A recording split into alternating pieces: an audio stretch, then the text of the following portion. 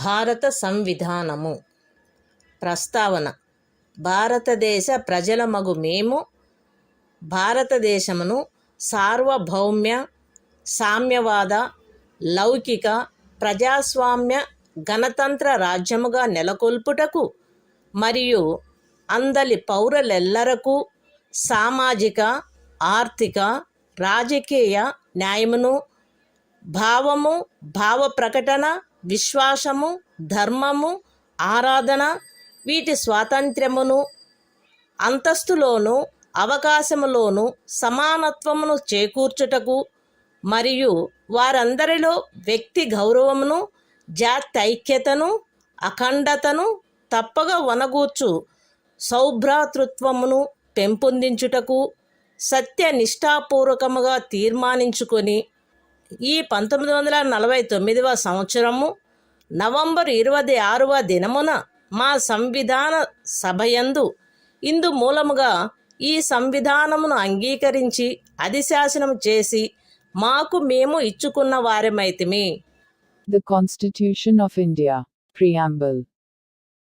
We, the people of India, having solemnly resolved to constitute India into a sovereign socialist secular democratic republic, and to secure to all its citizens justice, social, economic and political, liberty of thought, expression, belief, faith and worship, equality of status and of opportunity, and to promote, among them all, fraternity, assuring the dignity of the individual and the unity and integrity of the nation.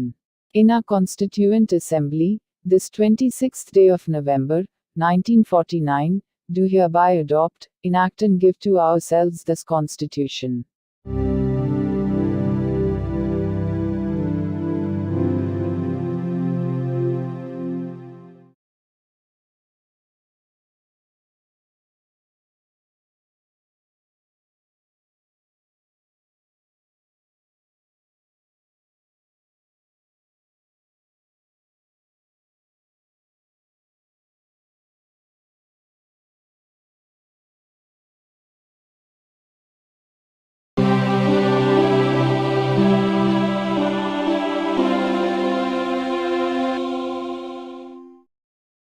భారత సంవిధానము. భాగము 1. సంఘము మరియు దాని రాజ్యక్షేత్రము. Article 1. India అనగా భారతదేశము రాజ్యముల సంఘమై ఉండును.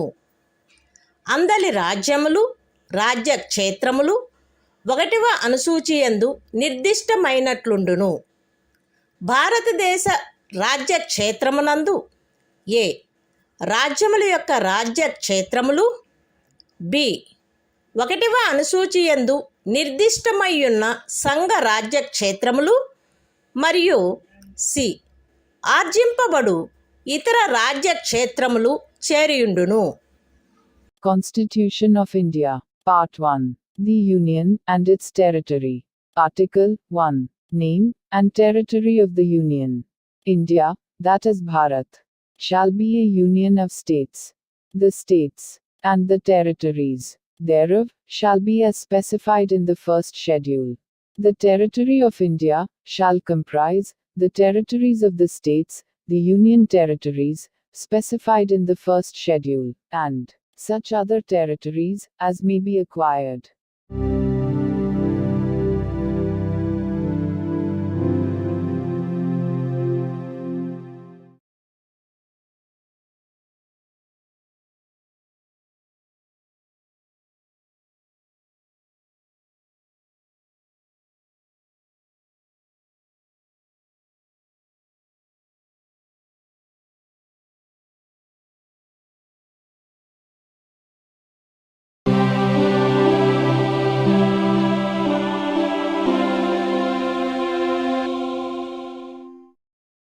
భారత సంవిధానము.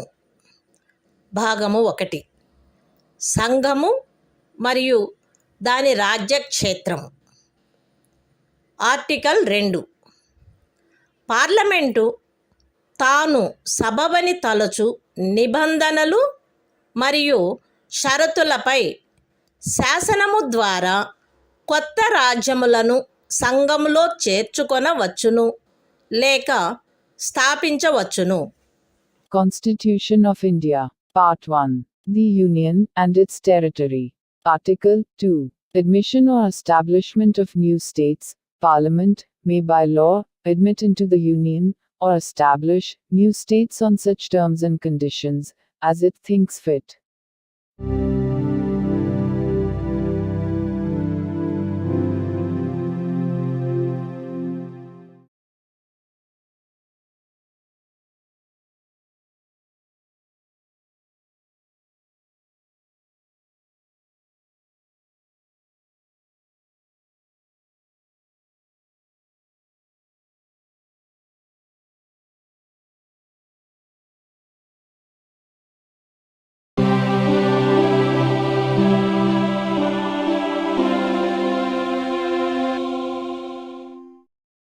భారత సంవిధానము భాగము 1. సంఘము మరియు దాని రాజ్యక్షేత్రము. ఆర్టికల్ 3. పార్లమెంటు శాసనము ద్వారా ఏదైనా రాజ్యము నుండి రాజ్యక్షేత్రమును వేరుపరిచి అయినను 2 లేక రెండింటికి మించిన రాజ్యములను లేక రాజ్య భాగములను కలిపి అయినను ఏదేని రాజ్యక్షేత్రమును ఏదేని రాజ్య భాగంతో కలిపి అయినను ఒక క్రొత్త రాజ్యమును ఏర్పరచవచ్చును. బి. ఏదేని రాజ్యం యొక్క విస్తీర్ణమును పెంచవచ్చును. సి. ఏదేని రాజ్యం యొక్క విస్తీర్ణమును తగ్గించవచ్చును. డి. ఏదేని రాజ్యం యొక్క సరిహద్దులను మార్చవచ్చును. ఈ. ఏదైనా రాజ్యం యొక్క పేరును మార్చవచ్చును. అయితే అందుకైన బిల్లును పార్లమెంటు యొక్క ఏ సదనములోనూ రాష్ట్రపతి సిఫారసుపై తప్ప ప్రవేశపెట్టరాదు. మరియు సదరు బిల్లులోని ప్రతిపాదన ఏదేని రాజ్యం యొక్క విస్తీర్ణమును కానీ సరిహద్దులను కానీ పేరును కానీ మార్చునది అయిన ఎడల రాష్ట్రపతి ఆ బిల్లును ఆ రాజ్య శాసన మండలికి దాని అభిప్రాయములను అందుకై నిర్దిష్టపరిచిన గడువులో కానీ రాష్ట్రపతి అనుమతించిన అదనపు గడువులో కానీ వ్యక్తపరచుటకు పంపి అట్లు నిర్దిష్టపరిచిన లేక అనుమతించిన గడువు ముగిసిననే తప్ప అట్టి బిల్లును పార్లమెంటు యొక్క ఏ సదనములోనూ ప్రవేశపెట్టరాదు. ఎక్స్ప్లెనేషన్ 1. ఈ ఆర్టికల్లో ఏ నుండి ఈ వరకు గల ఖండములలో రాజ్యము అను పదమునందు సంఘ రాజ్య క్షేత్రము చేరియుండును. అయితే వినాయింపులో రాజ్యము అను పదము సంఘ రాజ్య క్షేత్రమునందు చేరియుండదు. ఎక్స్ప్లెనేషన్ 2. ఖండము ఏ ద్వారా పార్లమెంటుకు ప్రదత్తమైన అధికారంలో ఏదేని రాజ్య భాగమును లేక సంఘ రాజ్య క్షేత్ర భాగమును ఏదేని మరొక రాజ్యముతో లేక మరొక సంఘ రాజ్య క్షేత్రముతో కలుపుట ద్వారా కొత్త రాజ్యమును కానీ కొత్త సంఘ రాజ్య క్షేత్రమును కానీ ఏర్పరచు అధికారము చేరియుండును. Constitution of India. Part 1. The Union and its territory.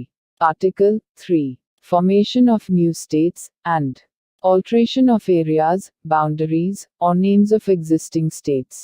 Parliament may by law form a new state by separation of territory from any state, or by uniting two or more states or parts of states, or by uniting any territory to a part of any state. B. Increase the area of any state. C. Diminish the area of any state. D. Alter the boundaries of any state. A. Alter the name of any state. Provided that no bill for the purpose shall be introduced in either House of Parliament, except on the recommendation of the President. and unless, where the proposal contained in the bill affects the area, boundaries or name of any of the states, the bill has been referred by the President to the legislature of that state for expressing its views thereon within such period, as may be specified in the reference, or within such further period as the President may allow, and, the period so specified or allowed has expired. Explanation 1. In this article, in clauses A to A, state includes a union territory, but in the proviso, state does not include a union territory. Explanation 2. The power conferred on Parliament by Clause A includes the power to form a new state or union territory by uniting a part of any state or union territory to any other state or union territory.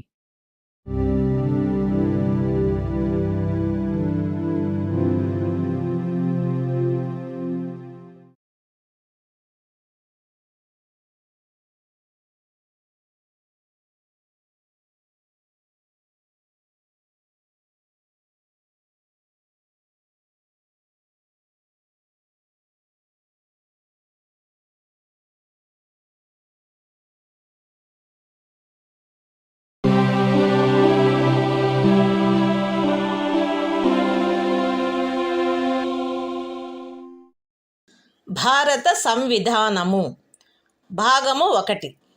సంఘము మరియు దాని రాజ్యక్షేత్రము. Article 4.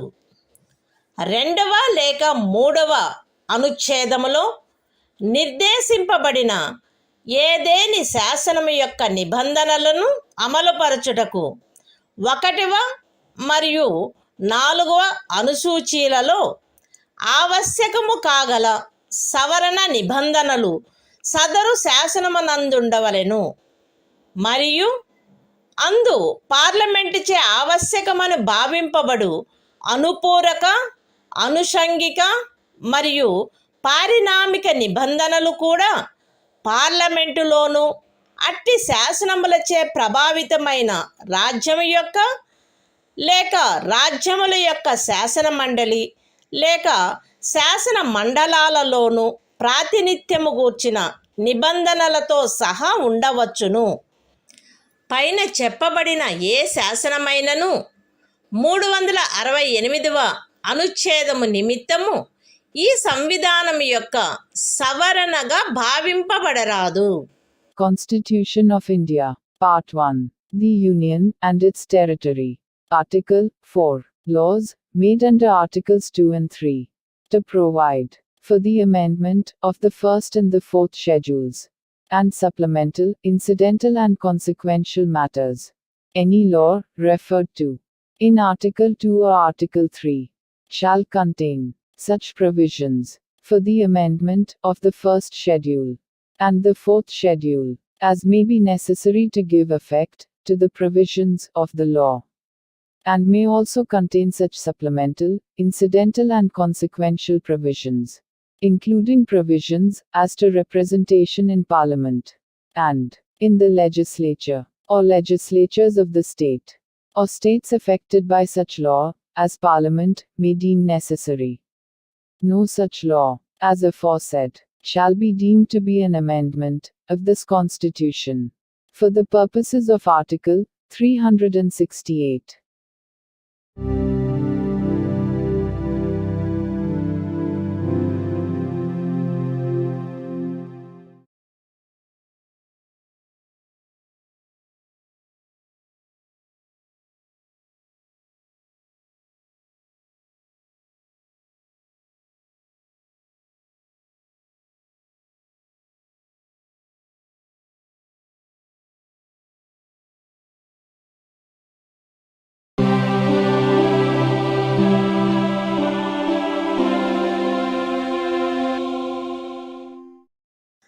భారత సంవిధానము భాగము 2. పౌరసత్వము. Article 5. ఈ సంవిధాన ప్రారంభమున ఎవరేని వ్యక్తి భారతదేశ రాజ్య క్షేత్రమున నివాస స్థలము కలిగియుండి మరియు భారతదేశ రాజ్య క్షేత్రంలో జన్మించి ఉండినచో లేక ఆ వ్యక్తి యొక్క తండ్రి గాని తల్లి గాని భారతదేశ రాజ్య క్షేత్రంలో జన్మించి ఉండినచో లేక సంవిధాన ప్రారంభమునకు అవ్యవహిత పూర్వము 5 సంవత్సరములకు తక్కువ కాకుండా ఆ వ్యక్తి భారతదేశ రాజ్య క్షేత్రంలో సాధారణముగా నివసించుచుండినచో అతడు భారతదేశ పౌరుడగును. Constitution of India, Part 2, Citizenship. Article 5. Citizenship at the commencement of the Constitution.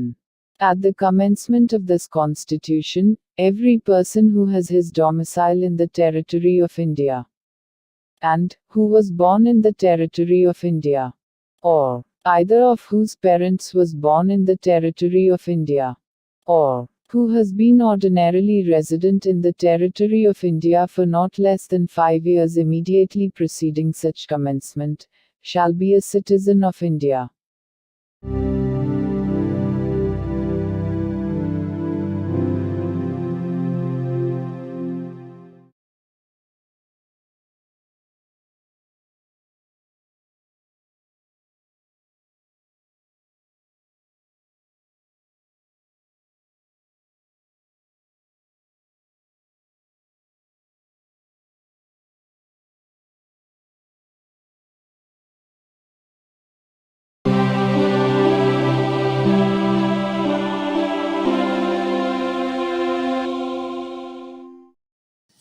భారత సంవిధానము భాగము 2 పౌరసత్వము. ఆర్టికల్ 6. 5వ అనుచ్ఛేదములో ఏమి ఉన్నప్పటికీ ఇప్పుడు పాకిస్తాన్లో చేరియున్న రాజ్య క్షేత్రము నుండి భారతదేశ రాజ్య క్షేత్రమునకు వలస వచ్చిన వ్యక్తి ఆదిలో అది శాసింపబడినట్టి ఇండియా ప్రభుత్వ చట్టము 1935లో నిర్వచించబడిన ఇండియాలో అతడు గాని అతని తల్లిదండ్రులలో ఎవరైనా కానీ అతని అవ్వ తాతలలో ఎవరైనా కానీ జన్మించి ఉండినచో మరియు అట్టి వ్యక్తి 1948 జూలై 19వ దినమునకు పూర్వము వలస వచ్చిన సందర్భంలో అతడు వలస వచ్చిన తేదీ నుండి భారతదేశ రాజ్య క్షేత్రంలో సాధారణముగా నివసించుచుండినచో లేక అట్టి వ్యక్తి 1948 జూలై 19వ దినమున గాని అటు పిమ్మట గాని అట్లు వలస వచ్చిన సందర్భంలో పౌరులను రిజిస్టర్ చేయుటకై భారతదేశ అధినివేశ ప్రభుత్వముచే నియమించబడిన అధికారికి అందుకై విహితపరచబడిన ప్రరూపములోను రీతిలోను ఈ సంవిధాన ప్రారంభమునకు పూర్వము దరఖాస్తు పెట్టుకొనిన మీదట ఆ అధికారిచే భారతదేశ పౌరుడుగా రిజిస్టర్ చేయబడి ఉండినచో అట్టి వ్యక్తి ఈ సంవిధాన ప్రారంభమున భారతదేశ పౌరుడుగా భావింపబడును. అయితే ఏ వ్యక్తి అయినను అతడు దరఖాస్తు పెట్టుకొనిన తేదీన అవ్యవహిత పూర్వము కనీసము 6 మాసములు భారతదేశ రాజ్య క్షేత్రంలో నివసించి ఉండిననే తప్ప అట్లు register చేయబడరాదు. Constitution of India, Part 2, Citizenship. Article 6. Rights of citizenship of certain persons who have migrated to India from Pakistan. Notwithstanding anything in Article 5, a person who has migrated to the territory of India from the territory now included in Pakistan shall be deemed to be a citizen of India at the commencement of this Constitution, if he, or either of his parents, or any of his grandparents, was born in India, as defined in the Government of India Act, 1935 as originally enacted, and In the case where such person has so migrated before the 19th day of July, 1948, he has been ordinarily resident in the territory of India since the date of his migration, or in the case where such person has so migrated on or after the 19th day of July, 1948, he has been registered as a citizen of India by an officer appointed in that behalf by the Government of the Dominion of India, on an application made by him, therefore, to such officer before the commencement of this Constitution, in the form and manner prescribed by that government. Provided that no person shall be so registered, unless he has been resident in the territory of India for at least 6 months, immediately preceding the date of his application.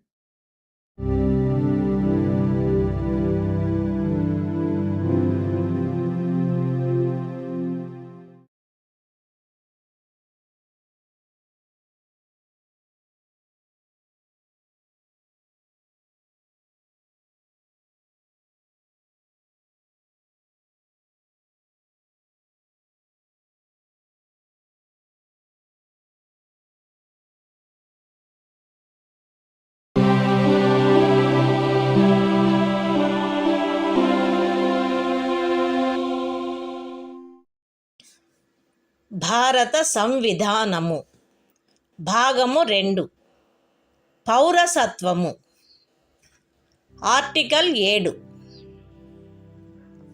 5వ మరియు 6వ అనుచ్ఛేదములలో ఏమి ఉన్నప్పటికీ భారతదేశ రాజ్య క్షేత్రము నుండి ఇప్పుడు పాకిస్తాన్లో చేరియున్న రాజ్య క్షేత్రమునకు 1947 మార్చి 1 దినము తరువాత వలస వెళ్ళిన వ్యక్తి భారతదేశ పౌరుడుగా భావింపబడరాదు.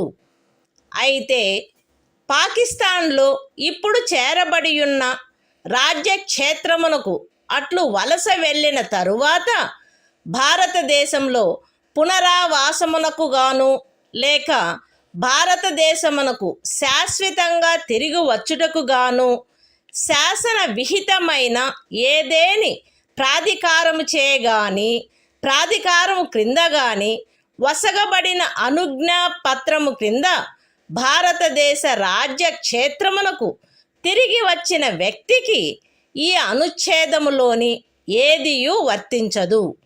మరియు అట్టి ప్రతి వ్యక్తి 6వ అనుచ్ఛేదము యొక్క ఖండము బి నిమిత్తము 1948 జూలై 19వ దినము తరువాత భారతదేశ రాజ్య క్షేత్రమునకు వలస వచ్చినట్లు భావింపబడవలెను. Constitution of India, Part 2, Citizenship, Article 7, Rights of citizenship of certain migrants to Pakistan. Notwithstanding anything in Articles 5 and 6, a person who has after the first day of March, 1947, migrated from the territory of India to the territory now included in Pakistan shall not be deemed to be a citizen of India. Provided that nothing in this article shall apply to a person who, after having so migrated to the territory now included in Pakistan, has returned to the territory of India under a permit for resettlement or permanent return, issued by or under the authority of any law, and every such person shall for the purposes of Clause B of Article 6 be deemed to have migrated to the territory of India after the 19th day of July, 1948.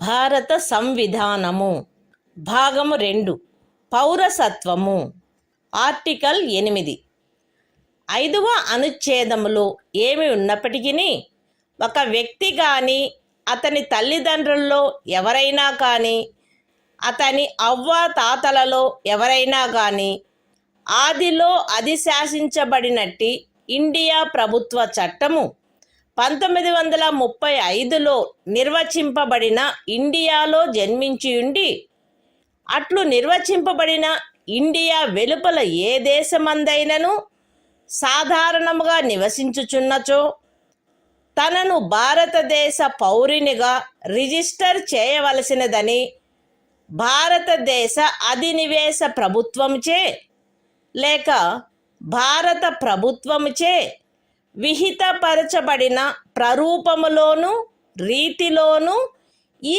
సంవిధాన ప్రారంభమునకు పూర్వము కానీ లేదా పిమ్మట కానీ అతడు తత్సమయమున నివసించుచున్న దేశమనందలి భారతదేశపు రాజదౌత్య లేక వాణిజ్య ప్రతినిధికి దరఖాస్తు పెట్టుకునిన మీదట అట్టి రాజ్య దౌత్య లేక వాణిజ్య ప్రతినిధిచే భారతదేశ పౌరుడుగా రిజిస్టర్ చేయబడినచో అతడు భారతదేశ పౌరుడుగా భావింపబడవలెను. Constitution of India, Part 2, Citizenship, Article 8. Rights of citizenship of certain persons of Indian origin, residing outside India. Notwithstanding anything in Article 5, any person who or either of whose parents, or any of whose grandparents, was born in India, as defined in the Government of India Act, 1935 as originally enacted, and who is ordinarily residing in any country, outside India, as so defined, shall be deemed to be a citizen of India, if he has been registered, as a citizen of India, by the diplomatic or consular representative of India, in the country, where, he is for the time being, residing. On an application, made by him therefore to such diplomatic or consular representative, whether before or after the commencement of this Constitution, in the form and manner prescribed by the Government of the Dominion of India, or, the Government of India.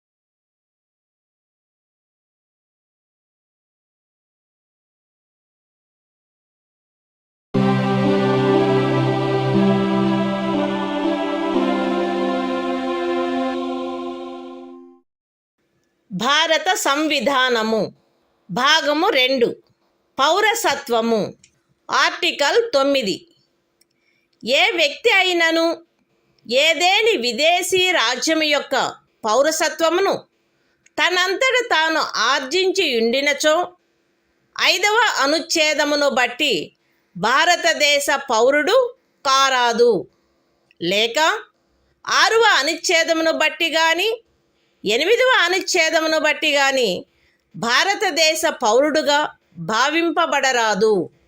Constitution of India, Part 2, Citizenship, Article 9. Persons, voluntarily acquiring citizenship of a foreign state, not to be citizens. No person shall be a citizen of India by virtue of Article 5, or be deemed to be a citizen of India by virtue of Article 6 or Article 8, if he has voluntarily acquired the citizenship of any foreign state.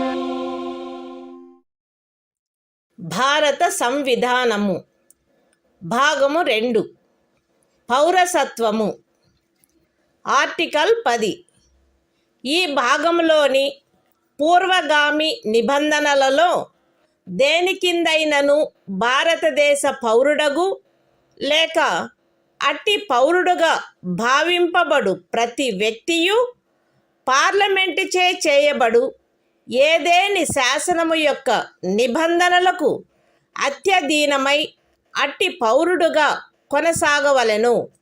Constitution of India, Part 2, Citizenship, Article 10, Continuance of the Rights of Citizenship. Every person who is or is deemed to be a citizen of India, under any of the foregoing provisions of this part shall, subject to the provisions of any law that may be made by Parliament, continue to be such citizen.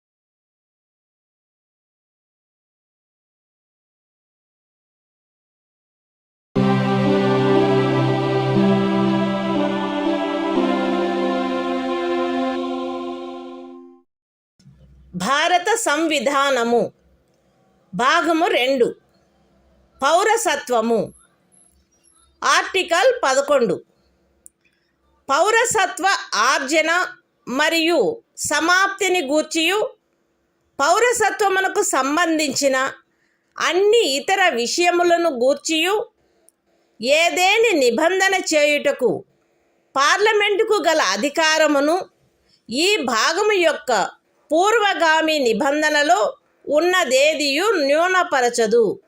The Constitution of India, Part 2, Citizenship, Article 11, Parliament to regulate the right of citizenship by law. Nothing in the foregoing provisions of this part shall derogate from the power of Parliament to make any provision with respect to the acquisition and termination of citizenship and all other matters relating to citizenship.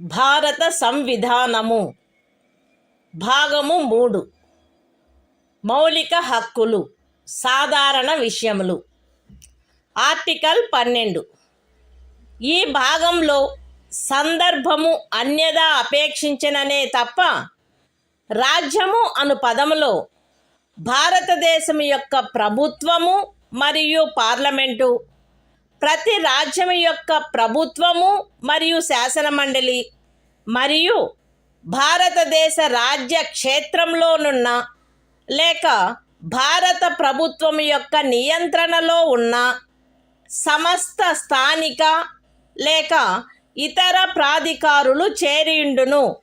Constitution of India, Part 3, Fundamental Rights, General, Article 12, Definition. In this part, unless the context otherwise requires, the state includes the government and Parliament of India, and the government and the legislature of each of the states, and all local or other authorities within the territory of India, or under the control of the Government of India.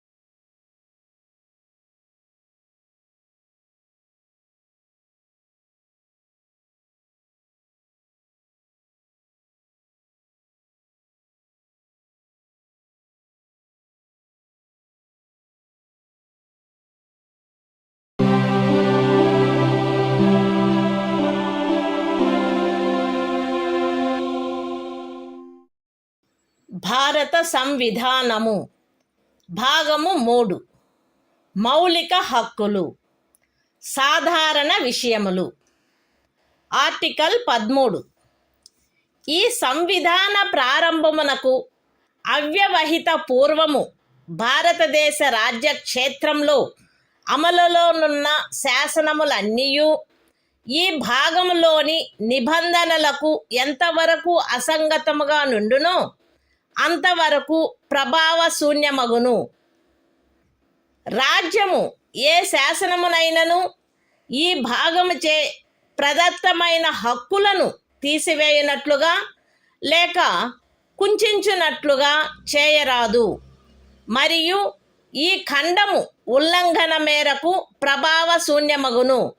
ఈ అనుచ్ఛేదములో సందర్భము అన్యదా అపేక్షించననే తప్ప ఏ శాసనము అను పదమునందు ఏదైనా అధ్యదేశము, ఉత్తర్వు, ఉపవిధి, నియమము, వినిమయము, అధిసూచన మరియు భారతదేశ రాజ్య క్షేత్రంలో శాసనము వలె అమలు కలిగియున్న ఆచారము లేక వాడుక చేరియుండును.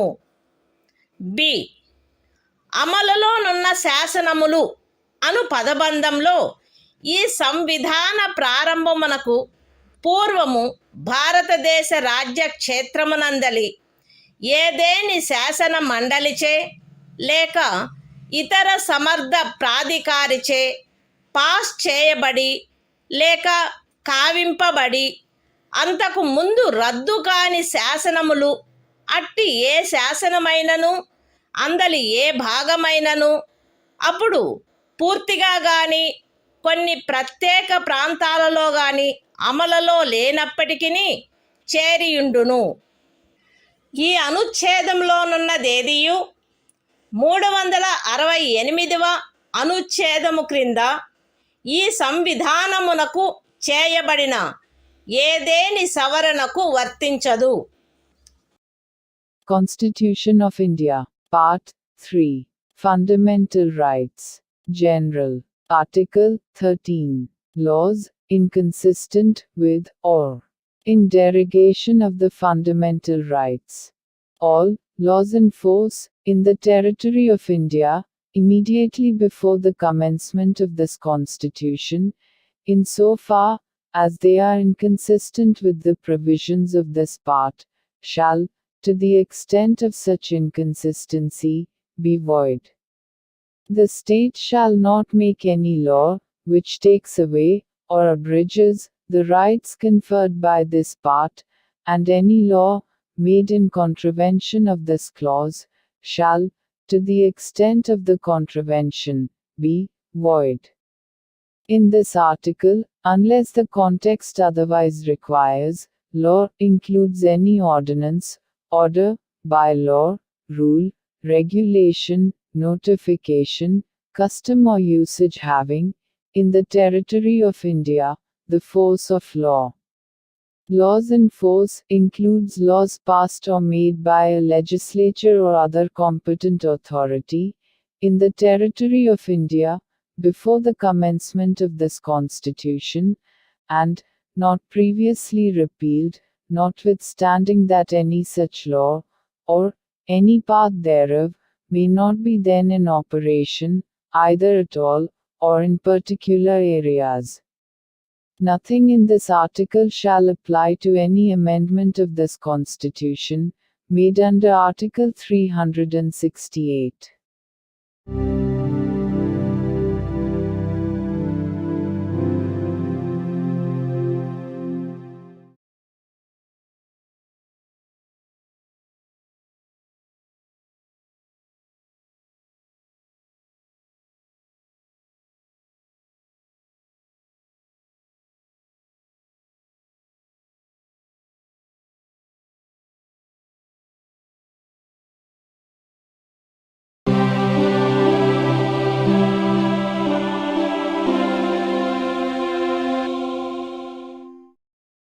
భారత సంవిధానము భాగము 3 మౌలిక హక్కులు సమానత్వమునకు హక్కు ఆర్టికల్ 14 రాజ్యము భారతదేశ రాజ్య క్షేత్రమునందు శాసన దృష్టిలో సమానత్వమును లేక శాసనముల వలన సమాన రక్షణను ఏ వ్యక్తికిని నిరాకరించరాదు. Constitution of India, Part 3. Fundamental Rights.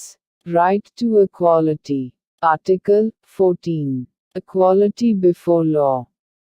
The state shall not deny to any person equality before the law, or the equal protection of the laws within the territory of India.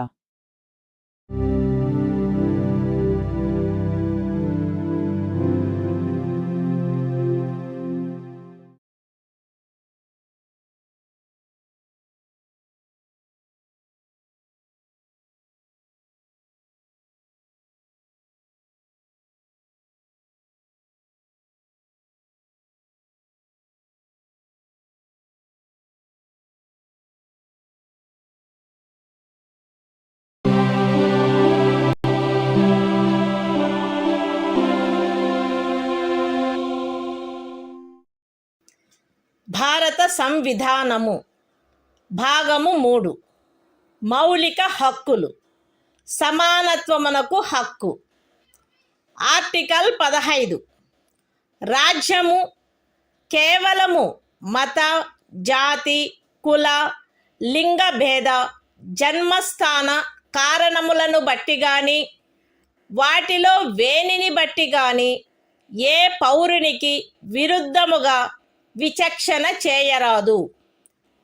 ఏ పౌరుడును కేవలము మత, జాతి, కుల, లింగ భేద, జన్మస్థాన కారణములను బట్టి లేక వాటిలో వేనిని బట్టి దుకాణములలో, సార్వజనిక ఉపాహారశాలలలో, హోటళ్లలో, సార్వజనిక వినోద స్థలములలో ప్రవేశించు విషయమున లేక పూర్తిగానైనను కొంతవరకైనను రాజ్య నిధులతో నిర్వహించబడుచున్న లేక సార్వజనిక ఉపయోగార్థము అంకితము చేయబడిన బావులను, చెరువులను, స్నాన ఘట్టములను, రోడ్లను, విహార స్థలములను ఉపయోగించుకొను విషయమున ఎట్టి అసక్తతకు, బాధ్యతకు, నిర్బంధమునకు లేక షరతుకు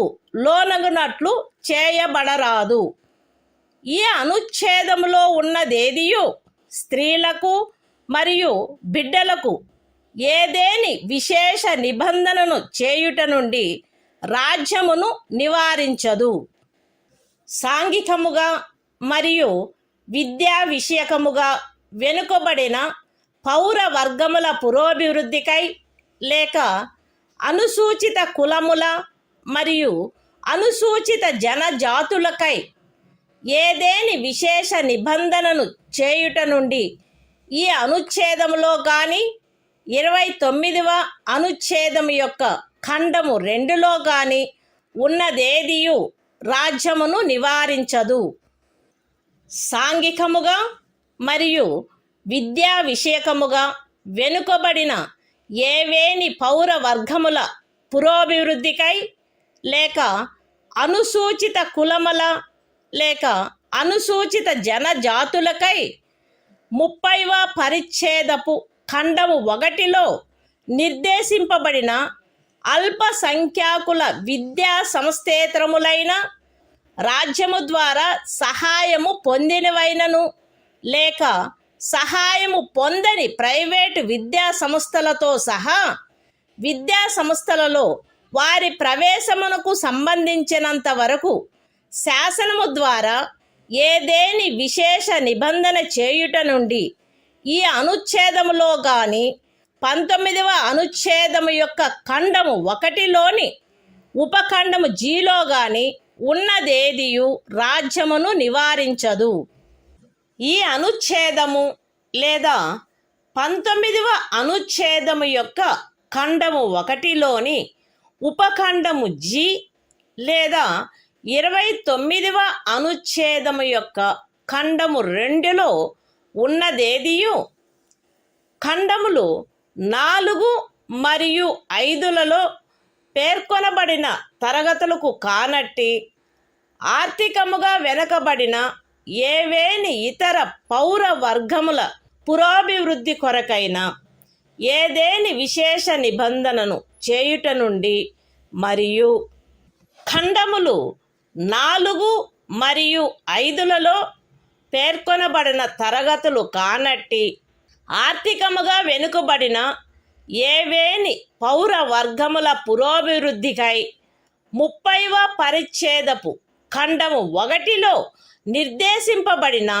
అల్పసంఖ్యాకుల విద్యా సంస్థేతరములైన రాజ్యము ద్వారా సహాయము పొందినను లేక సహాయము పొందని ప్రైవేటు విద్యా సంస్థలతో సహా విద్యా సంస్థలలో వారి ప్రవేశమునకు సంబంధించినంత వరకు ప్రస్తుతమున్న ప్రత్యేకింపులకు అదనంగా ఉండు ప్రత్యేకింపు విషయంలో ప్రతి శ్రేణిలోని మొత్తము సీట్లలో గరిష్టముగా 10% అధ్యధీనమై శాసనము ద్వారా ఏదేని నిబంధన చేయుట నుండి నిరోధించదు. ఎక్స్ప్లనేషన్. ఈ అనుచ్ఛేదము మరియు 16వ అనుచ్ఛేదము ప్రయోజనము నిమిత్తము ఆర్థికముగా వెనుకబడిన తరగతుల కుటుంబ ఆదాయము మరియు ఇతర ఆర్థికపరమైన అననుకూలతల యొక్క ఆధారంగా ఆయా సమయమునందు రాజ్యముచే అధిసూచించబడినట్లుండును. Constitution of India, Part 3. Fundamental Rights. Right to Equality. Article 15. Prohibition of discrimination on grounds of religion, race, caste, sex, or place of birth. The state shall not discriminate against any citizen on grounds only of religion, race, caste, sex, place of birth, or any of them. No citizen shall, on grounds only of religion, race, caste, sex, place of birth, or any of them, be subject to any disability, liability, restriction, or condition, with regard to access to shops, public restaurants, hotels, and places of public entertainment, or the use of wells, tanks, bathing ghats, roads, and places of public resort, maintained wholly or partly out of state funds, or dedicated to the use of the general public. Nothing in this article shall prevent the state from making any special provision for women and children. Nothing in this article, or in Clause 2 of Article 29, shall prevent the state from making any special provision for the advancement of any socially and educationally backward classes of citizens, or for the scheduled castes and the scheduled tribes. Nothing in this article or in subclause G of Clause 1 of Article 19 shall prevent the state from making any special provision, by law, for the advancement of any socially and educationally backward classes of citizens, or for the scheduled castes or the scheduled tribes, insofar as such special provisions relate to their admission to educational institutions, including private educational institutions, whether aided or unaided by the state, other than the minority educational institutions referred to in Clause 1 of Article 30. Nothing in this article or subclause G of Clause 1 of Article 19 or Clause 2 of Article 29 shall prevent the state from making any special provision for the advancement of any economically weaker sections of citizens, other than the classes mentioned in Clauses 4 and 5. And any special provision for the advancement of any economically weaker sections of citizens other than the classes mentioned in clauses 4 and 5 insofar as such special provisions relate to their admission to educational institutions, including private educational institutions, whether aided or unaided by the state, other than the minority educational institutions referred to in Clause 1 of Article 30, which in the case of reservation would be in addition to the existing reservations, and subject to a maximum of 10% of the total seats in each category. Explanation. For the purposes of this article, and Article 16, economically weaker sections shall be, such as, may be notified by the state, from time to time on the basis of family income, and other indicators of economic disadvantage.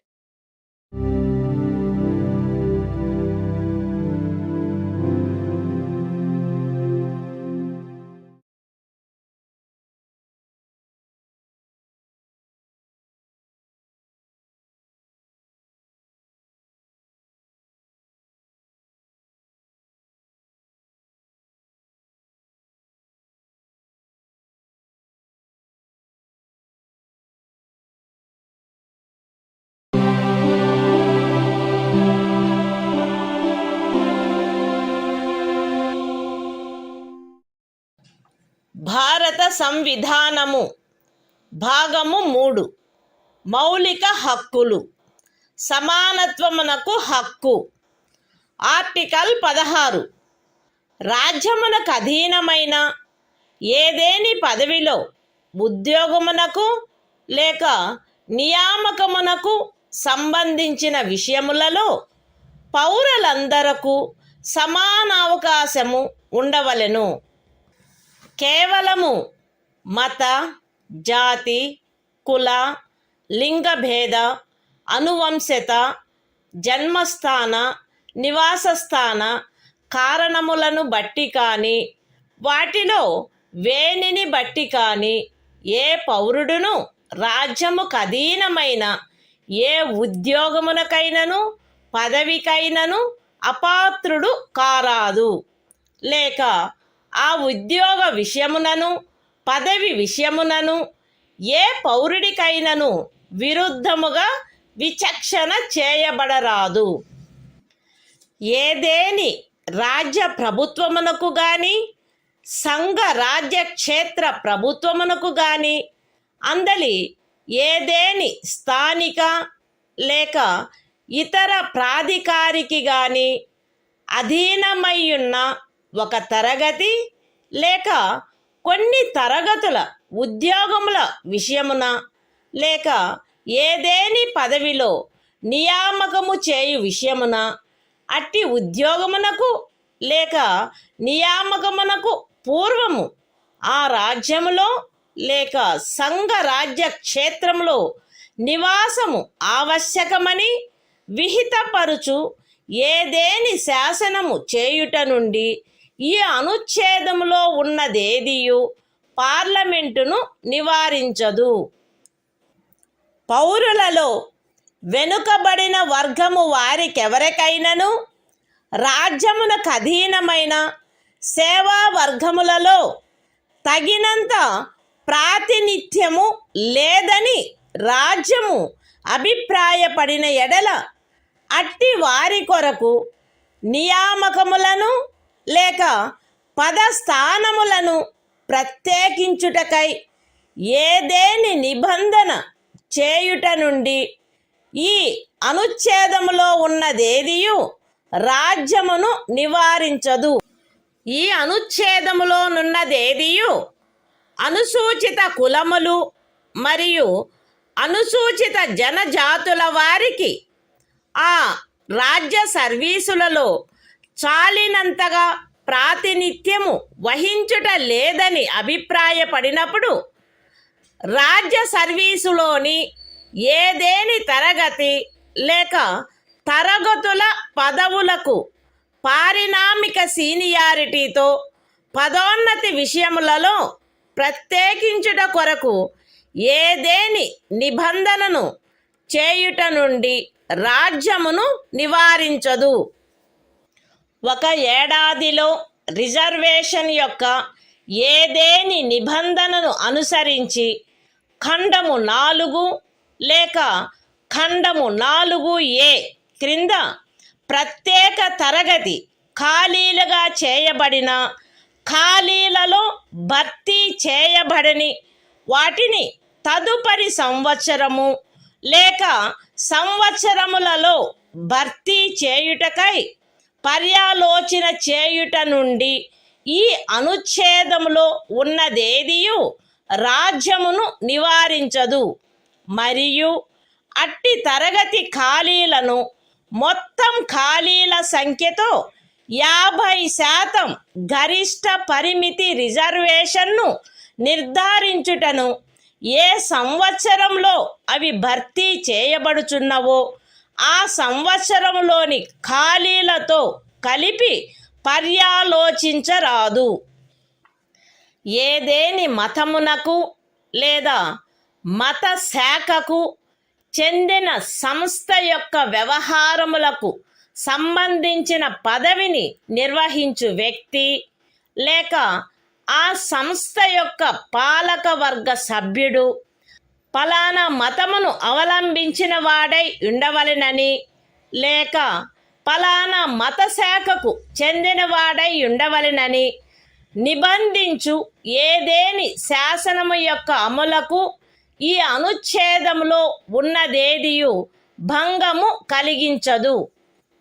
ఈ అనుచ్ఛేదములోనున్నదేదియు ఖండము 4లో పేర్కొనబడిన తరగతులు కానట్టి ఆర్థికముగా వెనకబడిన తరగతుల పౌరులకు నియామకములు మరియు పదవులలో ప్రస్తుతమున్న ప్రత్యేకింపునకు అదనంగా మరియు ప్రతి శ్రేణిలోని మొత్తము పదవులలో గరిష్టముగా 10% అధ్యధీనమై ఏదైనా నిబంధన చేయుట నుండి నివారించదు.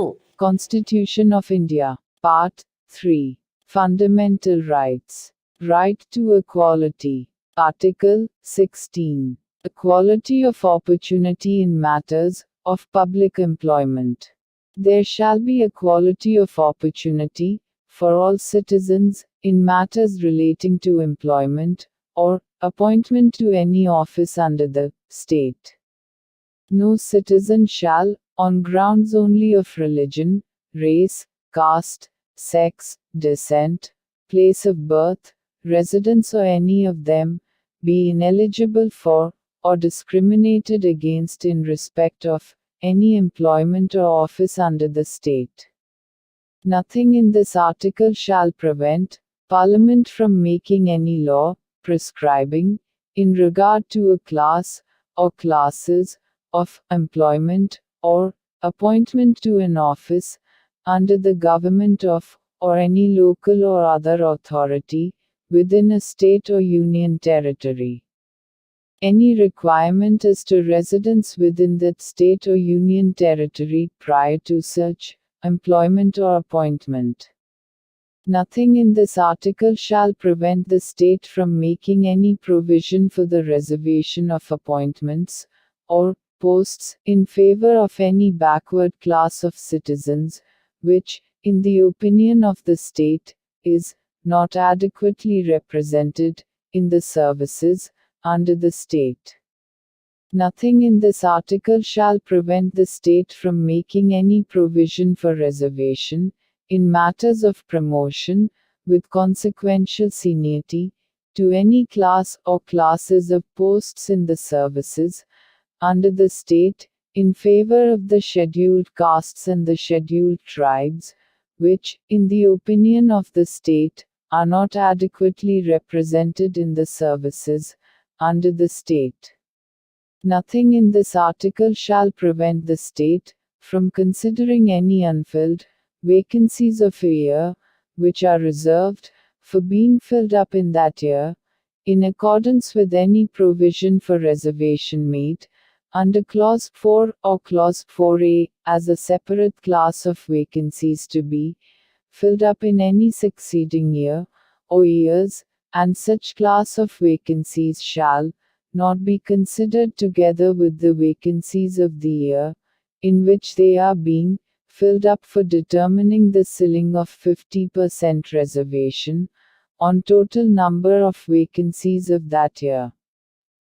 Nothing in this article shall affect the operation of any law which provides that the incumbent of an office in connection with the affairs of any religious or denominational institution, or any member of the governing body thereof, shall be a person professing a particular religion or belonging to a particular denomination. Nothing in this article shall prevent the state from making any provision for the reservation of appointments or posts in favor of any economically weaker sections of citizens, other than the classes mentioned in Clause 4, in addition to the existing reservation, and subject to a maximum of 10% of the posts in each category.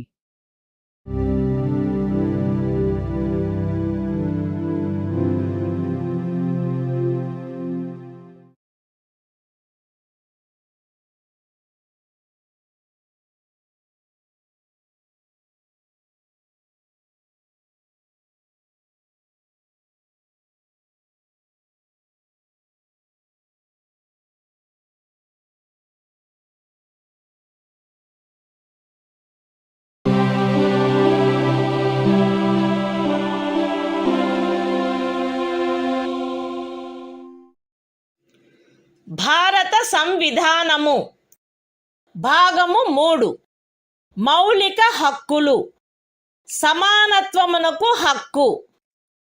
Article 17 అస్పృశ్యత నిర్మూలన.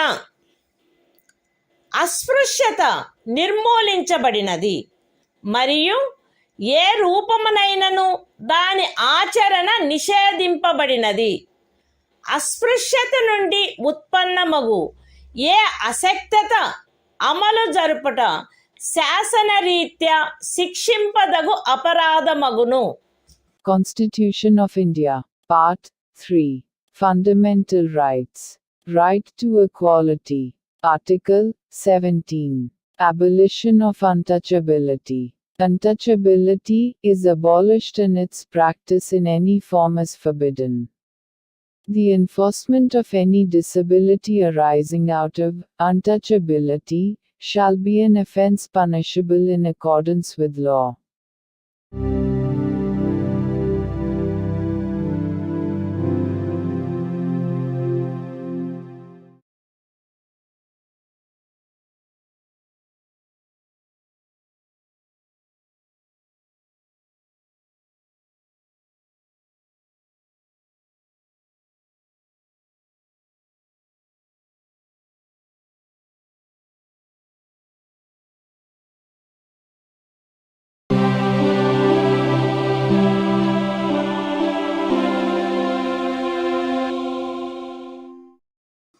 భారత సంవిధానము భాగము 3 మౌలిక హక్కులు సమానత్వమునకు హక్కు.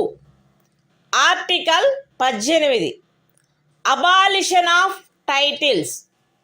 రాజ్యము సైనిక లేక విద్యా సంబంధమైన ఘనతను సూచించినది కానట్టి మరే బిరుదనైనను ప్రదత్తము చేయరాదు. భారతదేశ పౌరుడెవరును ఏ విదేశీ రాజ్యము నుండి ఎట్టి బిరుదును స్వీకరించరాదు.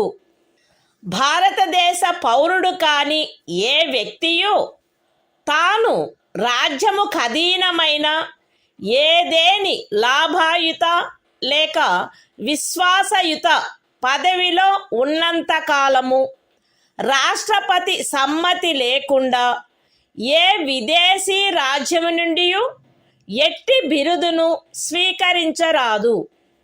రాజ్యముకు అధీనమైన ఏదేని లాభాయుత లేక విశ్వాసయుత పదవిలోనున్న వ్యక్తి రాష్ట్రపతి సమ్మతి లేకుండా ఏ విదేశీ రాజ్యము నుండి కానీ ఏ విదేశీ రాజ్యము క్రింద కానీ ఎట్టి బహుమతిని లేక ఉపలబ్ధిని లేక ఏ విధమగు పదవిని స్వీకరించరాదు.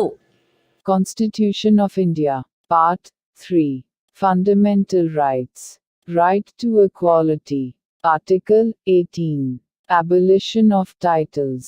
1. No title, not being a military or academic distinction, shall be conferred by the state. 2. No citizen of India shall accept any title from any foreign state. 3. No person who is not a citizen of India shall, while he holds any office of profit or trust under the state, accept without the consent of the President, any title from any foreign state. 4. No person holding any office of profit or trust under the state shall, without the consent of the President, accept any present, emolument, or office of any kind from or under any foreign state.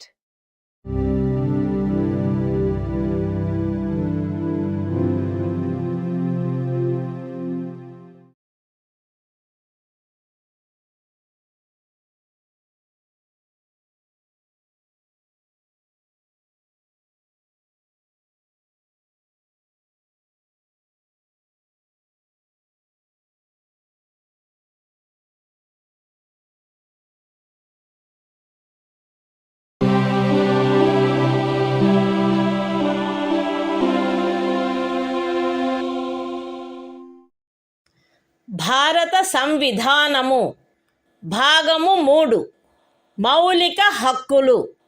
స్వాతంత్ర్యమునకు హక్కు. Article 19 walk స్వాతంత్ర్యము మొదలైన వాటి విషయమున రక్షణ. పౌరులందరూ ఈ క్రింది హక్కులు కలిగియుందురు. A walk స్వాతంత్రమునకు మరియు భావ ప్రకటన స్వాతంత్ర్యమునకు.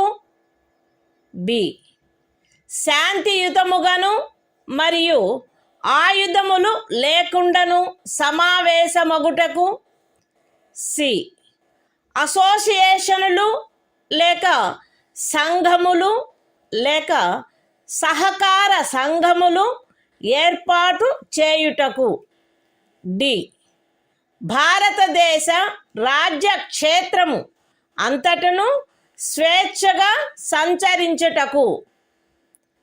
ఈ భారతదేశ రాజ్య క్షేత్రమునందు ఏ భాగములోనైనను నివసించుటకు మరియు స్థిర నివాసము ఏర్పరచుకొనుటకు.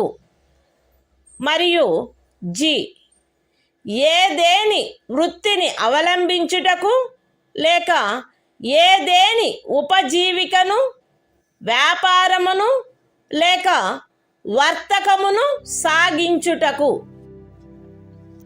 అస్తిత్వములో ఉన్నదైనను చేయబడునదైనను ఏదేని శాసనము ఖండము 1 ఉపఖండము ఏ ద్వారా ప్రదత్తమైన హక్కును వినియోగించుటపై యుక్తమైన నిర్బంధనలను విధించునదైన ఎడల అట్టి నిర్బంధనలు భారతదేశము యొక్క సార్వభౌమత మరియు అఖండత, రాజ్య భద్రత, విదేశీ రాజ్యములతో స్నేహ సంబంధములు, ప్రజాశాంతి, సభ్యత లేక నైతికత వీటికి సంబంధించిన హితముల దృష్ట్యా గాని న్యాయస్థాన ధిక్కారము, పరువు నష్టము లేక ఏదేని అపరాధ ప్రేరణ వీటి సంబంధమున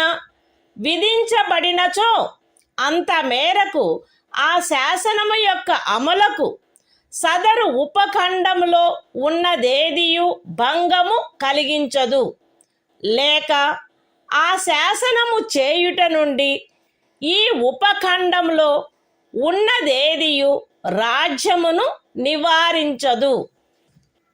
అస్తిత్వములో ఉన్నదైనను చేయబడునదైనను ఏదేని శాసనము సదరు ఖండము యొక్క ఉపఖండము బి ద్వారా ప్రదత్తమైన హక్కును వినియోగించుటపై యుక్తమైన నిర్బంధనలను విధించునదైన ఎడల అట్టి నిర్బంధనలు భారతదేశము యొక్క సార్వభౌమత మరియు అఖండత లేక ప్రజాశాంతి వీటికి సంబంధించిన హితముల దృష్ట్యా విధించబడినచో అంత మేరకు ఆ శాసనము యొక్క అమలుకు సదరు ఉపఖండంలో ఉన్నదేదియు భంగము కలిగించదు, లేక ఆ శాసనమును చేయుట నుండి ఆ ఉపఖండములో ఉన్నదేదియు రాజ్యమును నివారించదు. అస్తిత్వములో ఉన్నదైనను చేయబడినదైనను ఏదేని శాసనము సదరు ఖండము యొక్క ఉపఖండము సి ద్వారా ప్రదత్తమైన హక్కును వినియోగించుటపై యుక్తమైన నిర్బంధనలను విధించునదైన ఎడల అట్టి నిర్బంధనలు భారతదేశము యొక్క సార్వభౌమత మరియు అఖండత లేక ప్రజాశాంతి లేక నైతికత వీటికి సంబంధించిన హితముల దృష్ట్యా విధించబడినచో అంత మేరకు ఆ శాసనము యొక్క అమలుకు సదరు ఉపఖండములో ఉన్నదేదియు భంగము కలిగించదు, లేక ఆ శాసనము చేయుట నుండి ఆ ఉపఖండములోనున్నదేదియు రాజ్యమును నివారించదు.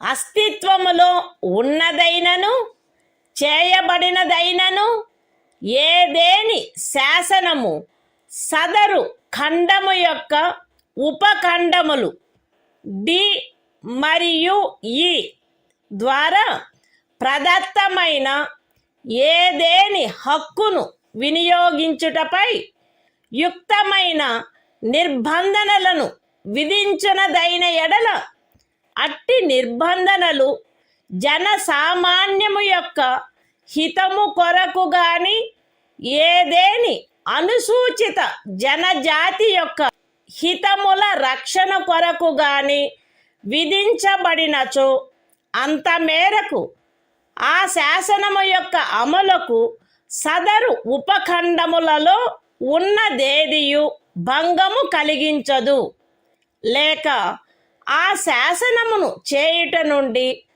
ఆ ఉపఖండములలో ఉన్నదేదియు రాజ్యమును నివారించదు. అస్తిత్వములో ఉన్నదైనను చేయబడునదైనను ఏదేని శాసనము సదరు ఖండము యొక్క ఉపఖండము జి ద్వారా ప్రదత్తమైన ఏదేని హక్కును వినియోగించుటపై యుక్తమైన నిర్బంధనలను విధించునదైన ఎడల అట్టి నిర్బంధనలు జనసామాన్యము యొక్క హితము కొరకు విధించబడినచో అంత మేరకు ఆ శాసనము యొక్క అమలుకు సదరు ఉపఖండములో ఉన్నదేదియు భంగము కలిగించదు, లేక ఆ శాసనమును చేయుట నుండి ఆ ఉపఖండములో ఉన్నదేదియు రాజ్యమును నివారించదు. మరియు ప్రత్యేకించి అస్తిత్వములో ఉన్నదైనను చేయబడునదైనను ఏదేని శాసనము ఈ క్రింద తెలిపిన వాటికి సంబంధించినదైన ఎడల అంత మేరకు ఆ శాసనము యొక్క అమలుకు సదరు ఉపఖండములో ఉన్నదేదియు భంగము కలిగించదు, లేక ఆ శాసనమును చేయుట నుండి ఆ ఉపఖండములో ఉన్నదేదియు రాజ్యమును నివారించదు.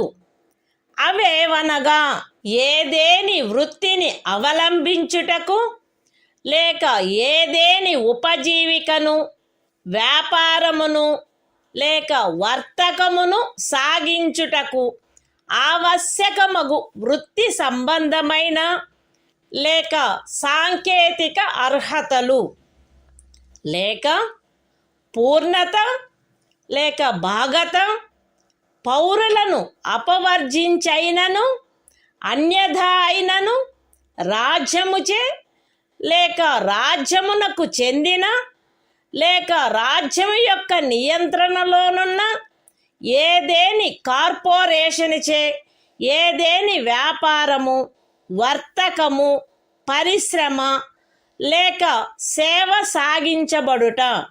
Constitution of India, Part 3. Fundamental Rights. Right to Freedom. Article 19. Protection of certain rights regarding freedom of speech, etc. All citizens shall have the right a. to freedom of speech and expression, b. to assemble peaceably and without arms, c. to form associations or unions or cooperative societies, d. to move freely throughout the territory of India, a. to reside and settle in any part of the territory of India, and g. to practice any profession, or to carry on any occupation, trade or business. Nothing in sub-clause A of clause 1 shall affect the operation of any existing law, or prevent the state from making any law, insofar as such law imposes reasonable restrictions on the exercise of the right conferred by the said sub-clause, in the interests of the sovereignty and integrity of India, the security of the state, friendly relations with foreign states, public order, decency or morality, or in relation to contempt of court, defamation, or incitement to an offense. Nothing in sub-clause B of the said clause shall affect the operation of any existing law insofar as it imposes, or prevent the state from making any law imposing, in the interests of the sovereignty and integrity of India or public order, reasonable restrictions on the exercise of the right conferred by the said sub-clause.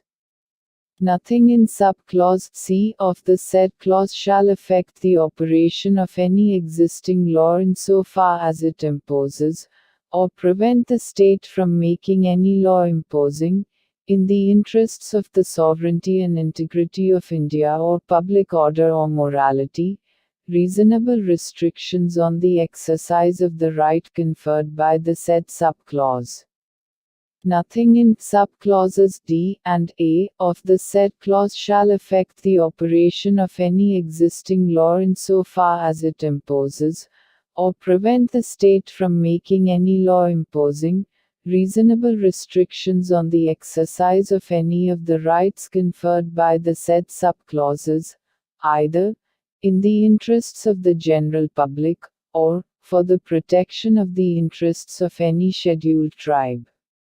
Nothing in sub-clause G of the said clause shall affect the operation of any existing law, insofar as it imposes, or prevent the state from making any law imposing, in the interests of the general public, reasonable restrictions on the exercise of the right conferred by the said sub-clause, and, in particular, nothing in the said sub-clause shall affect the operation of any existing law, insofar as it relates to, or prevent the state from making any law relating to 1.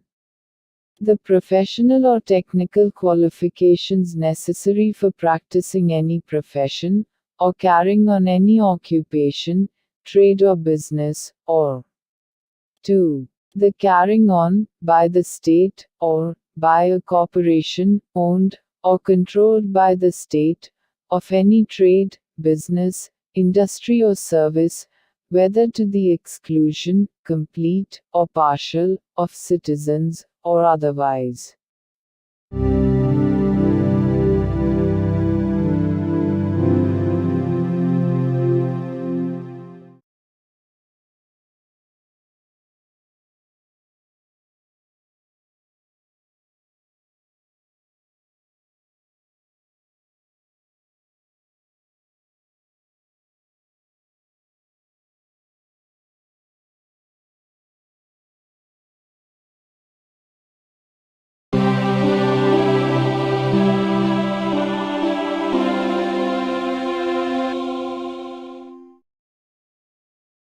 భారత సంవిధానము భాగము 3 మౌలిక హక్కులు స్వాతంత్ర్యమునకు హక్కు article 20 అపరాధములకై నేరస్థాపన విషయమున రక్షణ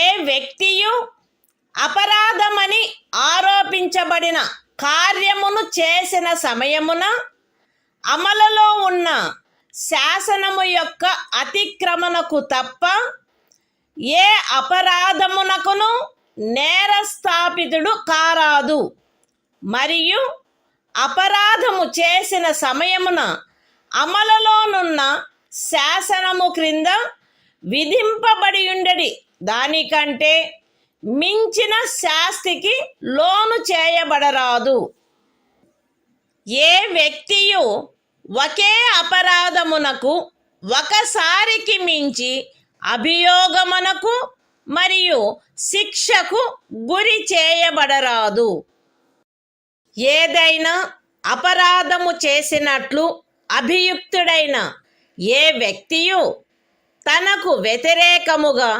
సాక్ష్యము నొసగుటకు బలవంతము చేయబడరాదు. Constitution of India, Part 3.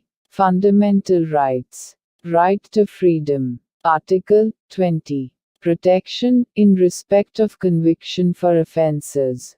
No person shall be convicted of any offence except for violation of a law, in force, at the time of the commission of the act, charged as an offence, nor be subjected to a penalty greater than that, which might have been inflicted under the law, in force, at the time of the commission of the offence. No person shall be prosecuted and punished, for the same offence, more than once. No person accused of any offence shall be compelled to be a witness against himself.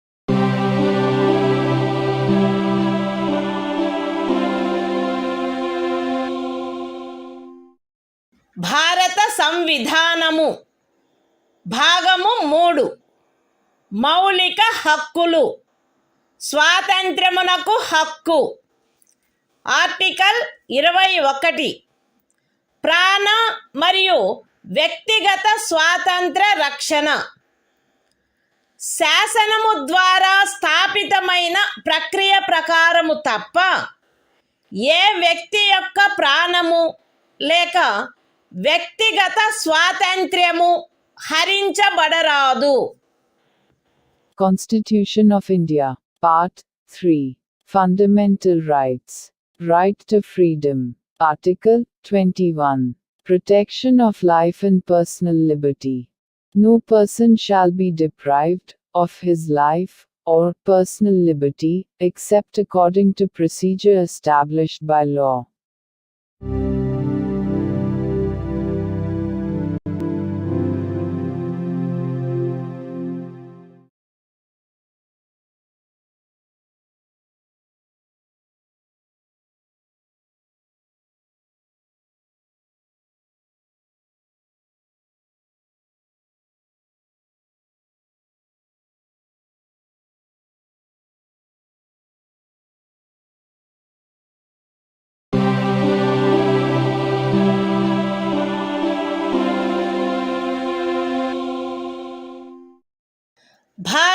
సంవిధానము భాగము 3 మౌలిక హక్కులు స్వాతంత్ర్యమునకు హక్కు article 21A విద్యా హక్కు రాజ్యము శాసనము ద్వారా నిర్ధారించినట్టి రీతిలో 6 నుండి 14 సంవత్సరముల వయసులోని పిల్లలందరికీ నిశుల్క మరియు నిర్బంధ విద్యను కల్పించవలెను.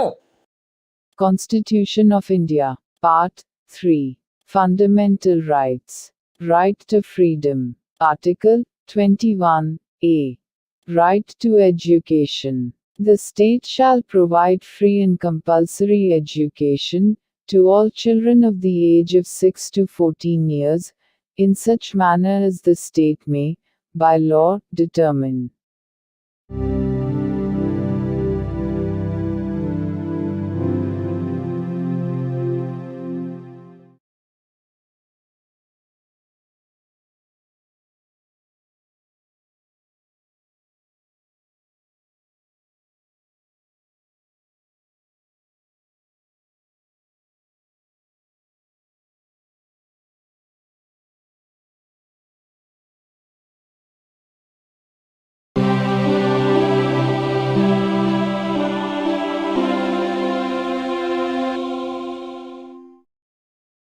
భారత సంవిధానము భాగము 3 మౌలిక హక్కులు స్వాతంత్ర్యమునకు హక్కు ఆర్టికల్ 22 కొన్ని సందర్భములలో అరెస్టు మరియు నిరోధము నుండి రక్షణ అరెస్టు చేయబడిన ఏ వ్యక్తియు అట్టి అరెస్టుకు గల కారణములను గూర్చి వీలైనంత త్వరితముగా తెలియజేయబడకుండా అభిరక్షణలో నిరోధించబడరాదు మరియు తాను కోరిన న్యాయవాది సలహా పొందుటకు అట్టి న్యాయవాదిచే ప్రతివాదన చేయించుకొనుటకు గల హక్కు అతనికి నిరాకరించబడరాదు. అరెస్టు చేయబడి అభిరక్షణలో నిరోధించబడిన ప్రతి వ్యక్తి అట్లు అరెస్టు చేయబడిన తరువాత అరెస్టు చేయబడిన స్థలము నుండి అక్కడికి అత్యంత సమీపమున గల మెజిస్ట్రేటు న్యాయస్థానమునకు అతనిని తీసుకొని పోవుటకు ఆవశ్యకమైన కాలమును మినహాయించి 24 గంటల లోపల అట్టి మెజిస్ట్రేటు సమక్షమున హాజరుపరచబడవలెను మరియు అట్టి ఏ వ్యక్తియు మెజిస్ట్రేట్ యొక్క ప్రాధికారం లేకుండా సదరు కాలావధికి మించి అభిరక్షణలో నిరోధించబడరాదు. ఖండములు 1 మరియు 2లో ఉన్నదేదియు ఈ క్రింది వ్యక్తికి వర్తించదు. తత్సమయమున శత్రుదేశీయుడైన ఎవరేని వ్యక్తి లేక నివారక నిరోధమును నిబంధించు ఏదేని శాసనము క్రింద అరెస్టు చేయబడిన లేక నిరోధింపబడిన ఎవరేని వ్యక్తి నివారక నిరోధము కొరకు నిబంధించు శాసనము ఏదియు ఉన్నత న్యాయస్థానపు న్యాయాధీశునిగా నియమింపబడిన లేక నియమింపబడుటకు అర్హత కలిగిన వ్యక్తులతో కూడిన సలహా బోర్డు తన అభిప్రాయంలో సదరు 3 మాసములకు మించి నిరోధించుటకు తగినంత కారణము కలదని సదరు కాలావధి ముగియుటకు పూర్వము రిపోర్టు చేసిననే తప్ప. అయితే ఈ ఖండములోనున్నదేదియు ఖండము 7 యొక్క ఉపఖండము బి క్రింద పార్లమెంటు చేసిన ఏదేని శాసనము ద్వారా విహితమైన గరిష్ట కాలావధికి మించి ఏ వ్యక్తినైనను నిరోధించుటకు ప్రాధికారము నొసగదు లేక అట్టి వ్యక్తి ఖండము 7 యొక్క ఉపఖండములు ఏ మరియు బిల క్రింద పార్లమెంటు చేయబడిన ఏదేని శాసనము యొక్క నిబంధనలను అనుసరించి నిరోధించబడిననే తప్ప ఒక వ్యక్తిని 3 మాసముల కంటే ఎక్కువ కాలావధికి నిరోధించుటకు ప్రాధికారము నొసగదు. నివారక నిరోధమును నిబంధించు ఏదేని శాసనము క్రింద చేయబడిన ఉత్తర్వును అనుసరించి ఎవరేని వ్యక్తి నిరోధించబడినప్పుడు అట్లు ఉత్తర్వు చేయు ప్రాధికారి అట్టి ఉత్తర్వును చేయుటకు గల కారణములను వీలైనంత త్వరితముగా ఆ వ్యక్తికి తెలియపరచవలెను. మరియు ఆ ఉత్తర్వుకు విరుద్ధముగా విన్నవించుకొనుటకు అతనికి శీఘ్రతమైన అవకాశమును కలిగించవలెను. ఖండము 5లో నిర్దేశింపబడిన ఉత్తర్వును చేయు ప్రాధికారి ఏ సంగతులను వెల్లడించుట ప్రజాహితమునకు విరుద్ధమని తలచునో అట్టి సంగతులను అతడు వెల్లడించవలెనని సదరు ఖండములోనిదేదియు అపేక్షించరాదు. పార్లమెంటు శాసనము ద్వారా ఈ క్రింది విషయములను విహితము చేయవచ్చును. ఏ.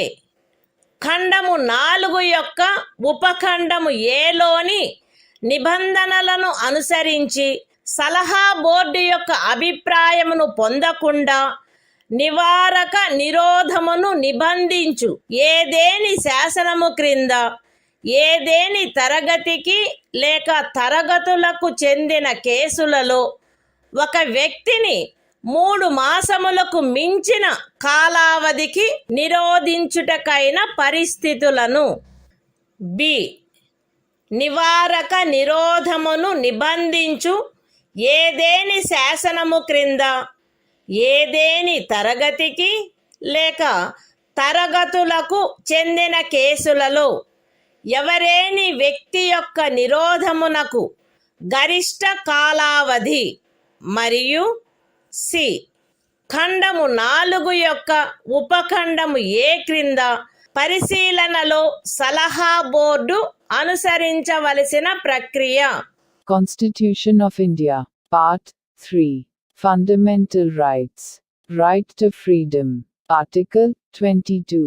Protection against arrest and detention in certain cases. 1. No person who is arrested shall be detained in custody without being informed, as soon as may be, of the grounds for such arrest.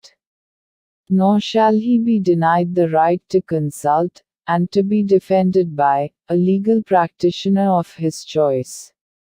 2. Every person who is arrested and detained in custody shall be produced before the nearest magistrate, within a period of 24 hours, of such arrest excluding the time necessary for the journey from the place of arrest, to the court of the magistrate, and no such person shall be detained in custody beyond the set period, without the authority of a magistrate. 3. Nothing in clauses 1 and 2 shall apply to any person who for the time being is an enemy alien, or to any person who is arrested or detained, under any law providing for preventive detention. 4. No law providing for preventive detention shall authorize the detention of a person, for a longer period than 3 months. Unless, an advisory board consisting of persons, who are, or have been, or are qualified to be appointed as, judges of a high court, has reported, before the expiration of the said period of 3 months, that there is in its opinion sufficient cause for such detention. Provided that nothing in this subclause shall authorize the detention of any person, beyond the maximum period prescribed by any law made by Parliament, under subclause B of clause 7.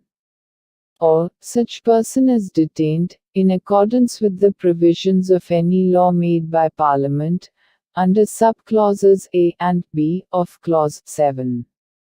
5. When any person is detained in pursuance of an order made under any law, providing for preventive detention, the authority making the order shall, as soon as may be, communicate to such person the grounds on which the order has been made, and shall afford him the earliest opportunity of making a representation against the order.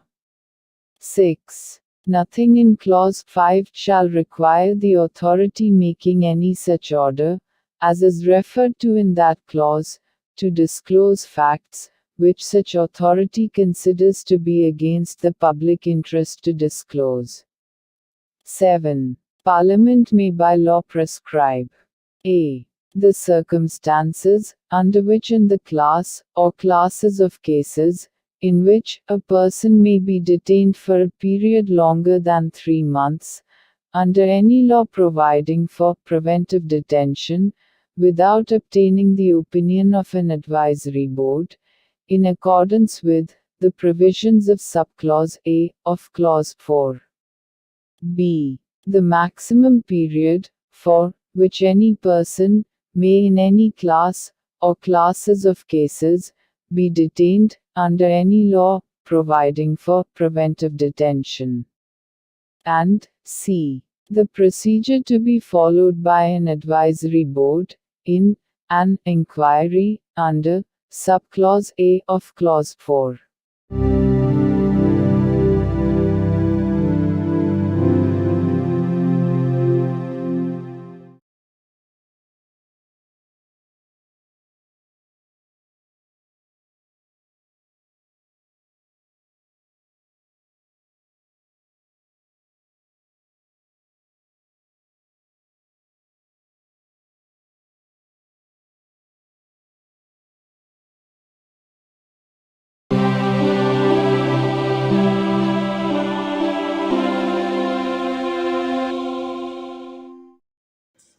భారత సంవిధానము భాగము 3 మౌలిక హక్కులు శోషణ నుండి రక్షణకు హక్కు article 23 మనుష్యుల క్రయ విక్రయములపై మరియు బలవంతపు చాకిరీలపై నిషేధము మనుష్యుల క్రయ విక్రయము వెట్టి మరియు తాదృశ్యమైన బలవంతపు చాకిరీలు నిషేధింపబడినవి ఈ నిబంధన యొక్క ఉల్లంఘన శాసనరీత్యా శిక్షింపదగు అపరాధమగును అయితే ఈ అనుచ్ఛేదములో ఉన్నదేదియు సార్వజనిక ప్రయోజనముల కొరకు నిర్బంధ సేవను విధించుట నుండి రాజ్యమును నివారించదు మరియు అట్టి సేవను విధించుటలో రాజ్యము కేవలము మతము జాతి కులము లేక వర్గ కారణములను బట్టి కానీ వాటిలో వేనిని బట్టి కానీ విచక్షణ చేయరాదు.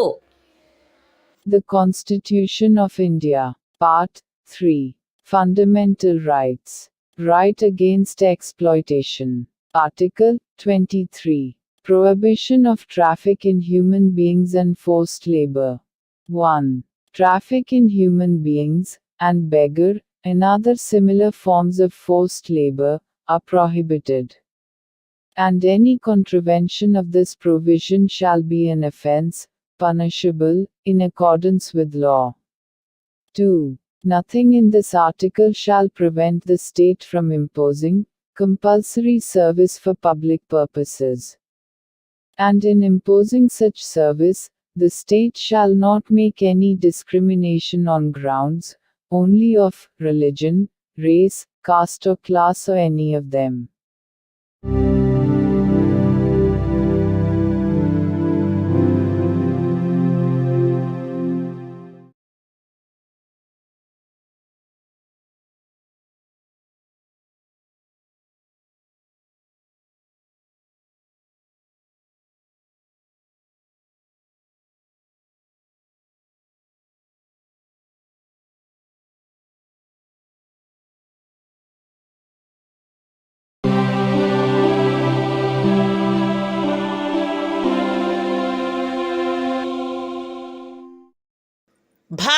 సంవిధానము భాగము 3 మౌలిక హక్కులు శోషణ నుండి రక్షణకు హక్కు ఆర్టికల్ 24 కర్మాగారాలు మొదలైన వాటిలో బిడ్డలను ఉద్యోగములో నుంచుటపై నిషేధము 14 సంవత్సరముల లోపు వయసు గల ఏ బిడ్డయు ఏ కర్మాగారములో కానీ గనిలో కానీ పని చేయుటకు ఉద్యోగములో ఉంచబడరాదు లేక అపాయకరమైన ఏదేని ఇతర ఉద్యోగములలో ఉంచబడరాదు.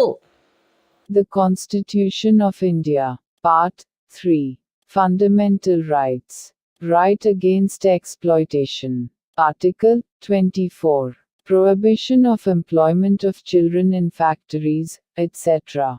No child below the age of 14 years shall be employed to work in any factory or mine, or engaged in any other hazardous employment.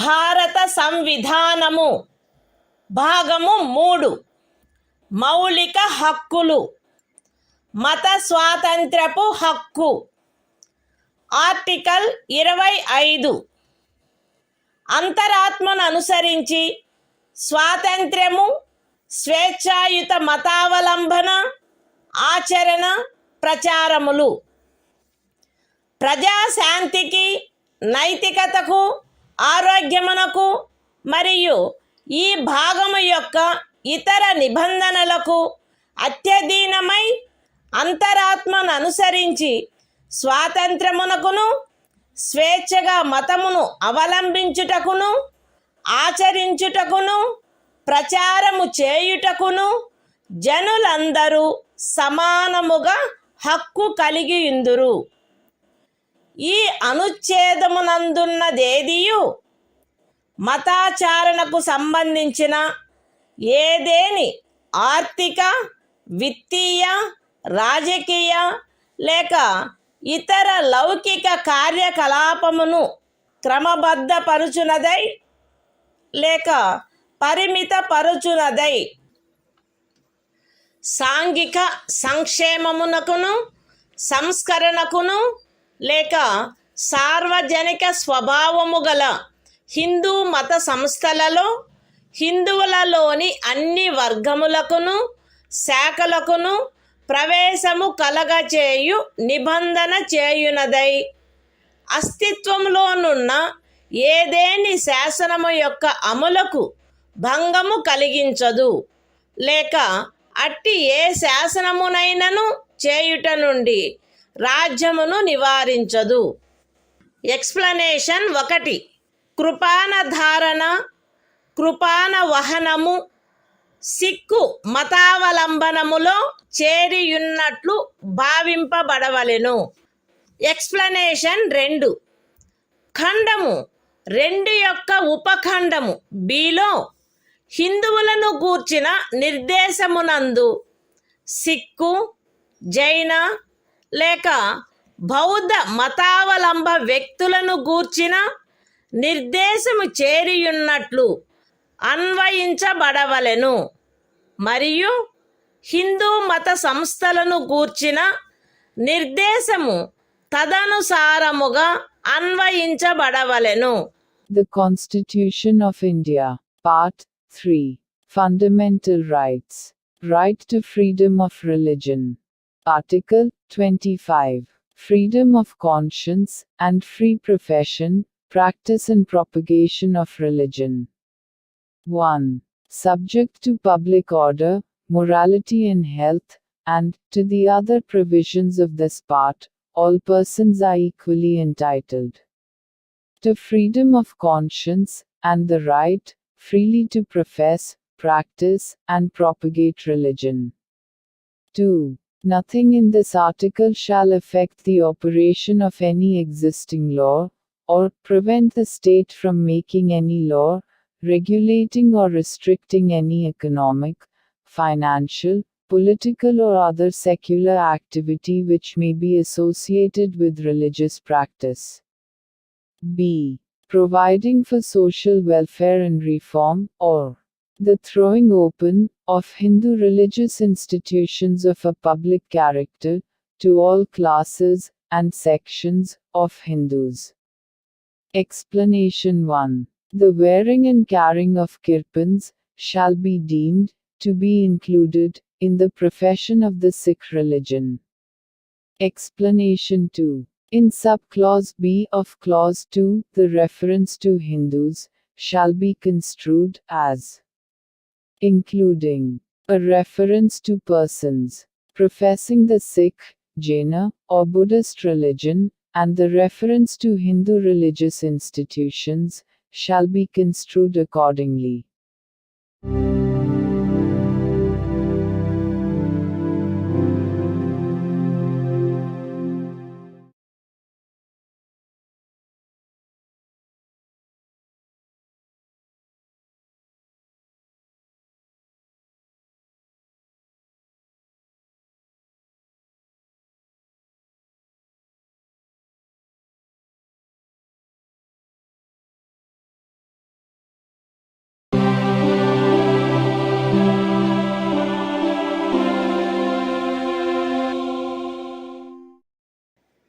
భారత సంవిధానము భాగము 3 మౌలిక హక్కులు మత స్వాతంత్ర్యపు హక్కు ఆర్టికల్ 26 మత వ్యవహార నిర్వహణ స్వాతంత్ర్యము ప్రజాశాంతికి నైతికతకు మరియు ఆరోగ్యమునకు అత్యధీనమై ప్రతి మత శాఖ లేక అందలి ఏ ఉపశాఖైనను ఈ క్రింది హక్కును కలిగియుండును. మత మరియు ధార్మిక ప్రయోజనముల కొరకు సంస్థలను స్థాపించుట మరియు పోషించుట, మత విషయములలో స్వీయ వ్యవహారములను నిర్వహించుకొనుట, స్థిరాస్తిని మరియు చరాస్తిని కలిగియుండుట మరియు ఆర్జించుట, మరియు అట్టి ఆస్తిని శాసనమును అనుసరించి నిర్వహించుట. The Constitution of India, Part 3. Fundamental Rights. Right to freedom of religion. Article 26. Freedom to manage religious affairs. Subject to public order, morality and health, every religious denomination, or any section thereof, shall have the right a. to establish and maintain institutions for religious and charitable purposes. B. to manage its own affairs, in matters of religion. C. to own, and acquire, movable and immovable property, and D. to administer such property in accordance with law.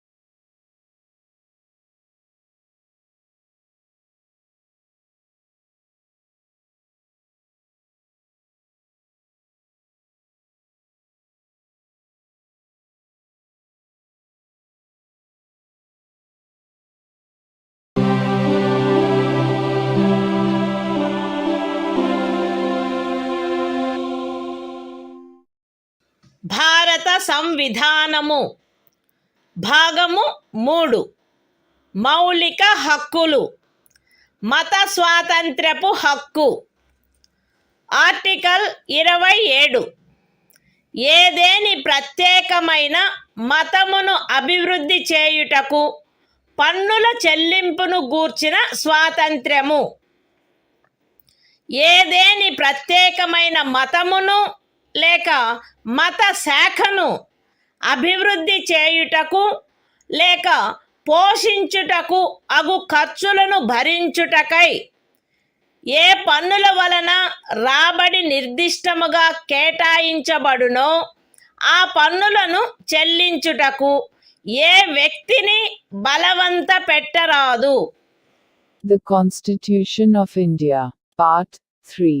Fundamental Rights. Right to freedom of religion. Article 27. Freedom as to payment of taxes for promotion of any particular religion.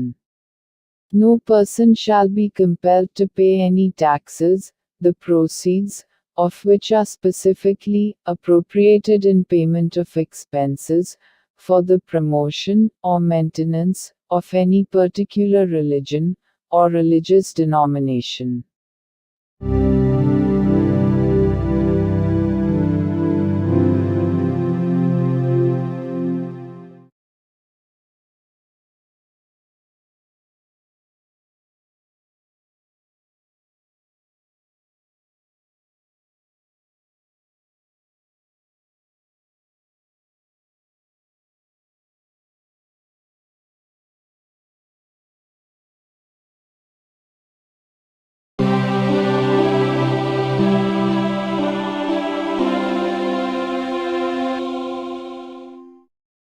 భారత సంవిధానము భాగము 3 మౌలిక హక్కులు. మత స్వాతంత్ర్యపు హక్కు. Article 28. కొన్ని విద్యా సంస్థలలో మత బోధ లేక మత సంబంధమైన ఆరాధన జరుగుతున్నప్పుడు హాజరగుటను గూర్చిన స్వాతంత్ర్యము.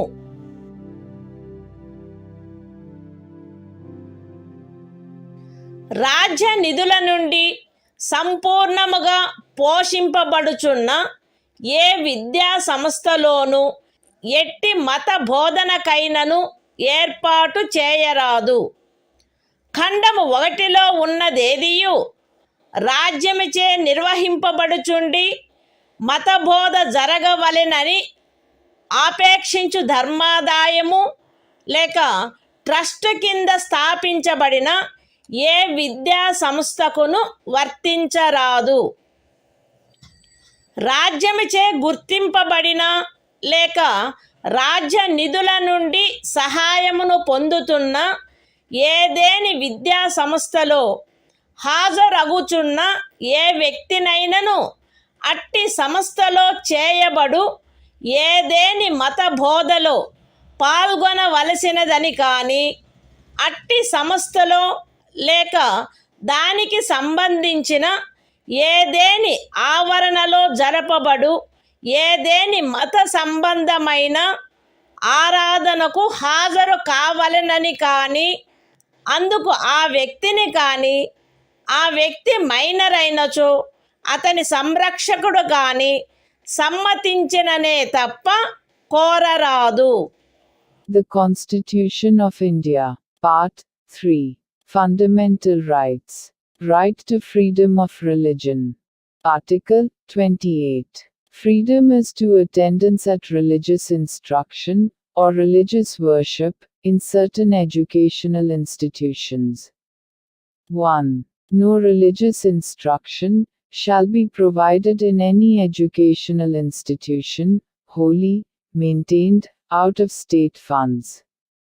2. Nothing in Clause 1 shall apply to an educational institution which is administered by the state, but has been established under any endowment or trust, which requires that religious instruction shall be imparted in such institution. 3. No person attending any educational institution recognized by the state, or receiving aid out of state funds, shall be required to take part in any religious instruction that may be imparted in such institution, or, to attend any religious worship that may be conducted in such institution or in any premises attached thereto, unless such person or, if such person is a minor, his guardian has given his consent thereto.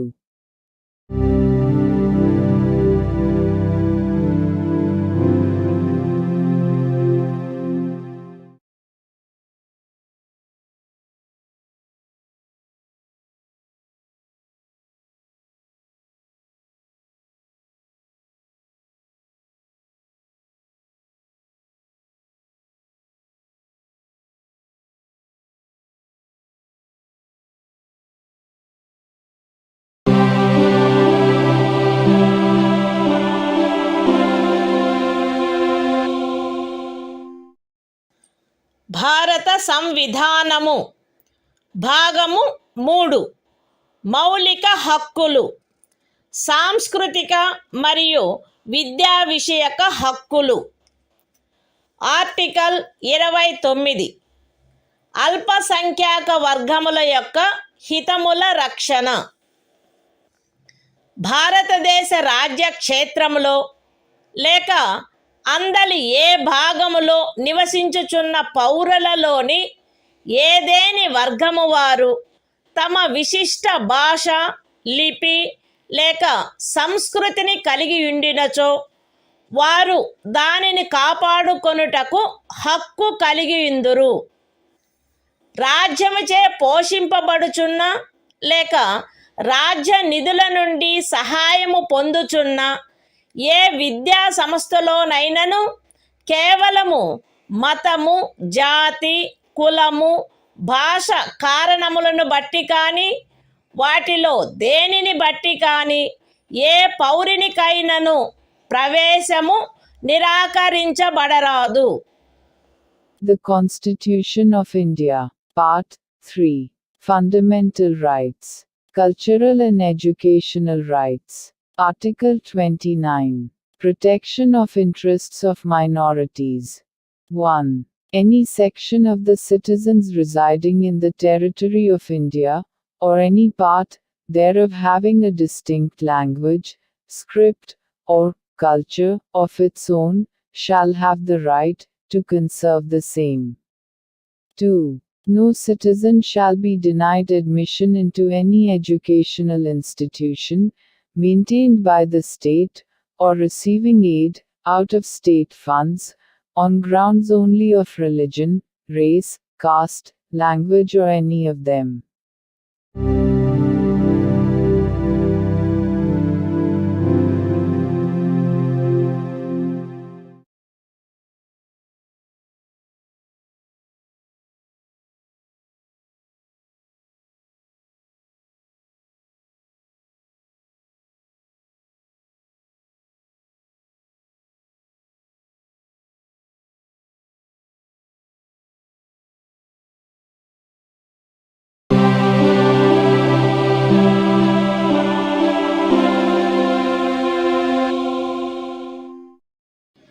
భారత సంవిధానము భాగము 3 మౌలిక హక్కులు సాంస్కృతిక మరియు విద్యా విషయక హక్కులు article 30 విద్యా సంస్థలను స్థాపించుటకు మరియు నిర్వహించుటకు అల్పసంఖ్యాక వర్గములకు గల హక్కు మత ప్రాతిపదికపై కానీ భాషా ప్రాతిపదికపై కానీ ఏర్పడిన అల్పసంఖ్యాక వర్గముల వారందరూ తమకు అభీష్టమైన విద్యా సంస్థలను స్థాపించుకొనుటకును నిర్వహించుకొనుటకును హక్కు కలిగియుందురు.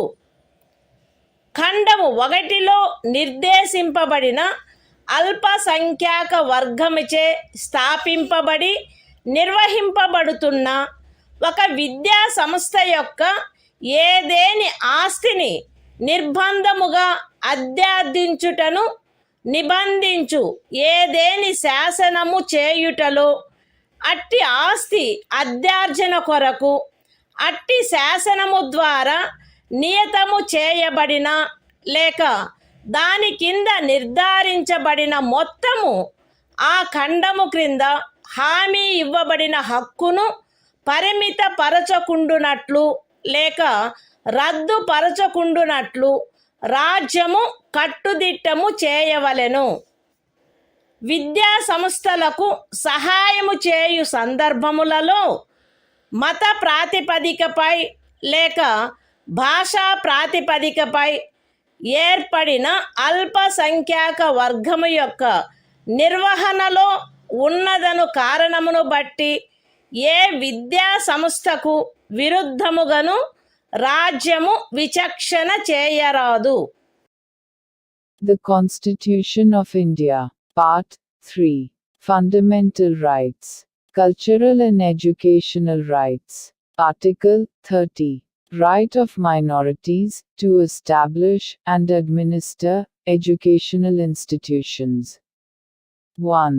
All minorities, whether based on religion or language, shall have the right to establish and administer educational institutions of their choice.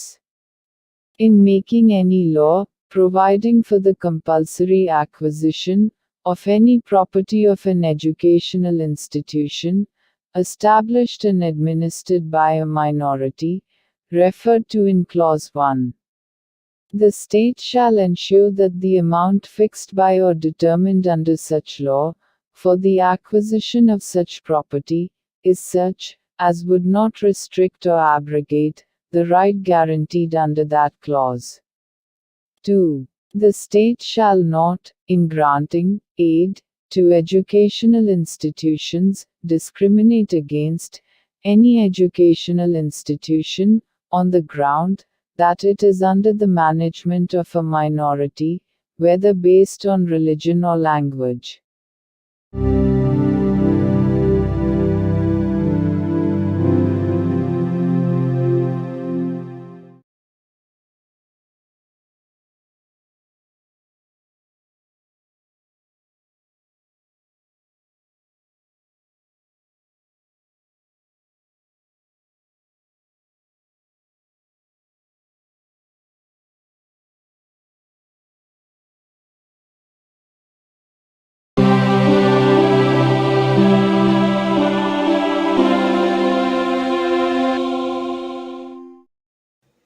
భారత సంవిధానము భాగము 3 మౌలిక హక్కులు.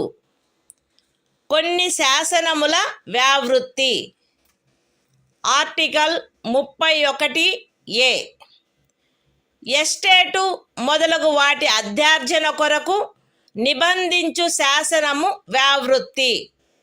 13వ అనుచ్ఛేదంలో ఏమి ఉన్నప్పటికీ రాజ్యమిచే ఏదేని ఎస్టేట్ యొక్క లేక అందలి ఏవేని హక్కుల యొక్క గాని అధ్యార్జన కొరకు లేక అట్టి హక్కుల నిర్వాపన లేక మార్పు కొరకు లేక ప్రజాహితమునకు లేక ఆస్తి యొక్క సముచిత నిర్వహణను చేకూర్చుటకు గాని రాజ్యము ఏదేని ఆస్తి యొక్క నిర్వహణను పరిమిత కాలము వరకు చేపట్టుట కొరకు లేక ప్రజాహితమునకు లేక ఏదేని కార్పొరేషనుల సముచిత నిర్వహణను చేకూర్చుటకు 2 లేక అంతకు మించిన కార్పొరేషనుల యొక్క విలీనీకరణ కొరకు లేక కార్పొరేషన్ల యొక్క నిర్వాహక ఏజెంట్ల,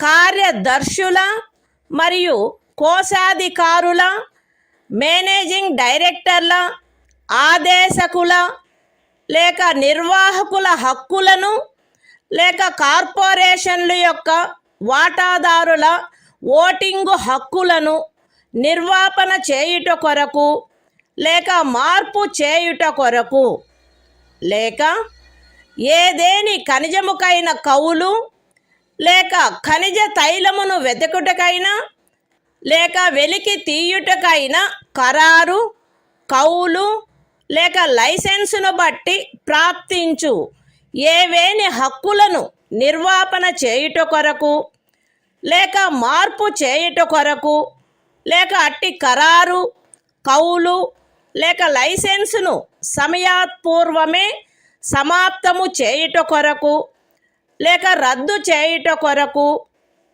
నిబంధించునట్టి శాసనము దేనిని గాని 14వ అనుచ్ఛేదము లేక 19వ అనుచ్ఛేదము ద్వారా ప్రదత్తమైన హక్కులలో దేనికైనను అసంగతముగునున్నదను లేక అట్టి హక్కులలో దేనినైనను తీసివేయునను లేక కుంచునను కారణమును బట్టి ప్రభావ శూన్యమగునవి భావించరాదు. అయితే అట్టి శాసనము ఒక రాజ్య శాసన మండలిచే చేయబడినదైన ఎడల రాష్ట్రపతి పర్యాలోచన కొరకై ప్రత్యేకింపబడి ఆయన అనుమతిని పొందిననే తప్ప ఈ అనుచ్ఛేదము యొక్క నిబంధనలు దానికి వర్తించవు.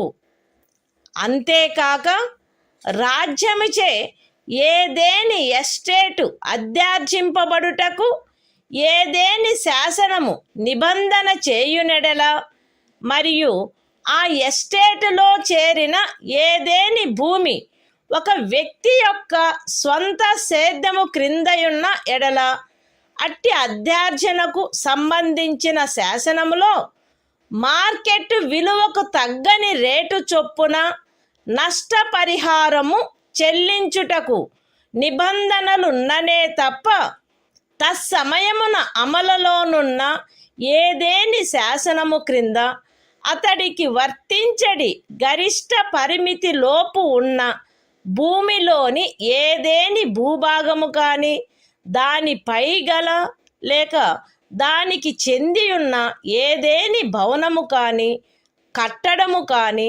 రాజ్యముచే అధ్యార్జింపబడుట శాసన సమ్మతము కాదు. ఈ అనుచ్ఛేదములో ఏదేని స్థానిక ప్రాంతము విషయమున ఎస్టేటు అను పదము ఆ ప్రాంతమునందు అమలులోనున్న భూమి కౌళ్లకు సంబంధించి అస్తిత్వంలోనున్న శాసనములో ఆ పదమునకు గాని స్థానీయ తుల్య పదమునకు గాని ఏ అర్థము కలదో ఆ అర్థమునే కలిగియుండును మరియు అందు ఈ క్రిందివి కూడా చేరియుండును. ఏదేని జాగీరు, ఇనాం లేక మౌఫీ లేక ఇతరమైన తాదృశ అనుదానము మరియు తమిళనాడు కేరళ రాజ్యములలో ఏదేని జన్మం హక్కు రైతువారీ సెటిల్మెంట్ కింద కలిగి ఉన్న ఏదేని భూమి, బంజరు భూమి, అటవీ భూమి, పచ్చిక బయళ్ళ భూమి లేక కర్షకులు లేక వ్యవసాయ కూలీలు మరియు చేతి వృత్తుల వారు ఆక్రమించుకొనిన భవనములు మరియు ఇతర కట్టడములు ఉన్న స్థలములతో సహా వ్యవసాయ లేక తత్సహాయక ప్రయోజనముల కొరకు ఎవరేని కలిగియున్న లేక ఎవరికేని కౌలుకు ఇవ్వబడిన ఏదేని భూమి.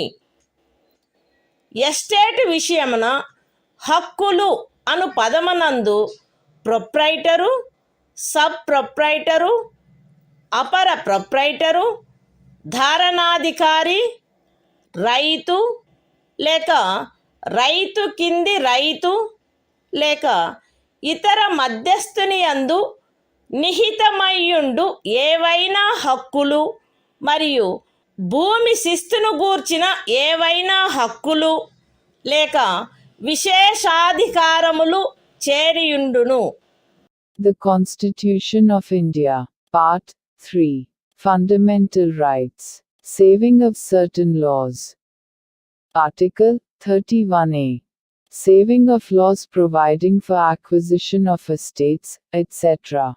Notwithstanding anything contained in Article 13, no law providing for the acquisition by the state of any estate or of any rights therein, or the extinguishment or modification of any such rights, or the taking over of the management of any property by the state, for a limited period, either in the public interest, or in order to secure the proper management of the property, or the amalgamation of two or more corporations, either in the public interest, or in order to secure the proper management of any of the corporations, or the extinguishment or modification of any rights of managing agents, secretaries and treasurers, managing directors, or managers of corporations, or of any voting rights of shareholders thereof,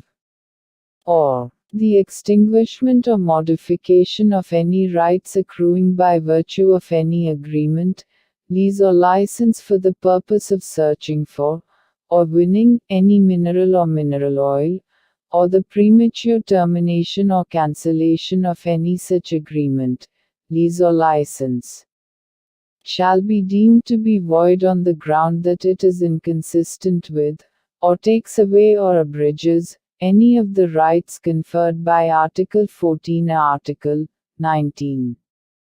Provided that, where such law is a law, made by the legislature of a state, the provisions of this article shall not apply thereto, unless such law, having been reserved for the consideration of the President, has received his assent.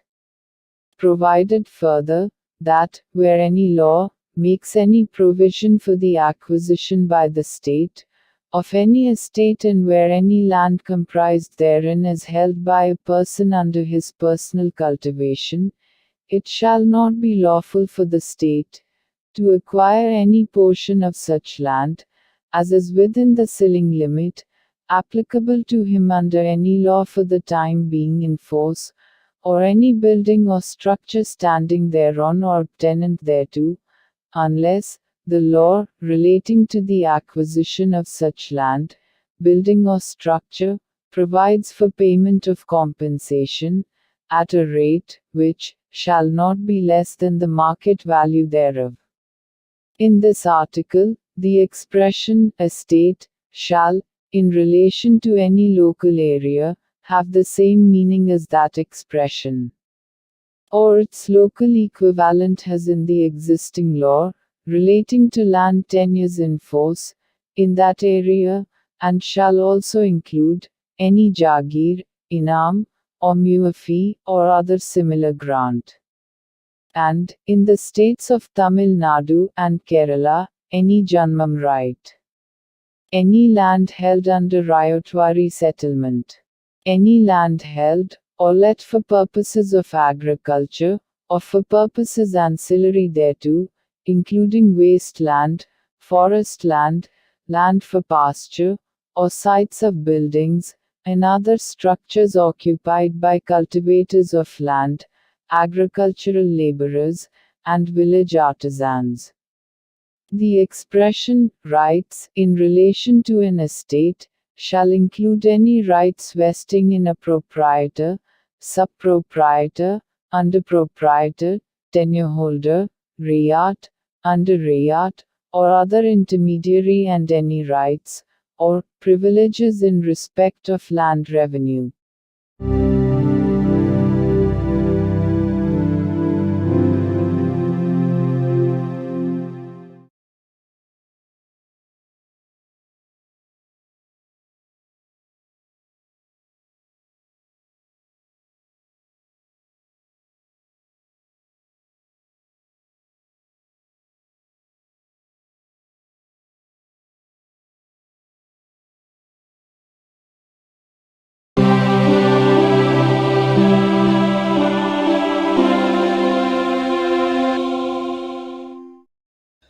భారత సంవిధానము భాగము 3 మౌలిక హక్కులు. కొన్ని శాసనముల వ్యావృత్తి. Article 31(b) కొన్ని చట్టములకు మరియు వినిమయములకు శాసనిక మాన్యత కలగజేయుట. 31(a) అనుచ్ఛేదములో గల నిబంధనల సాధారణతకు భంగము కలగకుండా 9వ అనుసూచిలో నిర్దిష్టపరచబడిన ఏవేని చట్టములు, నియమములు, వాటి యొక్క ఏవేని నిబంధనలు, అట్టి చట్టము, నియమము లేక నిబంధనను ఈ భాగంలోని ఏవేని నిబంధనల ద్వారా ప్రదత్తమైన ఏవేని హక్కులకు అసంగతముగా నున్నదను లేక ఆ హక్కులలో దేనినైనను తీసివేయుచున్నదను లేక కుంచుచున్నదను ఆధారముపై ప్రభావశూన్యమైనదని గాని ఎప్పుడైనను ప్రభావశూన్యమై ఉండినదని గాని భావించరాదు. మరియు ఏదేని న్యాయస్థానము లేక ట్రిబ్యునల్ యొక్క ఏదేని తీర్పు, డిక్రీ లేక ఉత్తర్వు దానికి విరుద్ధముగా నున్నప్పటికీ సదరు ప్రతి చట్టము మరియు నియమము దాని రద్దు లేక సవరణ చేయుటకు ఏదేని సమర్థ శాసన మండలికి గల అధికారమునకు అత్యధీనమై అమలునందు కొనసాగవలెను. The Constitution of India, Part 3. Fundamental Rights. Saving of certain laws. Article 31B. Validation of certain acts and regulations. Without prejudice to the generality of the provisions contained in Article 31A. None of the acts and regulations specified in the 9th schedule, nor any of the provisions thereof shall be deemed to be void, or ever to have become void on the ground that such act, regulation or provision is inconsistent with, or takes away or abridges any of the rights conferred by any provisions of this part. And, notwithstanding any judgment, decree or order of any court or tribunal, to the contrary, each of the said acts and regulations shall, subject to the power of any competent legislature to repeal, or amend it, continue in force.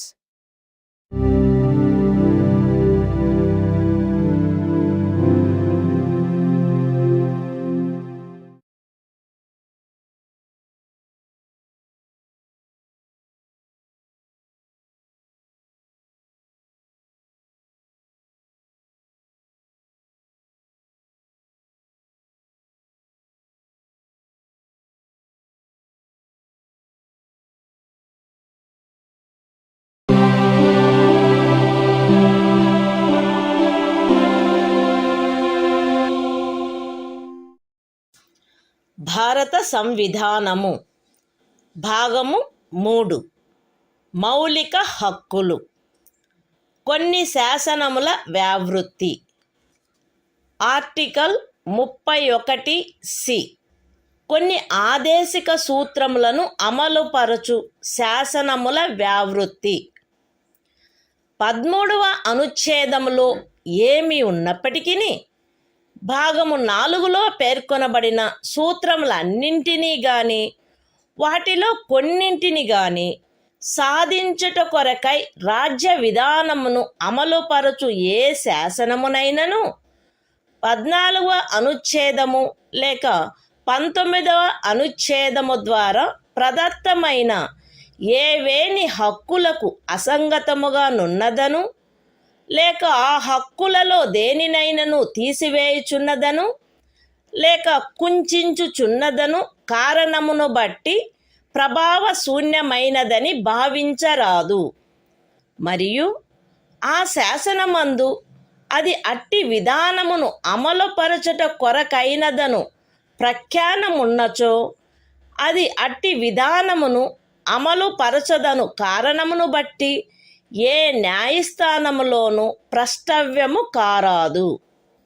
అయితే అట్టి శాసనము రాజ్య శాసన మండలిచే చేయబడిన ఎడల రాష్ట్రపతి పర్యాలోచన కొరకై ప్రత్యేకింపబడి ఆయన అనుమతిని పొందిననే తప్ప దానికి ఈ అనుచ్ఛేదము యొక్క నిబంధనలు వర్తించవు. The Constitution of India, Part 3. Fundamental Rights. Saving of certain laws. Article 31C. saving of laws giving effect to certain directive principles. Notwithstanding anything contained in Article 13. No law giving effect to the policy of the state towards securing all or any of the principles laid down in Part 4 shall be deemed to be void, on the ground that it is inconsistent with, or takes away or abridges any of the rights conferred by Article 14 or Article 19. And no law containing a declaration that it is for giving effect to such policy shall be called in question in any court, on the ground that it does not give effect to such policy, provided that, where such law is made by the legislature of a state, the provisions of this article shall not apply thereto, unless such law, having been reserved for the consideration of the President, has received his assent.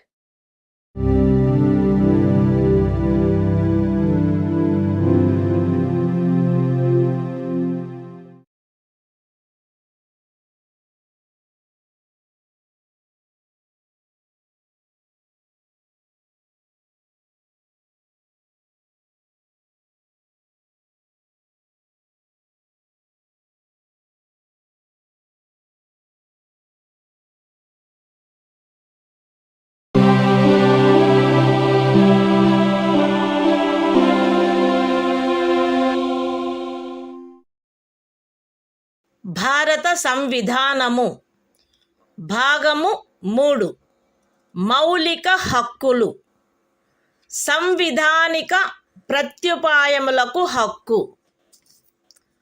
Article 32 ఈ భాగముచే ప్రదత్తము చేయబడిన హక్కులను అమలుపరుచుటకు ప్రత్యుపాయములు ఈ భాగము ద్వారా ప్రదత్తమైన హక్కులను అమలుపరచుటకు సముచిత చర్యల ద్వారా సర్వోన్నత న్యాయస్థానమును అర్థించు హక్కుకు హామీ ఇయ్యబడినది.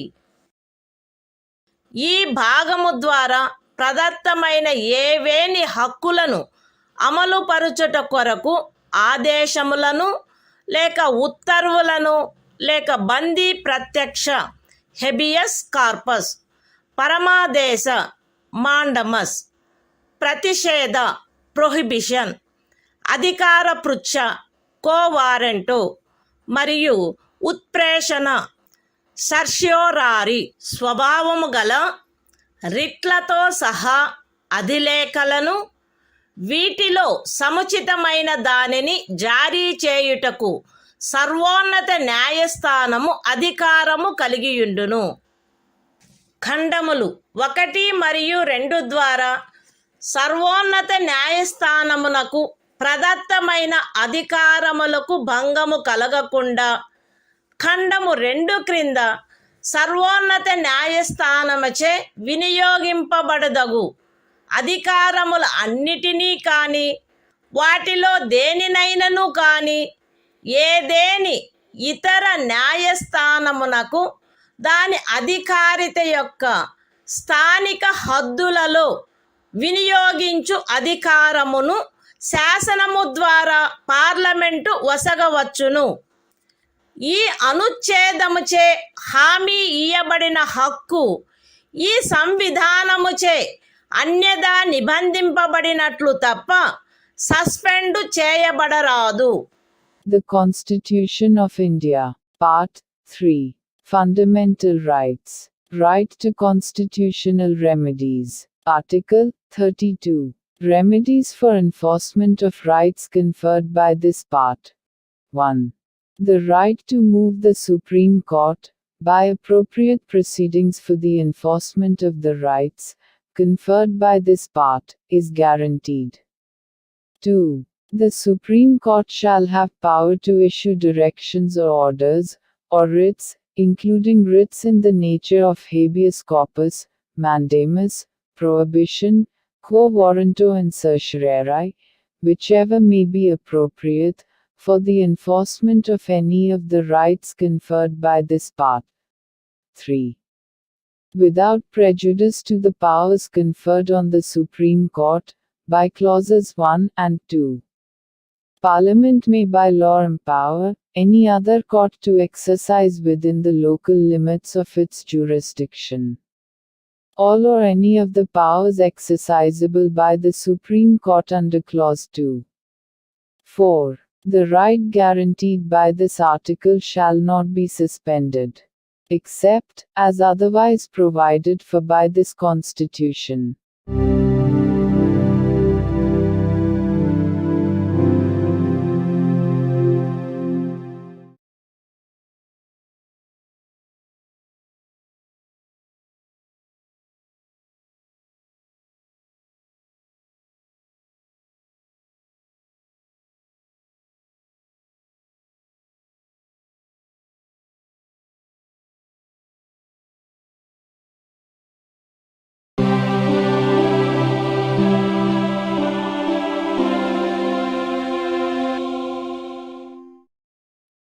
భారత సంవిధానము భాగము 3 మౌలిక హక్కులు సంవిధానిక ప్రత్యుపాయములకు హక్కు ఆర్టికల్ 33 ఈ భాగము ద్వారా ప్రదత్తమైన హక్కులను సాయుధ బలములు మొదలగు వాటికి వర్తింపచేయునప్పుడు మార్చుటకు పార్లమెంటుకు గల అధికారము. ఈ భాగము ద్వారా ప్రదత్తమైన హక్కులలో వేటినైనను సాయుధ బలములకు చెందిన సభ్యులకు లేక ప్రజాశాంతిని కాపాడు భారము వహించిన సాయుధ బలములకు చెందిన సభ్యులకు లేక గుప్త సమాచారము కొరకు లేక ఎదురు గుప్త సమాచారము కొరకు రాజ్యముచే స్థాపించబడిన ఏదేని బ్యూరోలో లేదా ఇతర వ్యవస్థలో నియమించబడిన వ్యక్తులకు లేక ఏ నుండి సి వరకు గల ఖండములలో నిర్దేశింపబడిన ఏదేని సాయుధ బలము బ్యూరో లేక వ్యవస్థ కొరకై ఏర్పాటు చేసిన టెలికమ్యూనికేషన్ వ్యవస్థలలో నియమించబడిన లేదా వాటికి సంబంధించిన వ్యక్తులకు వర్తింపచేయుటలో వారి సముచిత కర్తవ్య నిర్వహణను వారి మధ్య క్రమశిక్షణను కట్టుదిట్టము చేయుటకై ఆ హక్కులు ఎంత మేరకు పరిమితపరచబడవలెనో లేక రద్దు చేయబడవలెనో పార్లమెంటు శాసనము ద్వారా నిర్ధారణ చేయవచ్చును. The Constitution of India, Part 3. Fundamental Rights. Right to constitutional remedies. Article 33. Power of Parliament to modify the rights conferred by this part in their application to forces, etc. Parliament may by law determine to what extent any of the rights conferred by this part shall, in their application to the members of the armed forces, or the members of the forces charged with the maintenance of public order, or persons employed in any bureau or other organization established by the state for purposes of intelligence or counterintelligence, or person employed in or in connection with the telecommunication systems set up for the purposes of any force, bureau, or organization referred to in clauses A to C be restricted or abrogated so as to ensure the proper discharge of their duties and the maintenance of discipline among them.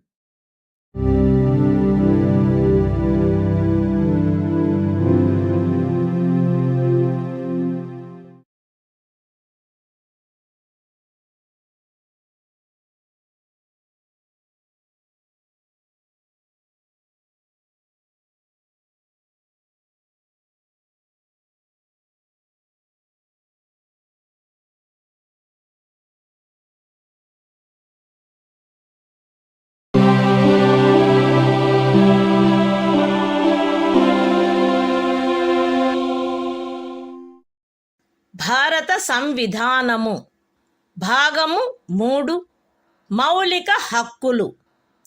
సంవిధానిక ప్రత్యుపాయములకు హక్కు. Article 34. ఏదేని ప్రాంతములో సైనిక శాసనము అమలులోనున్నప్పుడు ఈ భాగము ద్వారా ప్రదత్తమైన హక్కులపై నిర్బంధన.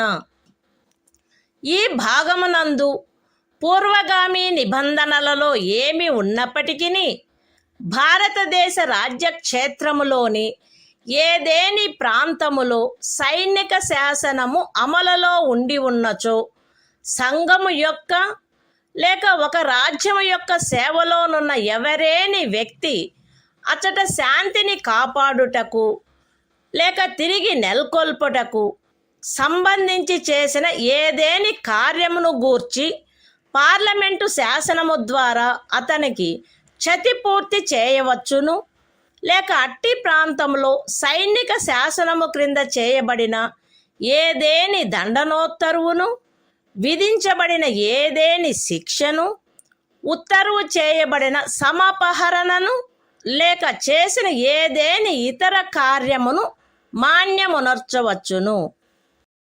The Constitution of India, Part 3. Fundamental Rights. Right to constitutional remedies. Article 34. Restriction on rights conferred by this part while martial law is in force in any area. Notwithstanding anything in the foregoing provisions of this part, Parliament may, by law, indemnify any person, in the service of the Union, or of a state, or any other person, in respect of any act done by him, in connection with the maintenance or restoration of order, in any area within the territory of India, where martial law was in force, or validate any sentence passed, punishment inflicted, forfeiture ordered, or other act done, under martial law in such area.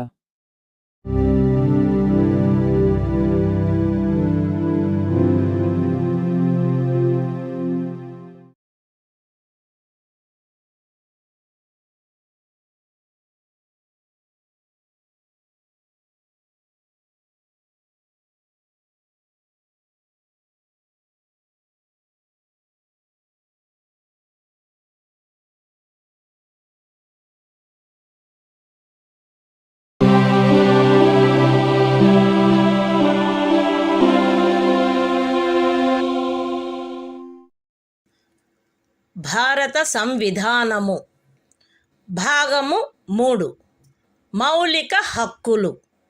సంవిధానిక ప్రత్యుపాయములకు హక్కు. Article 35. ఈ భాగము యొక్క నిబంధనలను అమలుపరచుటకు శాసన నిర్మాణము.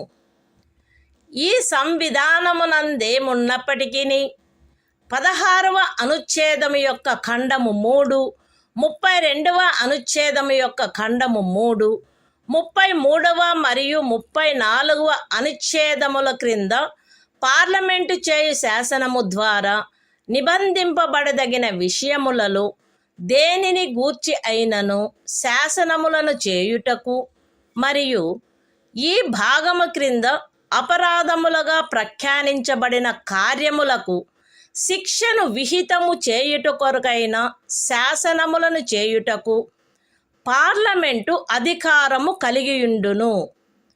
రాజ్య శాసన మండలి ఆ అధికారమును కలిగియుండదు. మరియు పార్లమెంటు ఈ సంవిధాన ప్రారంభమునకు పిమ్మట వీలైనంత త్వరితముగా ఉపఖండము 2లో నిర్దేశించబడిన కార్యములకు శిక్షను విహితము చేయుటకు శాసనములను చేయవలయును. ఖండము ఏ యొక్క ఉపఖండము 1లో నిర్దేశింపబడిన ఏదేని విషయమును గూర్చినదైనా లేక ఆ ఖండము యొక్క ఉపఖండము 2లో నిర్దేశించబడిన కార్యమునకు దేనికైనను శిక్షను నిబంధించునదై ఈ సంవిధాన ప్రారంభమునకు అవ్యవహిత పూర్వము భారతదేశ రాజ్య క్షేత్రమునందు అమలులోనున్న ఏదేని శాసనము అందలి నిబంధనలకును 372వ అనుచ్ఛేదము క్రింద దాని యందు చేయబడు అనుకూలానుసరణకును మరియు మార్పులకును అత్యధీనమై పార్లమెంటుచే మార్పు లేక రద్దు లేక సవరణ చేయబడు వరకు అమలునందు కొనసాగవలెను. విశదీకరణ: ఈ అనుచ్ఛేదమునందు అమలులోనున్న శాసనము అను పదబంధము 372వ అనుచ్ఛేదములో ఆ పదబంధమునకు ఏ అర్థము కలదో ఆ అర్థమునే కలిగియుండును. The Constitution of India, Part 3. Fundamental Rights. Right to Constitutional Remedies. Article 35. Legislation to give effect to the provisions of this part. Notwithstanding anything in this Constitution, Parliament shall have, and the legislature of a state shall not have, power to make laws with respect to any of the matters which, under Clause 3 of Article 16, Clause 3 of Article 32, Article 33 and Article 34 may be provided for by law made by Parliament, and for prescribing punishment for those acts which are declared to be offences under this part. And Parliament shall, as soon as may be after the commencement of this Constitution, make laws for prescribing punishment for the acts referred to in subclause 2. Any law in force immediately before the commencement of this Constitution, in the territory of India, with respect to any of the matters referred to in subclause 1 of Clause A, or providing for punishment for any act referred to in subclause 2 of that clause shall, subject to the terms thereof, and to any adaptations and modifications that may be made therein, under Article 372, continue in force until altered, or repealed, or amended by Parliament. Explanation: in this article, the expression law in force has the same meaning as in Article 372.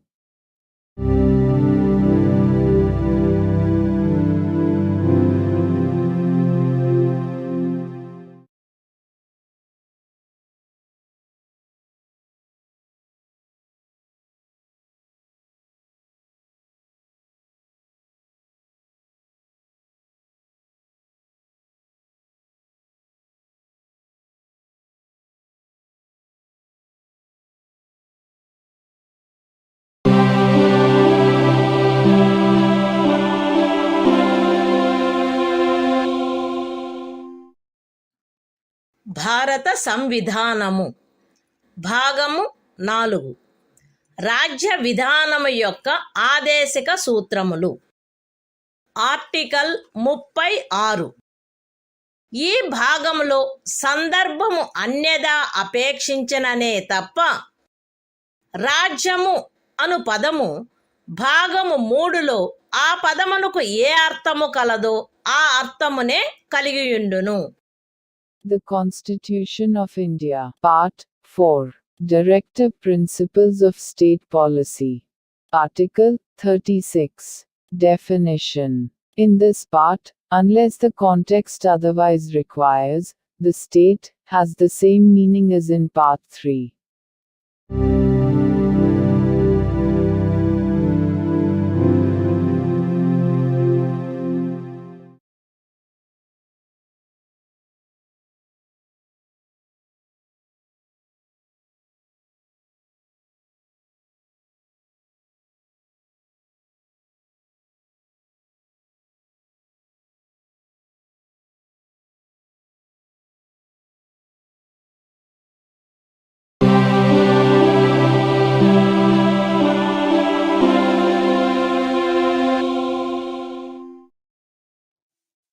భారత సంవిధానము భాగము 4 రాజ్య విధానము యొక్క ఆదేశిక సూత్రములు. Article 37 ఈ భాగములో గల సూత్రముల వర్తింపు. ఈ భాగంలోని నిబంధనలు ఏ న్యాయస్థానముచే కాని అమలు జరపదగినవి కావు. కానీ ఇందు పేర్కొనబడిన సూత్రములు దేశ పరిపాలనకు మూలాధారములుగాను మరియు శాసనములను చేయుటలో వాటిని వర్తింపచేయుట రాజ్యము యొక్క కర్తవ్యమై ఉండవలెను. The Constitution of India, Part 4, Directive Principles of State Policy. Article 37. Application of the principles contained in this part. The provisions contained in this part shall not be enforceable by any court. But the principles therein laid down are, nevertheless, fundamental in the governance of the country, and it shall be the duty of the state to apply these principles in making laws.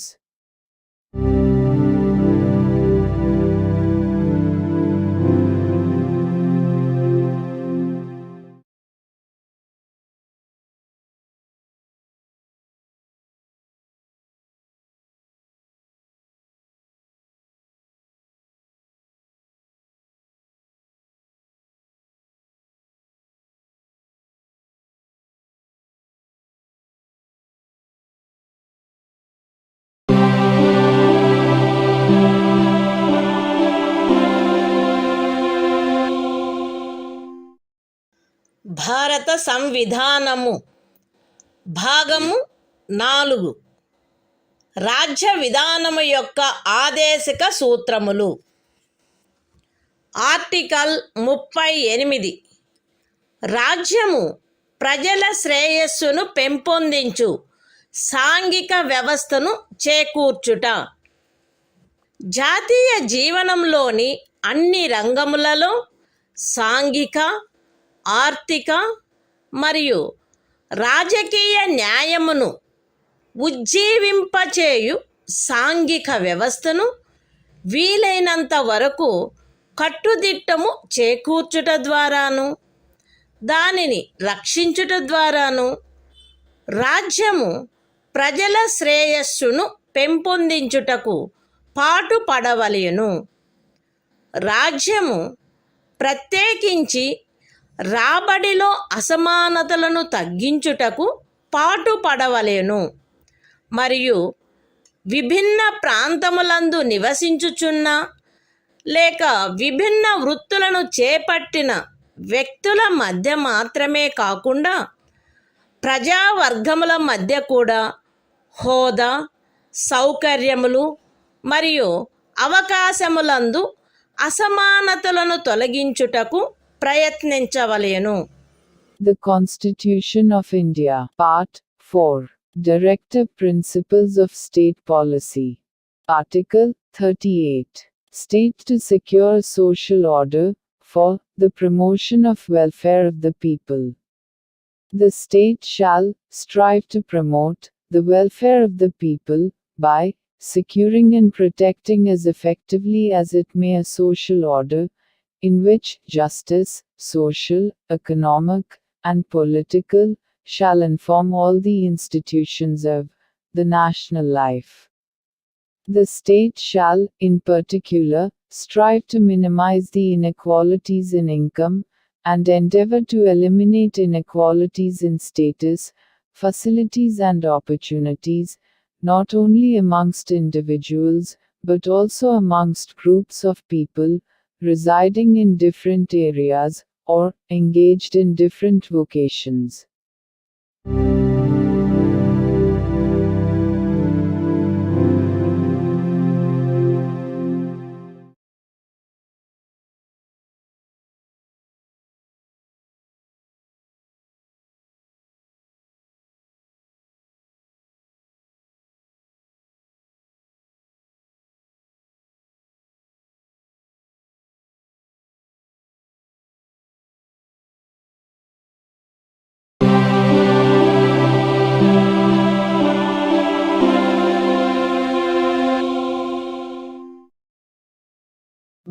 భారత సంవిధానము భాగము 4 రాజ్య విధానము యొక్క ఆదేశిక సూత్రములు.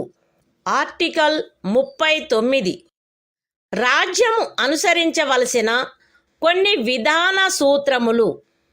రాజ్యము ఈ క్రింది వాటిని చేకూర్చుటకై ప్రత్యేకించి తన విధానమును రూపొందించవలెను.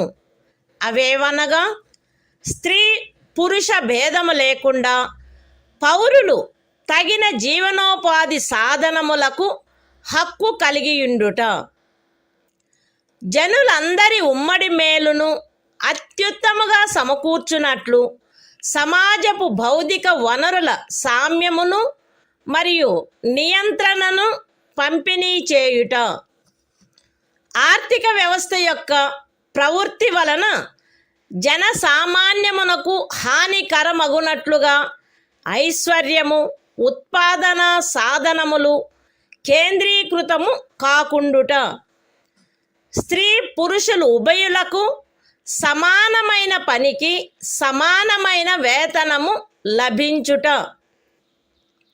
స్త్రీ పురుష కార్మికుల ఆరోగ్యము శరీర దారుఢ్యము మరియు పిల్లల సుకుమారత్వము దురుపయోగము చేయబడుకుండుట మరియు పౌరుల ఆర్థికావశ్యకత వలన తమ వయస్సునకు లేక శరీర దారుఢ్యమునకు సరిపడని పనులలో చేరుటకు బలవంత పెట్టకుండుట, పిల్లలకు ఆరోగ్యకరమైన రీతిలో గౌరవప్రదమైన మరియు స్వేచ్ఛాయుతమైన పరిస్థితులలో అభివృద్ధి చెందు అవకాశములను మరియు సౌకర్యములను కల్పించుట మరియు బాల్య యవనములను శోషణ నుండి మరియు నైతిక మరియు భౌతిక పరిత్యజనము నుండి కాపాడుట. The Constitution of India, Part 4, Directive Principles of State Policy. Article 39. Certain principles of policy to be followed by the state. The state shall, in particular, direct its policy towards securing a. that the citizens, men and women equally, have the right to an adequate means of livelihood. b. that the ownership and control of the material resources of the community are so distributed as best to subserve the common good. c. that the operation of the economic system does not result in the concentration of wealth and means of production to the common detriment. d. that there is equal pay for equal work for both men and women. a. that the health and strength of workers, men and women, and the tender age of children are not abused, and that citizens are not forced by economic necessity to enter avocations unsuited to their age or strength. f. that children are given opportunities and facilities to develop in a healthy manner and in conditions of freedom and dignity, and that childhood and youth are protected against exploitation and against moral and material abandonment.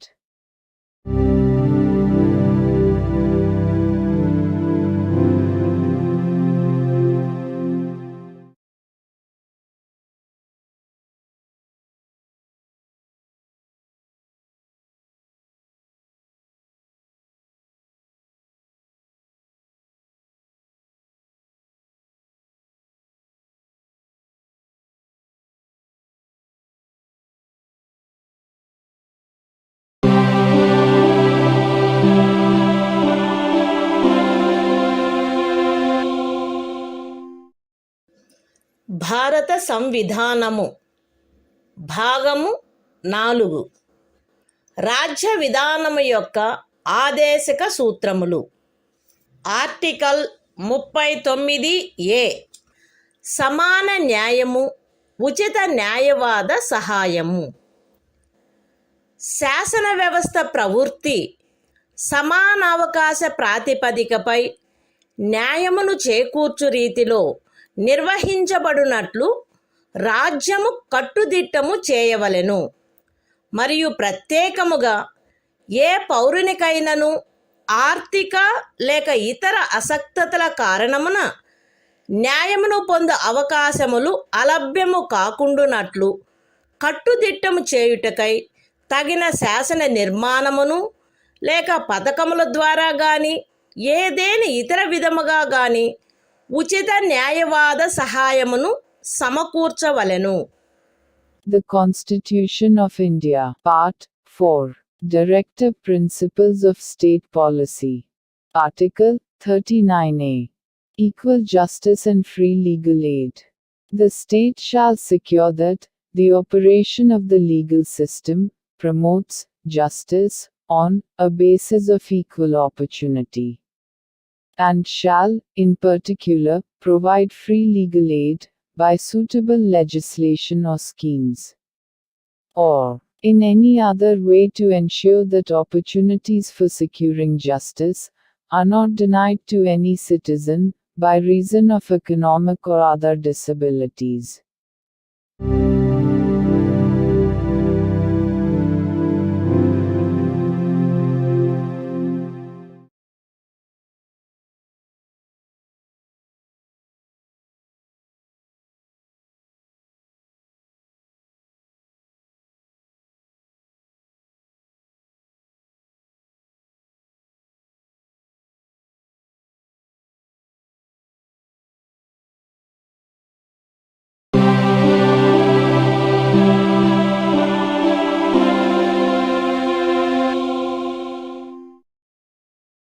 భారత సంవిధానము భాగము 4. రాజ్య విధానము యొక్క ఆదేశక సూత్రములు. Article 40. గ్రామ పంచాయతీల వ్యవస్థీకరణ. గ్రామ పంచాయతీలను వ్యవస్థీకరించి స్వపరిపాలనా యూనిట్లుగా అవి పనిచేయుటకు వాటికి ఆవశ్యకమగు అధికార ప్రాధికారముల నొసగుటకు రాజ్యము చర్యలను గైగొనవలెను. The Constitution of India, Part 4. Directive Principles of State Policy. Article 40. Organization of Village Panchayats.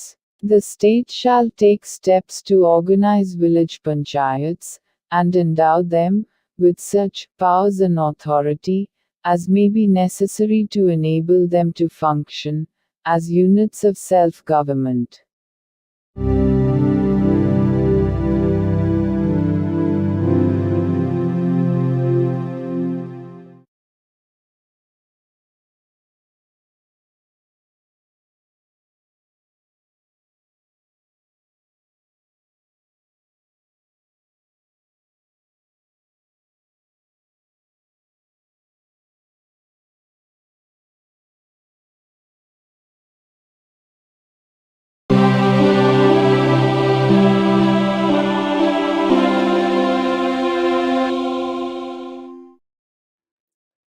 భారత సంవిధానము భాగము 4. రాజ్య విధానము యొక్క ఆదేశక సూత్రములు. ఆర్టికల్ 41. పనికి విద్యకు కొన్ని సందర్భములలో ప్రజా సహాయమునకు హక్కు. రాజ్యము దాని ఆర్థిక స్తోమత మరియు అభివృద్ధి పరిమితుల మేరకు పనిచేయు హక్కును, విద్య నేర్చుకొను హక్కును మరియు నిరుద్యోగము, వృద్ధాప్యము, అనారోగ్యము, అంగవైకల్యము మరియు ఇతర విధములైన అకారణ దారిద్ర్యము కలిగిన సందర్భములలో ప్రజా సహాయమును పొందు హక్కును చేకూర్చుటకై కట్టుదిట్టమైన ఏర్పాటు చేయవలెను. The Constitution of India, Part 4. Directive Principles of State Policy. Article 41. Right to work, to education, and to public assistance, in certain cases. The state shall, within the limits of its economic capacity and development, make effective provision for securing the right to work, to education, and to public assistance, in cases of unemployment, old age, sickness, and disablement, and in other cases of undeserved want.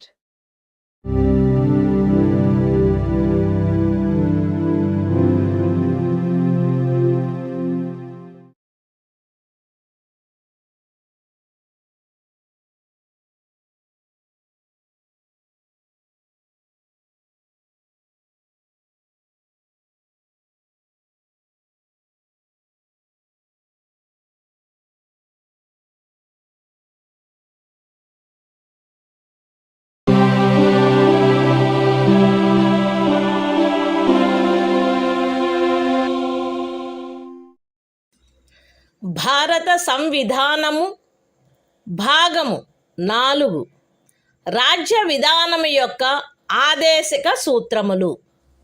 Article 42 పని విషయమున న్యాయమైన మరియు మానవోచితమైన పరిస్థితులకు మరియు ప్రసూతి సహాయమునకు ఏర్పాటు. రాజ్యము పనిచేయు విషయమున న్యాయమైన మరియు మానవోచితమైన పరిస్థితులను ప్రసూతి సహాయమును చేకూర్చుటకు ఏర్పాటు చేయవలెను. The Constitution of India, Part 4, Directive Principles of State Policy. Article 42. Provision for just and humane conditions of work, and maternity relief. The state shall make provision for securing just and humane conditions of work, and for maternity relief.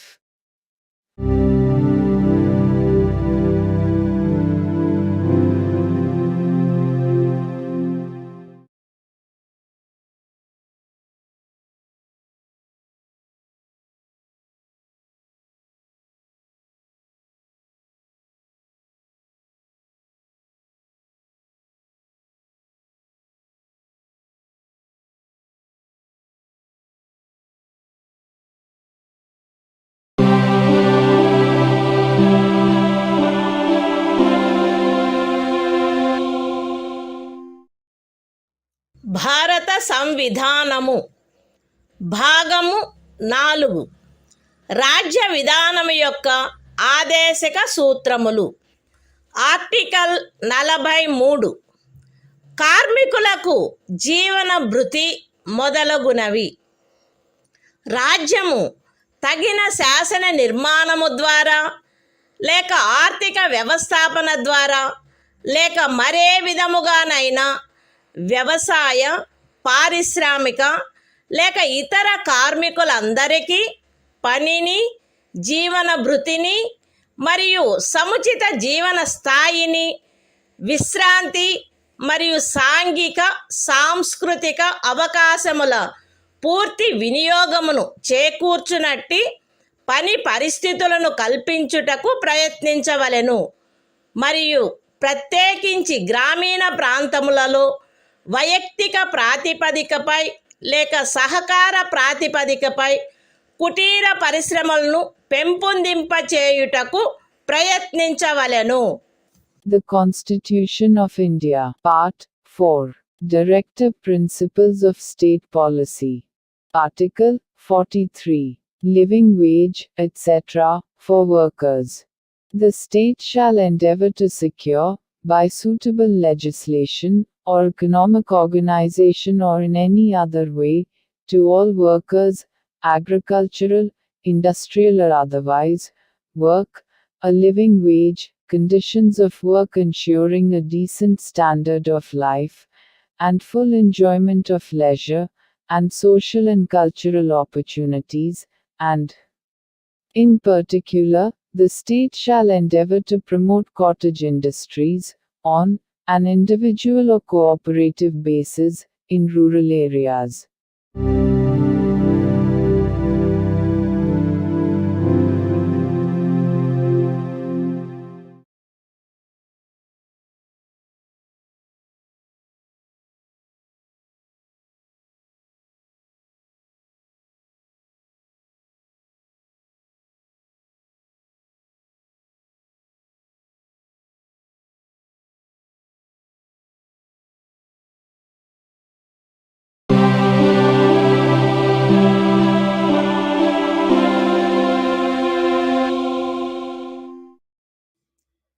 భారత సంవిధానము భాగము 4 రాజ్య విధానము యొక్క ఆదేశిక సూత్రములు. Article 43A పరిశ్రమల నిర్వహణలో కార్మికులు పాల్గొనుట. రాజ్యము తగిన శాసన నిర్మాణము ద్వారా లేక ఏదేని ఇతర విధముగా ఏదేని పరిశ్రమలో నిమగ్నమైన సంస్థల వ్యవస్థాపన లేక ఇతర వ్యవస్థల నిర్వహణలో కార్మికులు పాల్గొనున్నట్లు చర్యలు తీసుకొనవలెను. The Constitution of India, Part 4, Directive Principles of State Policy. Article 43A. Participation of workers in management of industries. The state shall take steps, by suitable legislation or in any other way, to secure the participation of workers in the management of undertakings, establishments, or other organizations engaged in any industry.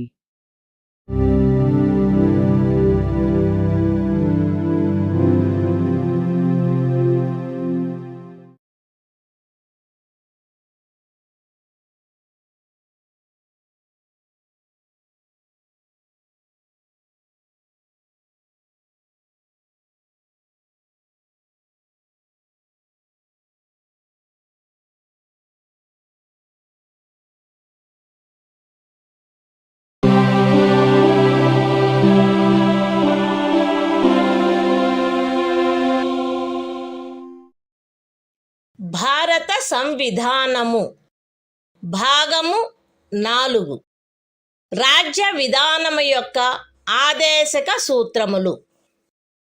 Article 43B సహకార సంఘముల ప్రవర్ధనము. రాజ్యము సహకార సంఘములు స్వచ్ఛందముగా రూపొందించుటకు, స్వాయత్తముగా కృత్యములు నిర్వహించుటకు, ప్రజాస్వామ్య నియంత్రణ మరియు వృత్తిపరమై యాజమాన్యమును ప్రోత్సహించుటకు ప్రయత్నించవలెను. The Constitution of India, Part 4, Directive Principles of State Policy. Article 43B. Promotion of cooperative societies. The state shall endeavor to promote voluntary formation, autonomous functioning, democratic control and professional management of cooperative societies.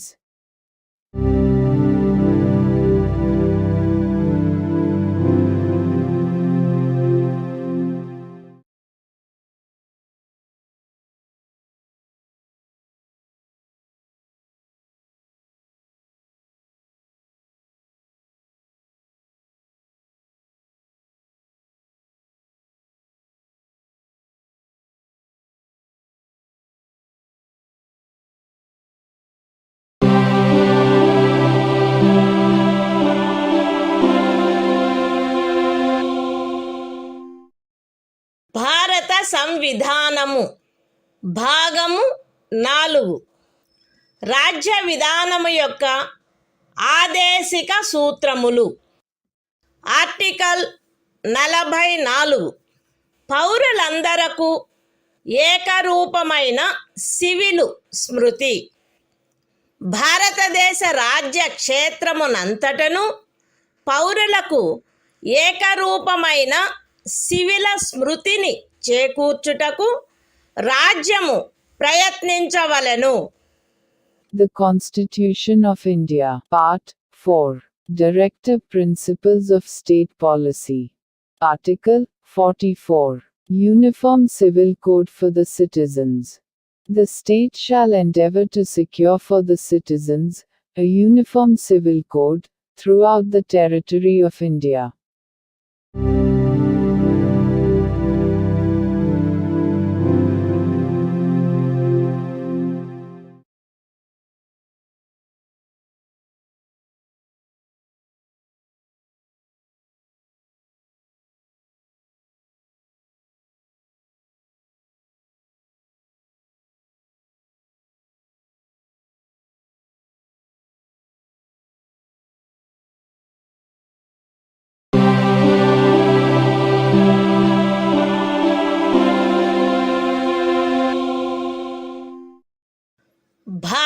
సంవిధానము భాగము 4 రాజ్య విధానము యొక్క ఆదేశిక సూత్రములు.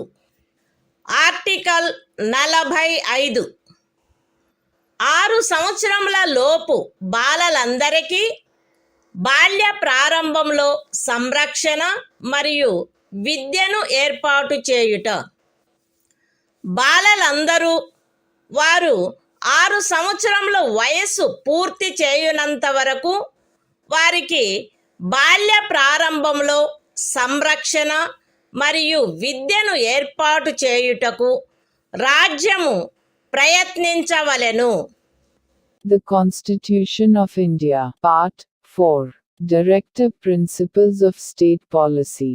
Article 45, Provision for Early Childhood Care and Education to Children below the age of 6 years. The state shall endeavor to provide early childhood care and education for all children until they complete the age of 6 years.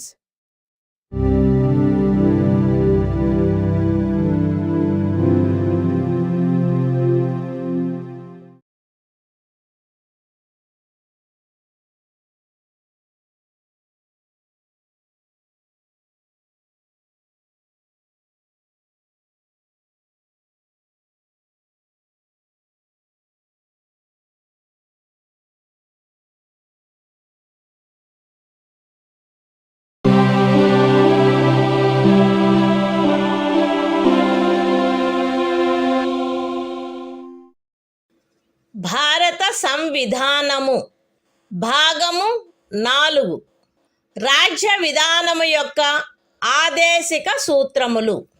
Article 46 అనుసూచిత కులముల, అనుసూచిత జనజాతుల మరియు ఇతర బలహీన వర్గముల యొక్క విద్యా విషయక మరియు ఆర్థిక హితములను పెంపొందించుట.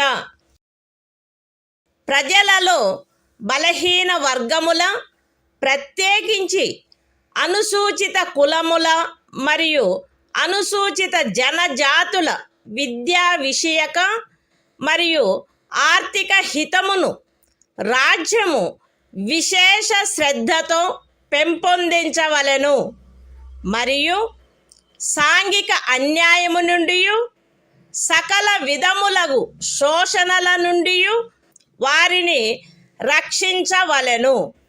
The Constitution of India, Part 4, Directive Principles of State Policy. Article 46, Promotion of educational and economic interests of scheduled castes, scheduled tribes, and other weaker sections. The state shall promote with special care the educational and economic interests of the weaker sections of the people, and, in particular, of the scheduled castes and the scheduled tribes, and shall protect them from social injustice and all forms of exploitation.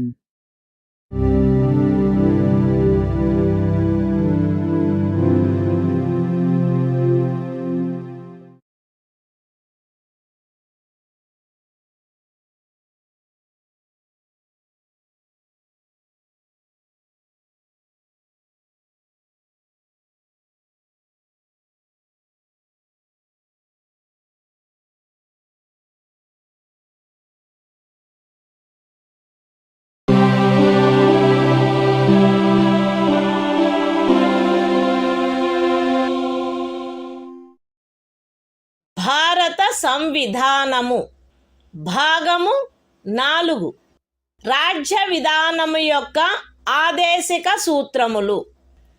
Article 47 ఆహార పుష్టి స్థాయిని, జీవన స్థాయిని పెంచుటలో మరియు ప్రజారోగ్యమును మెరుగుపరచుటలో రాజ్యము యొక్క కర్తవ్యము.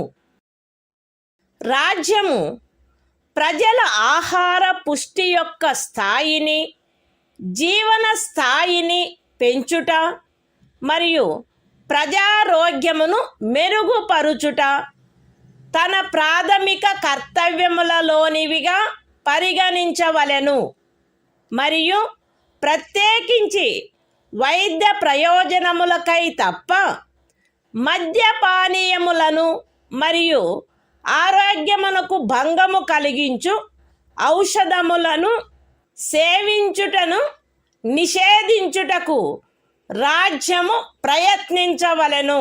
The Constitution of India, Part 4. Directive Principles of State Policy. Article 47. Duty of the state to raise the level of nutrition and the standard of living, and to improve public health. The state shall regard the raising of the level of nutrition and the standard of living of its people, and the improvement of public health, as among its primary duties, and, in particular, the state shall endeavor to bring about prohibition of the consumption, except for medicinal purposes, of intoxicating drinks and of drugs, which are injurious to health.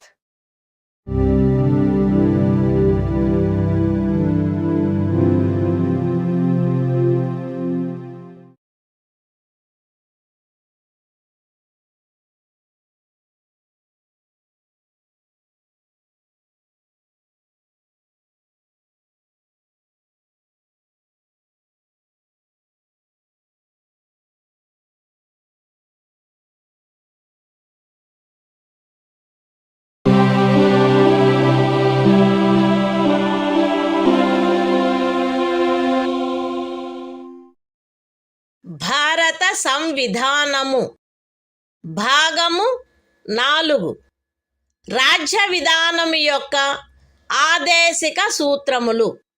Article 48 వ్యవసాయ మరియు పశు సంవర్ధనము యొక్క వ్యవస్థీకరణ. రాజ్యము ఆధునిక మరియు శాస్త్రీయ పద్ధతులను అనుసరించి వ్యవసాయమును పశు సంవర్ధనమును వ్యవస్థీకరించవలెను మరియు ప్రత్యేకించి ఆవుల, దూడల, ఇతర పాడి పశువుల, భారవాహక పశువుల జాతులను పరిరక్షించి మెరుగుపరచుటకును వాటి వధను నిషేధించుటకును రాజ్యము చర్యలను గైగొనవలెను. The Constitution of India, Part 4. Directive Principles of State Policy. Article 48. Organization of Agriculture and Animal Husbandry.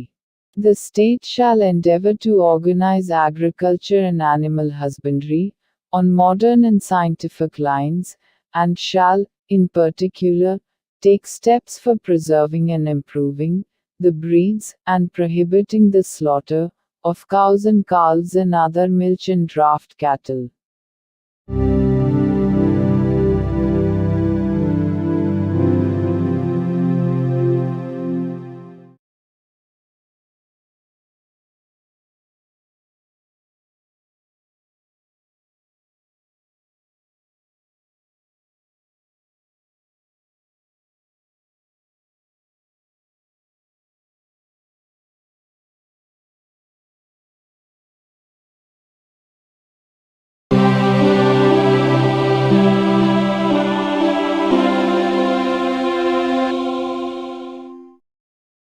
భారత సంవిధానము భాగము 4 రాజ్య విధానము యొక్క ఆదేశిక సూత్రములు.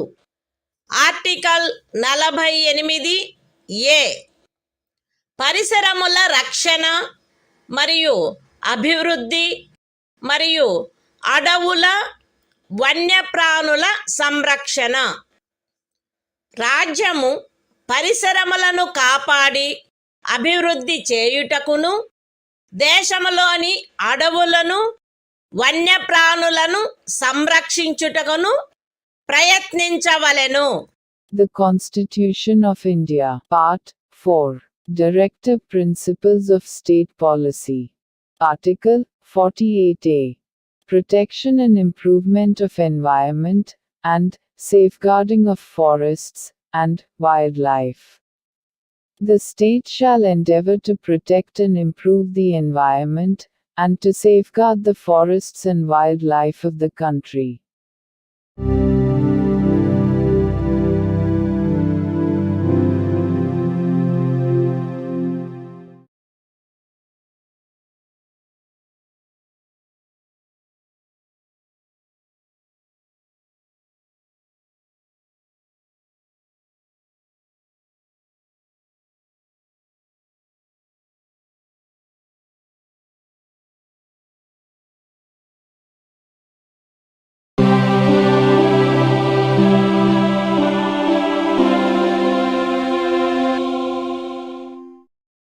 భారత సంవిధానము భాగము 4 రాజ్య విధానము యొక్క ఆదేశిక సూత్రములు.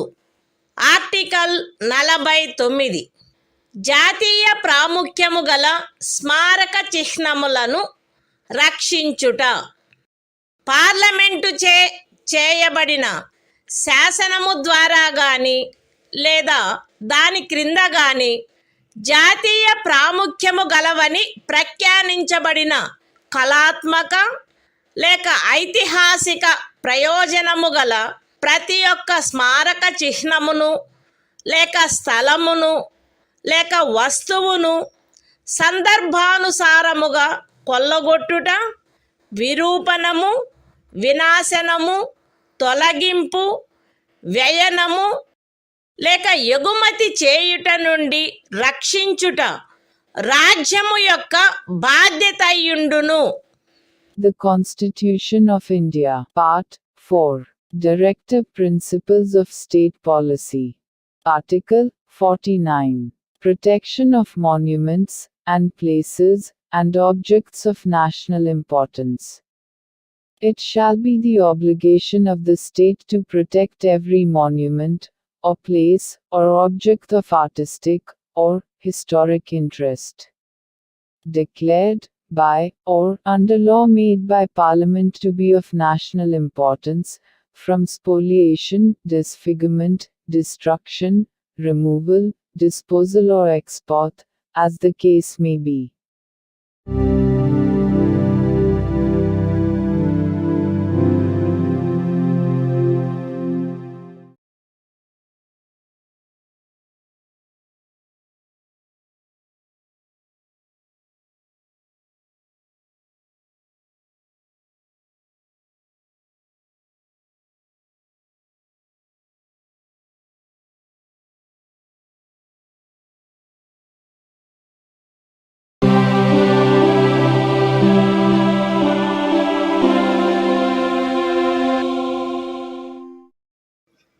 భారత సంవిధానము భాగము 4 రాజ్య విధానము యొక్క ఆదేశిక సూత్రములు. ఆర్టికల్ 50 న్యాయపాలికను కార్యపాలక వర్గము నుండి వేరుపరుచుట. రాజ్యము యొక్క పబ్లిక్ సేవలలో న్యాయపాలికను కార్యపాలక వర్గము నుండి వేరుపరుచుటకు రాజ్యము చర్యలను గైగొనవలెను. The Constitution of India, Part 4, Directive Principles of State Policy. Article 50. Separation of judiciary from executive. The state shall take steps to separate the judiciary from the executive, in the public services of the state.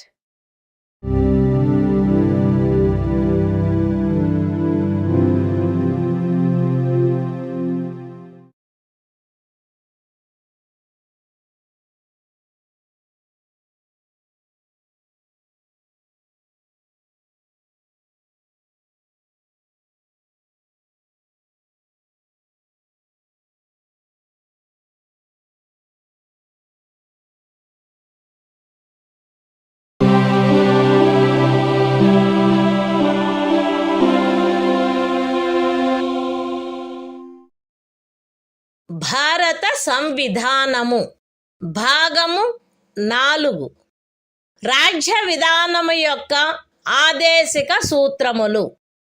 Article 51 అంతర్జాతీయ శాంతి భద్రతలను పెంపొందించుట.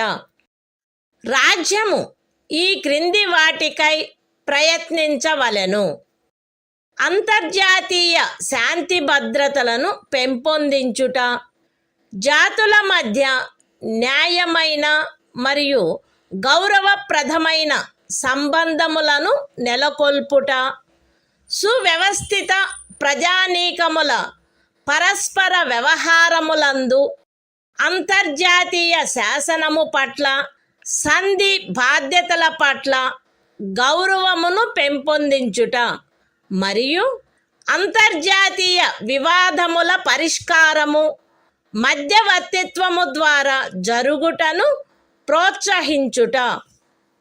The Constitution of India, Part 4, Directive Principles of State Policy. Article 51. Promotion of international peace and security. The state shall endeavor to a. Promote international peace and security. b. Maintain just and honorable relations between nations. c. Foster respect for international law and treaty obligations in the dealings of organized peoples with one another. And d. Encourage settlement of international disputes by arbitration.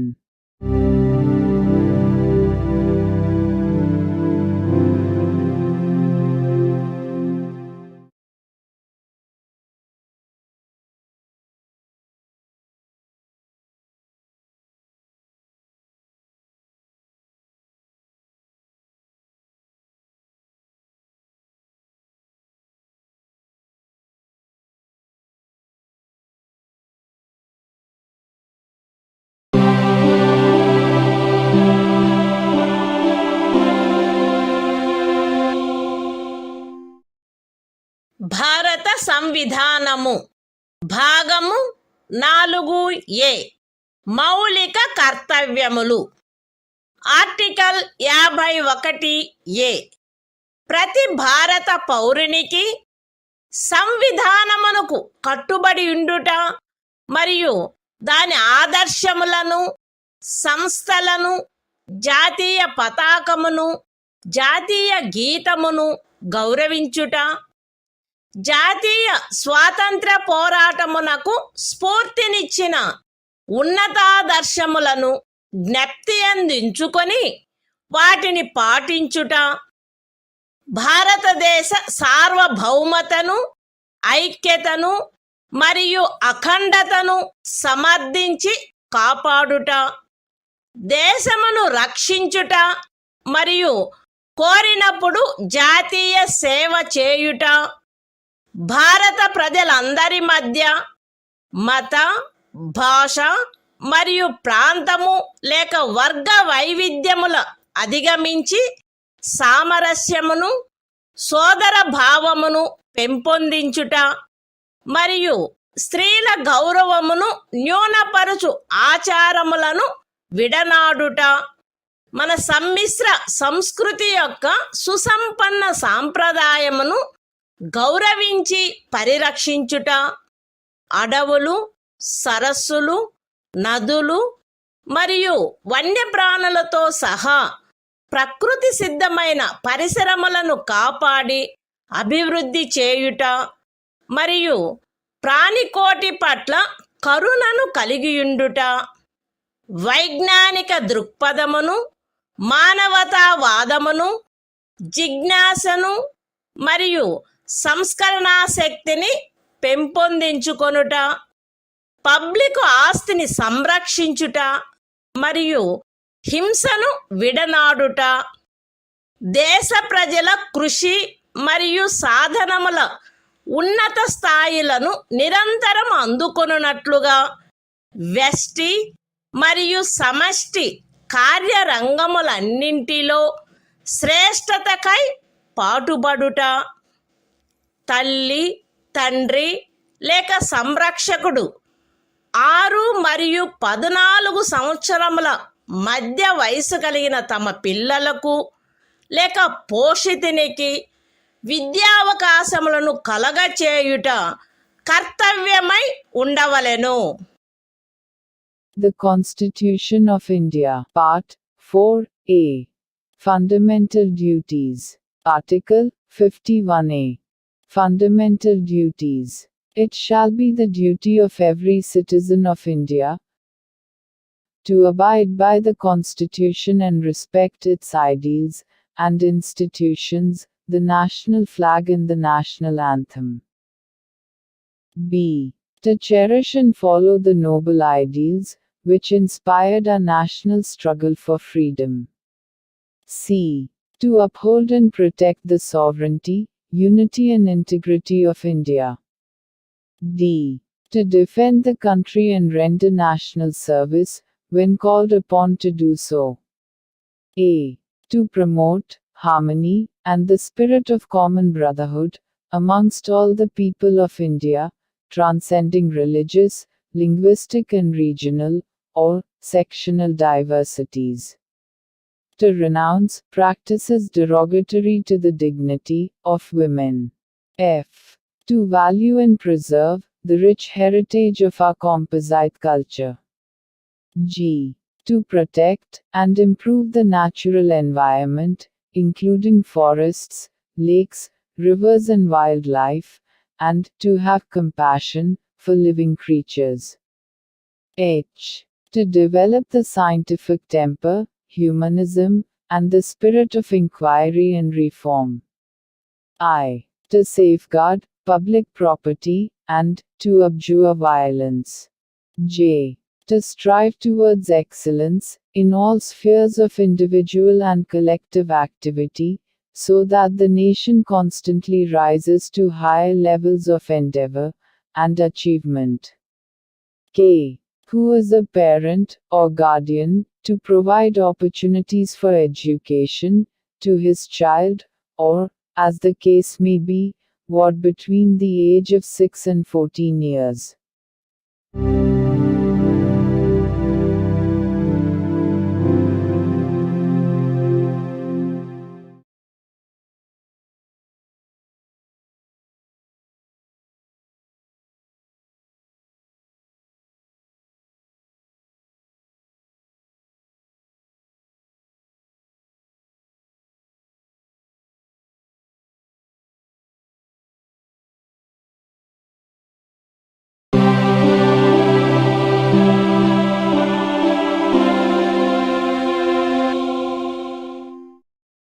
భారత సంవిధానము భాగము 5 సంఘము అధ్యాయం 1 కార్యపాలక వర్గము రాష్ట్రపతి మరియు ఉపరాష్ట్రపతి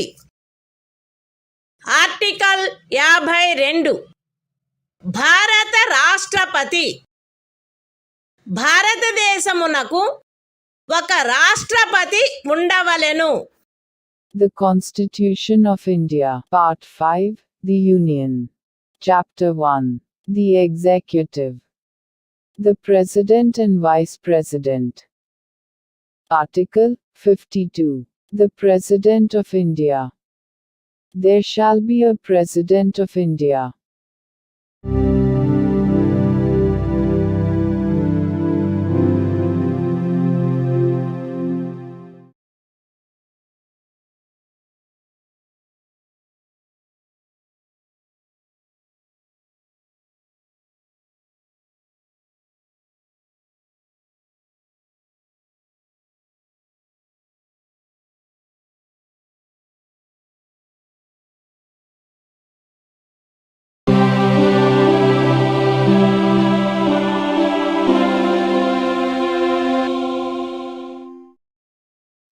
భారత సంవిధానము భాగము 5 సంఘము అధ్యాయము 1 కార్యపాలక వర్గము రాష్ట్రపతి మరియు ఉపరాష్ట్రపతి ఆర్టికల్ 53 సంఘము యొక్క కార్యపాలకాధికారము సంఘము యొక్క కార్యపాలకాధికారము రాష్ట్రపతి యందు నిహితమై ఉండవలెను. ఆయన దానిని స్వయముగా లేక తనకు అధీనస్థులగు అధికారుల ద్వారా ఈ సంవిధానమును అనుసరించి వినియోగించవలెను. పూర్వగామి నిబంధన యొక్క సాధారణతకు భంగము కలగకుండా సంఘము యొక్క రక్షణ బలములపై సర్వాధిపత్యము రాష్ట్రపతి యందు నిహితమై ఉండవలెను మరియు దాని వినియోగము శాసనము ద్వారా క్రమబద్ధము చేయబడవలెను. ఈ అనుచ్ఛేదములోనిదేదియు అస్తిత్వంలోనున్న ఏదేని శాసనము ద్వారా ఏదేని రాజ్య ప్రభుత్వమునకు గాని ఇతర ప్రాధికారికి గాని ప్రదత్తము చేయబడిన ఏవేని కృత్యములను రాష్ట్రపతికి అంతరణ చేయునిదిగా భావింపబడరాదు లేక రాష్ట్రపతి మినహా ఇతర ప్రాధికారులకు శాసనము ద్వారా కృత్యములను ప్రదత్తము చేయుట నుండి పార్లమెంటును నివారించదు. The Constitution of India, Part 5, The Union. Chapter 1. The Executive. The President and Vice President. Article 53. Executive Power of the Union. 1. The executive power of the Union shall be vested in the President, and shall be exercised by him, either directly, or through officers, subordinate to him, in accordance with this Constitution. 2. Without prejudice to the generality of the foregoing provision, the supreme command of the defense forces of the Union shall be vested in the President, and the exercise thereof shall be regulated by law. 3. Nothing in this article shall be deemed to transfer to the President any functions conferred by any existing law on the government of any state, or other authority, or prevent Parliament from conferring by law functions on authorities other than the President.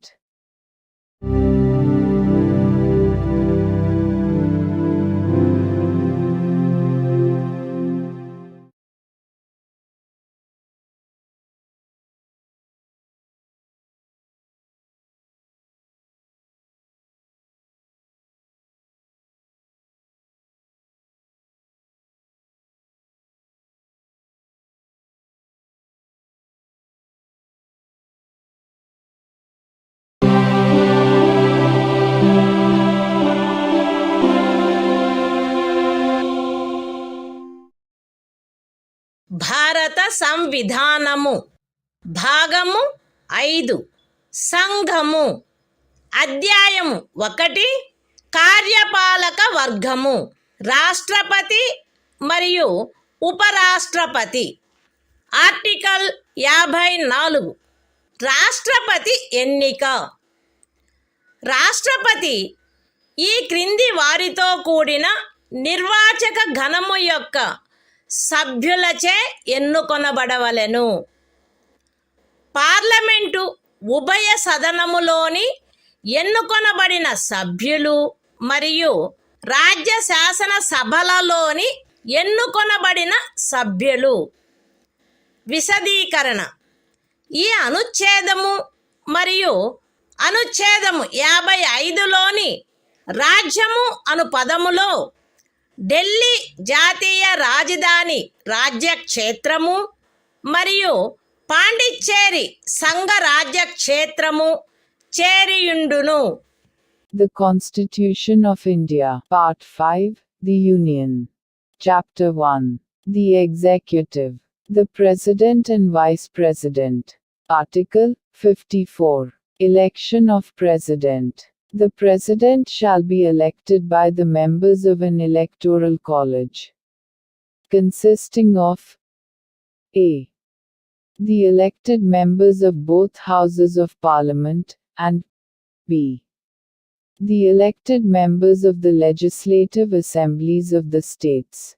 Explanation.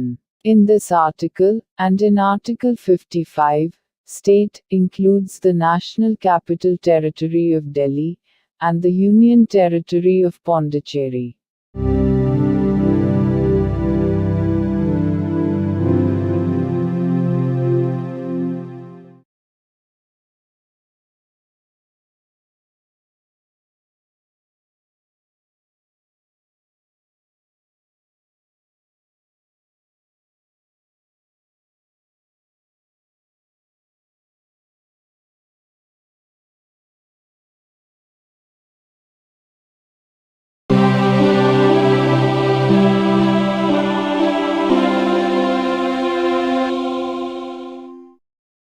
భారత సంవిధానము భాగము 5 సంఘము అధ్యాయము 1 కార్యపాలక వర్గము రాష్ట్రపతి మరియు ఉపరాష్ట్రపతి article 55 రాష్ట్రపతిని ఎన్నుకొను రీతి రాష్ట్రపతి యొక్క ఎన్నికలో వివిధ రాజ్యముల ప్రాతినిధ్య ప్రమాణము ఆచరణీయమైనంత మేరకు ఏకరూపముగా ఉండవలెను.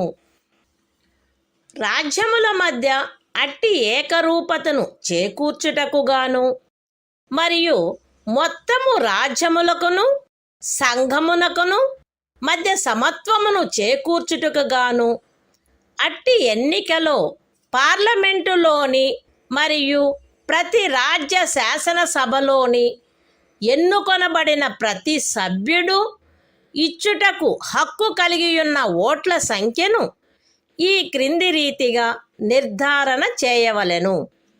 ఏ రాజ్యం యొక్క జనసంఖ్యను ఆ రాజ్య శాసనసభలోని ఎన్నుకొనబడిన మొత్తము సభ్యుల సంఖ్యతో భాగించగా వచ్చు భాగఫలములో 1000 యొక్క గుణిజములు ఎన్నియుండునో అన్ని ఓట్లను రాజ్య శాసనసభకు ఎన్నుకొనబడిన ప్రతి సభ్యుడు కలిగి ఉండవలెను. బి 1000 యొక్క సదరు గుణిజములను లెక్కించిన పిమ్మట శేషము 500కు తగ్గనిచో ఉపఖండము ఏలో నిర్దేశింపబడిన ప్రతి సభ్యునకు గల ఓట్ల సంఖ్యకు అదనముగా 1 ఓటును చేర్చవలెను. సి ఉపఖండములు ఏ మరియు బిల క్రింద రాజ్య శాసనసభలోని సభ్యులకు నియతమైన ఓట్ల మొత్తపు సంఖ్యను పార్లమెంటు ఉభయ సదనములో ఎన్నుకొనబడిన సభ్యుల మొత్తము సంఖ్యతో భాగించగా ఏ సంఖ్య వచ్చునో అన్ని ఓట్లను పార్లమెంటు ఉభయ సదనములోని ఎన్నుకోబడిన ప్రతి సభ్యుడు కలిగి ఉండవలెను. సగమునకు మించిన భిన్నమును 1గా పరిగణించవలెను. ఇతర భిన్నములను ఉపేక్షించవలెను. రాష్ట్రపతి ఎన్నిక ఏకల అంతరణీయ ఓటు ద్వారా అనుపాతిక ప్రాతినిధ్య పద్ధతును అనుసరించి జరగవలెను మరియు అట్టి ఎన్నికలో పోలింగు రహస్యపు బ్యాలెట్ పద్ధతిలో జరగవలెను. విశదీకరణ ఈ అనుచ్ఛేదములో జనసంఖ్య అను పదబంధమునకు కడపటిదియు అందుకు సంబంధించిన అంకెలు ప్రచురింపబడినదియు అగు జనగణనతో అభినిశ్చితమైన జనసంఖ్య అని అర్థము. అయితే ఈ విశదీకరణలో కడపటిదియు అందుకు సంబంధించిన అంకెలు ప్రచురింపబడినట్టిదియు అగు జనగణనకు గల నిర్దేశమును 2026వ సంవత్సరం పిమ్మట చేయబడు మొదటి జనగణనకు సంబంధించిన అంకెలు ప్రచురించబడు వరకు 1971వ సంవత్సరపు జనగణనకు నిర్దేశమైనట్లు అన్వయించుకొనవలెను. The Constitution of India, Part 5, The Union. Chapter 1. The Executive. The President and Vice President. Article 55. Manner of election of President. 1. As far as practicable, there shall be uniformity in the scale of representation of the different states at the election of the President. 2. For the purpose of securing such uniformity among the states, inter se, as well as parity between the states as a whole and the Union, the number of votes, which each elected member of Parliament, and of the Legislative Assembly of each state, is entitled to cast at such election, shall be determined in the following manner. A. Every elected member of the Legislative Assembly of a state shall have as many votes as there are multiples of 1,000. In the quotient obtained by dividing the population of the state by the total number of the elected members of the Assembly. B. If, after taking the said multiples of 1,000, the remainder is not less than 500, then the vote of each member referred to in subclause A shall be further increased by 1. C. Each elected member of either House of Parliament shall have such number of votes as may be obtained by dividing the total number of votes assigned to the members of the legislative assemblies of the states, under subclauses A and B, by the total number of the elected members of both Houses of Parliament. Fractions exceeding 1/2 being counted as one and other fractions being disregarded. 3. The election of the President shall be held in accordance with the system of proportional representation, by means of the single transferable vote, and the voting at such election shall be by secret ballot. Explanation. In this article, the expression population means the population as ascertained at the last preceding census, of which the relevant figures have been published. Provided that the reference in this explanation to the last preceding census, of which the relevant figures have been published shall, until the relevant figures for the first census taken after the year 2026 have been published, be construed as a reference to the 1971 census.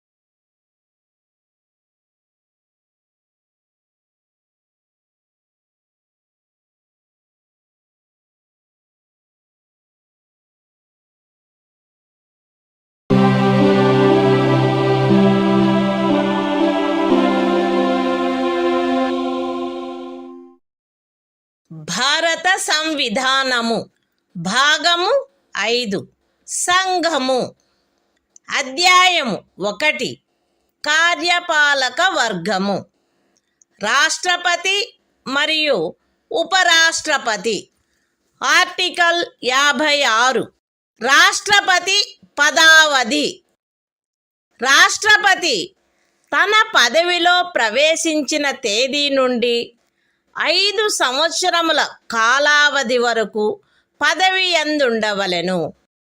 అయితే రాష్ట్రపతి తన చేవ్రాలుతో ఉపరాష్ట్రపతికి లేఖ రాయుట ద్వారా తన పదవికి రాజీనామా ఇవ్వవచ్చును. రాష్ట్రపతిని సంవిధానాతిక్రమణము కావించినందుకు 61వ అనుచ్ఛేదములో నిబంధించబడిన రీతిగా మహాభియోగము ద్వారా పదవి నుండి తొలగించవచ్చును. రాష్ట్రపతి తన పదావధి ముగిసినప్పటికీ తన ఉత్తరాధికారి ఆ పదవిలో ప్రవేశించు వరకు పదవిలో కొనసాగవలెను. ఖండము 1 యొక్క వినాయింపులోని ఖండము ఏ క్రింద ఉపరాష్ట్రపతికి పంపబడిన రాజీనామా పత్రమును ఆయన లోక్సభ అధ్యక్షునికి తక్షణమే పంపవలెను. The Constitution of India, Part 5, The Union. Chapter 1. The Executive. The President and Vice President. Article 56. Term of Office of President. 1. The President shall hold office for a term of 5 years, from the date on which he enters upon his office. Provided that a. The President may, by writing under his hand addressed to the Vice President, resign his office. b. The President may, for violation of the Constitution, be removed from office by impeachment in the manner provided in Article 61. c. The President shall, notwithstanding the expiration of his term, continue to hold office, until his successor enters upon his office. 2. Any resignation addressed to the Vice President under Clause A of the proviso to Clause 1 shall forthwith be communicated by him to the Speaker of the House of the People.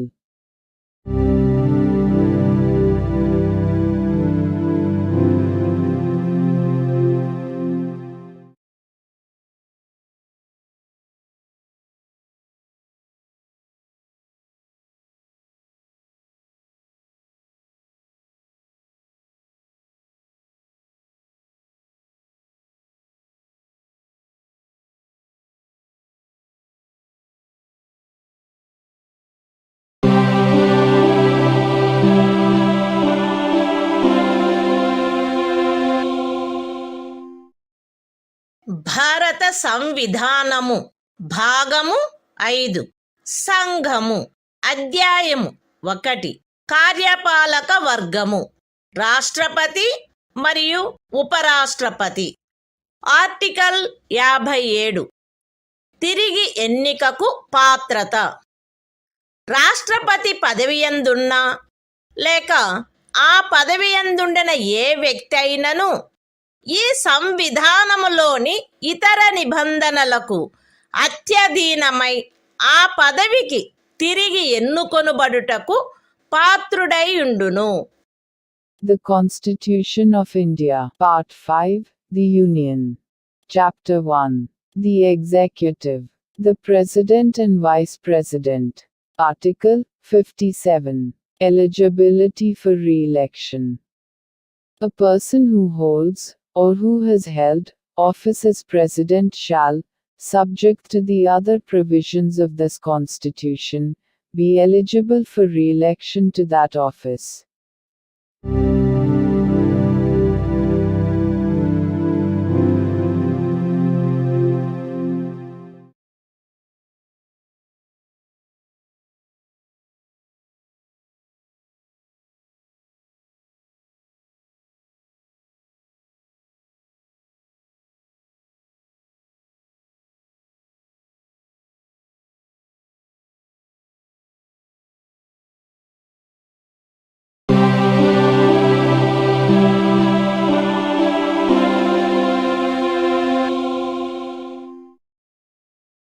భారత సంవిధానము భాగము 5 సంఘము అధ్యాయము 1 కార్యపాలక వర్గము రాష్ట్రపతి మరియు ఉపరాష్ట్రపతి.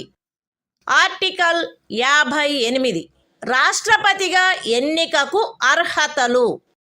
ఏ వ్యక్తి గాని భారతదేశ పౌరుడై ఉన్ననే తప్ప 35 సంవత్సరముల వయస్సు పూర్తి అయిననే తప్ప మరియు లోక్సభ సభ్యుడుగా ఎన్నుకొనబడుటకు అర్హుడై ఉన్ననే తప్ప రాష్ట్రపతిగా ఎన్నుకోబడుటకు పాత్రుడు కాడు.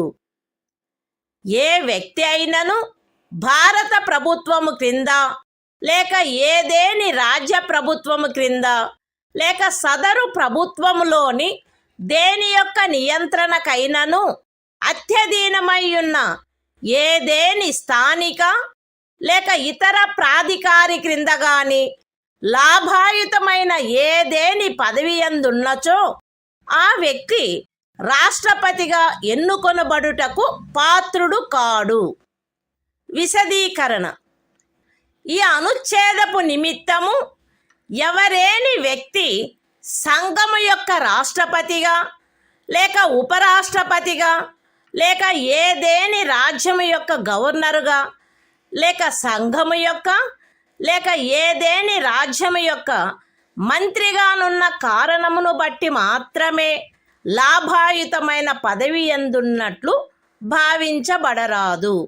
The Constitution of India, Part 5, The Union. Chapter 1. The Executive. The President and Vice President. Article 58. Qualifications for election as President.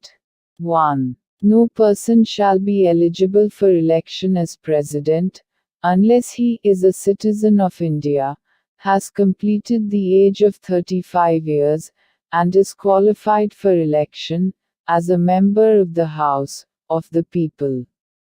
2. A person shall not be eligible for election as President if he holds any office of profit, under the Government of India, or the Government of any state, or under any local or other authority, subject to the control of any of the said governments. Explanation: for the purposes of this article, a person shall not be deemed to hold any office of profit, by reason only that he is the President or Vice President of the Union, or the Governor of any state, or as a minister either for the Union or for any state.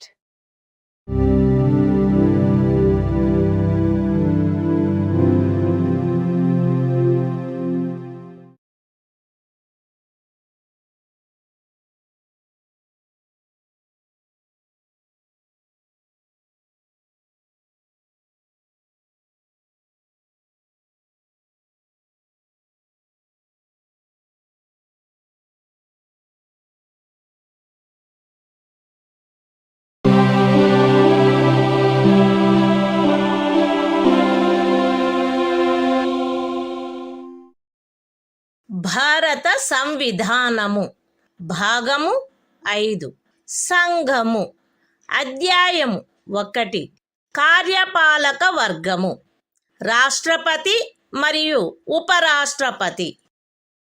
Article 59 రాష్ట్రపతి పదవీ షరతులు. రాష్ట్రపతి parliament యొక్క లేక ఏదేని రాజ్య శాసన మండలి యొక్క ఏ సదనములో గాని సభ్యుడుగా ఉండరాదు, మరియు పార్లమెంటు యొక్క లేక ఏదేని రాజ్య శాసన మండలి యొక్క ఏ సదనములోని సభ్యుడైనను రాష్ట్రపతిగా ఎన్నుకొనబడినచో ఆయన రాష్ట్రపతి పదవిలో ప్రవేశించిన తేదీ నుండి ఆ సదనములోని తన స్థానమును ఖాళీ చేసినట్లు భావించవలెను. రాష్ట్రపతి లాభాయుతమైన ఏదేని ఇతర పదవి యందు ఉండరాదు.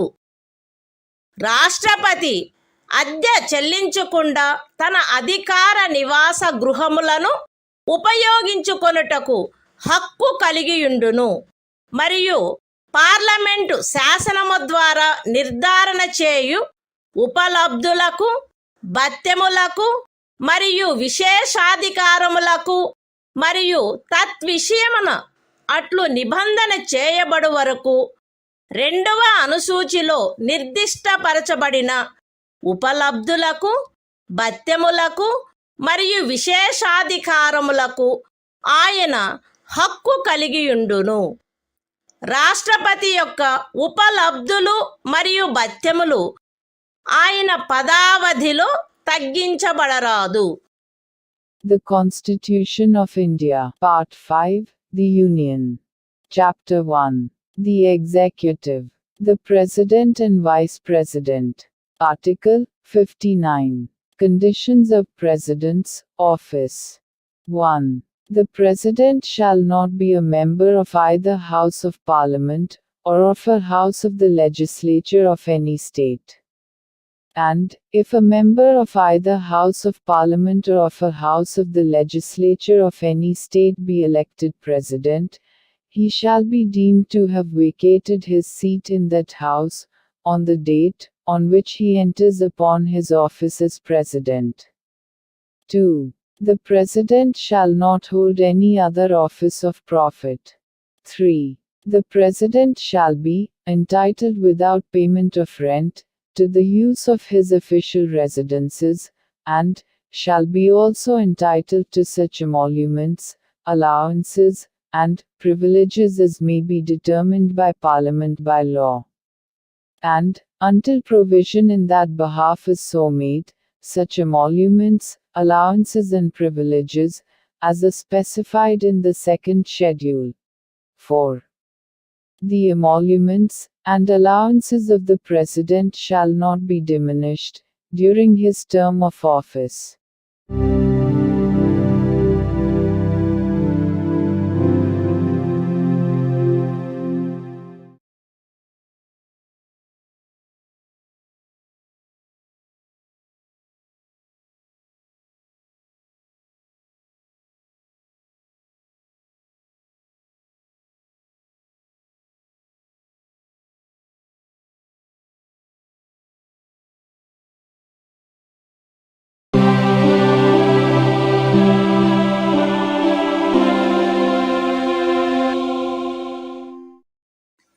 భారత సంవిధానము భాగము 5 సంఘము అధ్యాయము 1 కార్యపాలక వర్గము రాష్ట్రపతి మరియు ఉపరాష్ట్రపతి ఆర్టికల్ 60 రాష్ట్రపతిచే ప్రమాణము లేక ప్రతిజ్ఞ ప్రతి రాష్ట్రపతి మరియు రాష్ట్రపతిగా వ్యవహరించు లేక రాష్ట్రపతి కృత్యములను నిర్వహించు ప్రతి వ్యక్తి తన పదవిలో ప్రవేశించుటకు పూర్వము భారతదేశ ముఖ్య న్యాయమూర్తి సమక్షమున లేక ఆయన హాజరు లేనప్పుడు సర్వోన్నత న్యాయస్థాన న్యాయాధీశులలో అందుబాటులోనున్న వారిలో అందరికంటే సీనియర్ న్యాయాధీశుని సమక్షమున గాని ఈ క్రింది రూపములో ప్రమాణము లేక ప్రతిజ్ఞ చేసి దానిపై చేవ్రాలు చేయవలెను.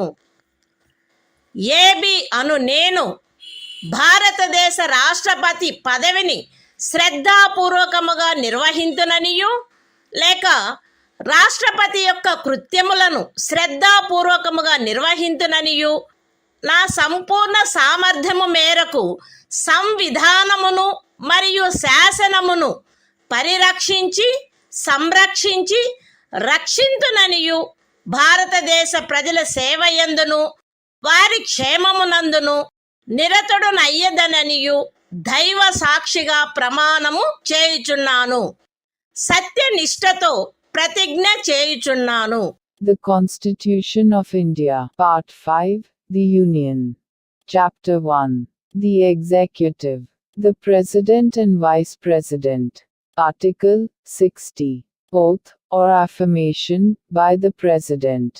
Every President, and every person acting as President, or discharging the functions of the President, subscribe in the presence of the Chief Justice of India, or, in his absence, the senior most judge of the Supreme Court available, an oath or affirmation in the following form, that is to say, I, A.B., do swear in the name of God, that I will faithfully execute the office, solemnly affirm of President, or discharge the functions of the President of India, and will to the best of my ability, preserve, protect and defend the Constitution, and the law, and that I will devote myself to the service and well-being of the people of India.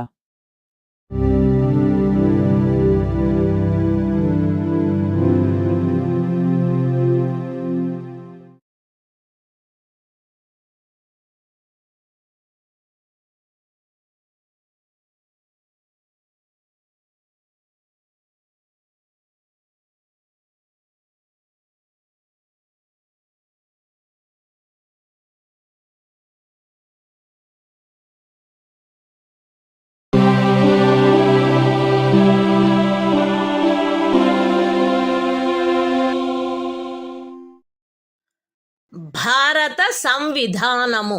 భాగము 5. సంఘము. అధ్యాయము 1. కార్యపాలక వర్గము. రాష్ట్రపతి మరియు ఉపరాష్ట్రపతి. Article 61. రాష్ట్రపతిపై మహాభియోగము తెచ్చుటకు ప్రక్రియ. సంవిధానాతిక్రమణము కావించినాడని రాష్ట్రపతిపై మహాభియోగము జరపబడవలసినప్పుడు parliament యొక్క ఏ సదనము చేనైనను ఆరోపణ చేయబడవలెను. అట్టి ఆరోపణ ఏదియు అట్టి ఆరోపణ చేయు ప్రతిపాదన గల తీర్మానమును ప్రస్తావించవలెనను ఉద్దేశము తమకు కలదని ఆ సదనము యొక్క మొత్తము సభ్యుల సంఖ్యలో 4/4 తక్కువగాని మంది చేవ్రాలు చేసి వ్రాతపూర్వకముగా నోటీసు ఇచ్చిన పిమ్మట కనీసము 14 దినములు గడిచిన తర్వాత ప్రస్తావించననే తప్ప మరియు అట్టి తీర్మానము ఆ సదనము యొక్క మొత్తము సభ్యుల సంఖ్యలో 3/2 తక్కువ కాని అధిక సంఖ్యాకులచే పాస్ చేయబడిననే తప్ప చేయబడరాదు. పార్లమెంటు యొక్క ఏ సదనమైనను అట్లు ఆరోపణ చేసినప్పుడు 2వ సదనము ఆ ఆరోపణను దర్యాప్తు చేయవలెను లేక దర్యాప్తు చేయించవలెను. మరియు అట్టి దర్యాప్తు జరుగునప్పుడు హాజరగుటకును ప్రతినిధిని పంపుటకును రాష్ట్రపతికి హక్కు ఉండును. దర్యాప్తు ఫలితముగా రాష్ట్రపతిపై చేయబడిన ఆరోపణ స్థిరపడినదని ప్రఖ్యానించు తీర్మానము ఆ ఆరోపణను దర్యాప్తు చేసిన లేక చేయించిన సదనము యొక్క సభ్యుల మొత్తము సంఖ్యలో 3/2 తక్కువ కాని అధిక సంఖ్యాకులచే ఆమోదించబడినచో అట్లు ఆమోదించబడిన తేదీ నుండి ఆ తీర్మానము రాష్ట్రపతిని పదవి నుండి తొలగించు ప్రభావము కలిగియుండును. The Constitution of India. Part 5. The Union. Chapter 1. The Executive. The President and Vice President. Article 61. Procedure for impeachment of the President. 1. When a President is to be impeached for violation of the Constitution, the charge shall be preferred by either House of Parliament. 2. No such charge shall be preferred unless the proposal to prefer such charge is contained in a resolution, which has been moved, after at least 14 days' notice in writing, signed by not less than 1/4 of the total number of members of the House, has been given of their intention to move the resolution. And such resolution has been passed by a majority of not less than 2/3 of the total membership of the House. 3. When a charge has been so preferred by either House of Parliament, the other House shall investigate the charge, or cause the charge to be investigated, and the President shall have the right to appear, and to be represented at such investigation. 4. If as a result of the investigation, a resolution is passed by a majority of not less than 2/3 of the total membership of the House, by which the charge was investigated, or caused to be investigated, declaring that the charge preferred against the President has been sustained, such resolution shall have the effect of removing the President from his office, as from the date on which the resolution is so passed.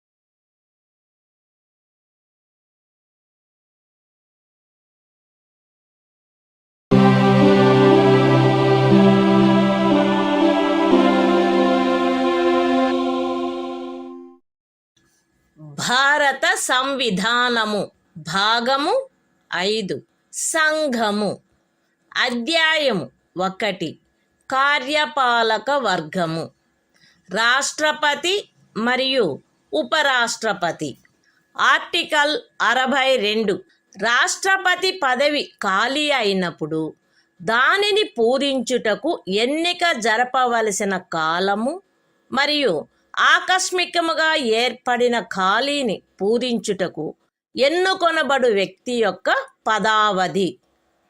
రాష్ట్రపతి యొక్క పదావధి ముగియుటచే ఏర్పడు ఖాళీని పూరించుటకు జరగవలసిన ఎన్నిక ఆ పదావధి ముగియుటకు పూర్వమే పూర్తి చేయబడవలెను.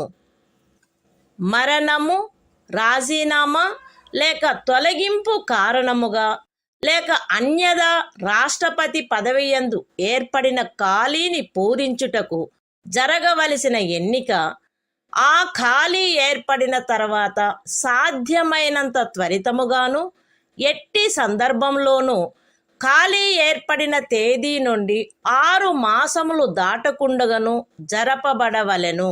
మరియు ఆ ఖాళీని పూరించుటకు ఎన్నుకొనబడిన వ్యక్తి 56వ అనుచ్ఛేదము యొక్క నిబంధనలకు అత్యధీనమై తాను పదవిలో ప్రవేశించిన తేదీ నుండి 5 సంవత్సరముల సంపూర్ణ కాలావధి వరకు పదవియందుండుటకు హక్కు కలిగియుండును. The Constitution of India, Part 5, The Union. Chapter 1. The Executive. The President and Vice President. Article 62. Time of holding election to fill vacancy in the office of President. And the term of office of person elected to fill casual vacancy. 1. An election to fill a vacancy caused by the expiration of the term of office of President shall be completed before the expiration of the term. 2.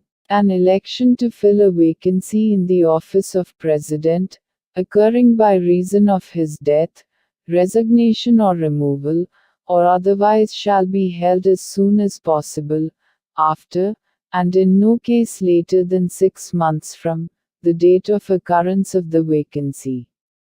And, the person elected to fill the vacancy shall, subject to the provisions of Article 56, be entitled to hold office for the full term of 5 years, from the date on which he enters upon his office.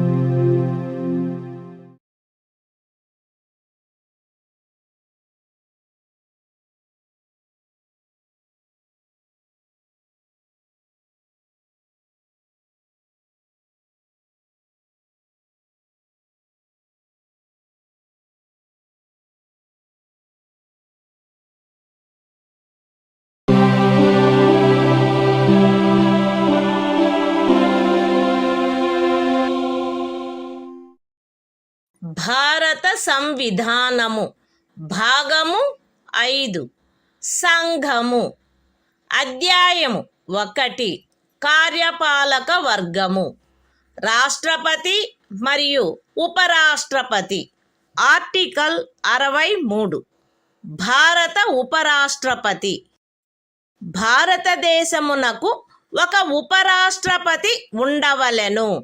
The Constitution of India, Part 5, The Union. Chapter 1. The Executive. The President and Vice President. Article 63. The Vice President of India. There shall be a Vice President of India.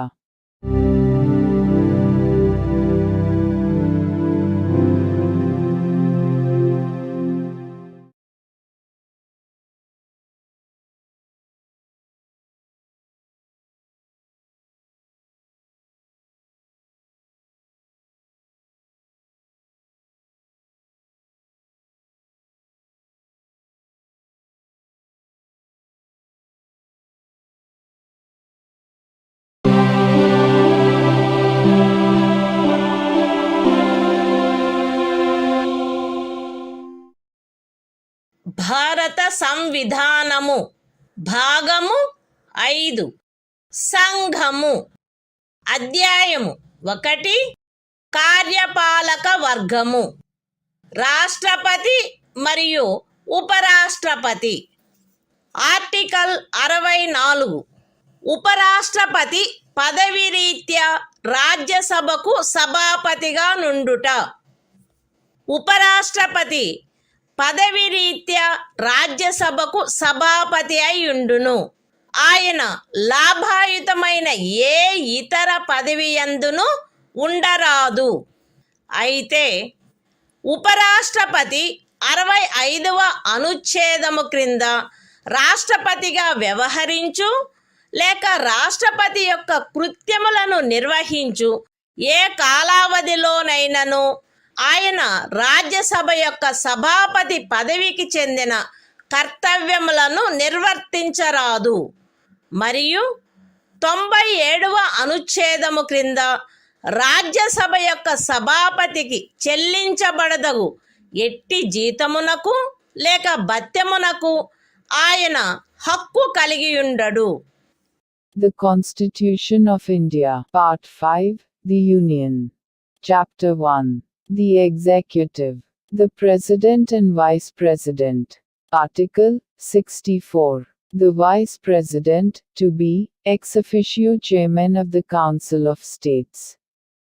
The Vice President shall be, ex officio Chairman of the Council of the States, and shall not hold any other office of profit, provided that, during any period, when the Vice President acts as President, or discharges the functions of the President under Article 65, he shall not perform the duties of the office of Chairman of the Council of States, and shall not be entitled to any salary or allowance payable to the Chairman of the Council of States, under Article 97.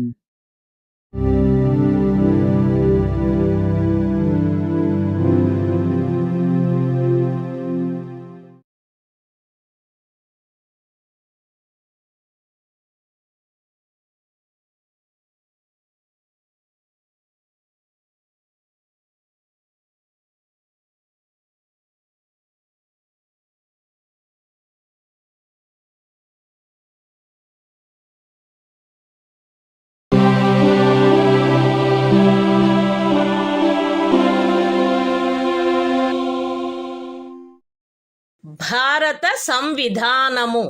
భాగము 5 సంఘము. అధ్యాయము 1 కార్యపాలక వర్గము. రాష్ట్రపతి మరియు ఉపరాష్ట్రపతి. Article 65. రాష్ట్రపతి పదవిలో ఆకస్మిక ఖాళీ ఏర్పడినప్పుడు, రాష్ట్రపతి హాజరు లేనప్పుడును ఉపరాష్ట్రపతి రాష్ట్రపతిగా వ్యవహరించుట లేక ఆయన కృత్యములను నిర్వహించుట. మరణము, రాజీనామా లేక తొలగింపు కారణముగా లేక అన్యదా రాష్ట్రపతి పదవిలో ఖాళీ ఏర్పడినప్పుడు అట్టి ఖాళీని పూరించుటకు ఈ అధ్యాయము యొక్క నిబంధనలను అనుసరించి ఎన్నుకొనబడిన కొత్త రాష్ట్రపతి తన పదవిలో ప్రవేశించు తేదీ వరకు ఉపరాష్ట్రపతి రాష్ట్రపతిగా వ్యవహరించవలెను. రాష్ట్రపతి హాజరులో లేకుండుట, అస్వస్థత లేక మరేదేని కారణము వలన తన కృత్యములను నిర్వహించజాలని ఎడల ఆయన తన కర్తవ్యములను తిరిగి చేపట్టు తేదీ వరకు ఉపరాష్ట్రపతి రాష్ట్రపతి కృత్యములను నిర్వహించవలెను. ఉపరాష్ట్రపతి అట్లు రాష్ట్రపతిగా వ్యవహరించు లేక రాష్ట్రపతి యొక్క కృత్యములను నిర్వహించు కాలావధిలోను ఆ కాలావధికి సంబంధించి రాష్ట్రపతికి గల సర్వాధికారములను ఉన్ముక్తాధికారములను కలిగియుండును. పార్లమెంటు శాసనము ద్వారా నిర్ధారణ చేయు ఉపలబ్ధులకు, భత్యములకు మరియు విశేషాధికారములకు మరియు అట్లు నిబంధన చేయబడు వరకు 2వ అనుసూచిలో నిర్దిష్టపరచబడిన ఉపలబ్ధులకు, భత్యములకు మరియు విశేషాధికారములకు ఆయన హక్కు కలిగియుండును. The Constitution of India, Part 5, The Union. Chapter 1. The Executive. The President and Vice President. Article 65. The Vice President, to act as President, or to discharge his functions, during casual vacancies in the office, or during the absence of President. 1. In the event of the occurrence of any vacancy in the office of the President, by reason of his death, resignation, or removal, or otherwise, the Vice President shall act as President, until the date on which a new President, elected, in accordance with the provisions of this chapter, to fill such vacancy, enters upon his office. 2. When the President is unable to discharge his functions, owing to absence, illness or any other cause, the Vice President shall discharge his functions, until the date on which the President resumes his duties. 3. The Vice President shall, during, and in respect of, the period while he is so acting as, or discharging the functions of President, have all the powers and immunities of the President, and be entitled to such emoluments, allowances and privileges, as may be determined by Parliament, by law. And, until provision in that behalf is so made, such emoluments, allowances and privileges, as are specified in the second schedule.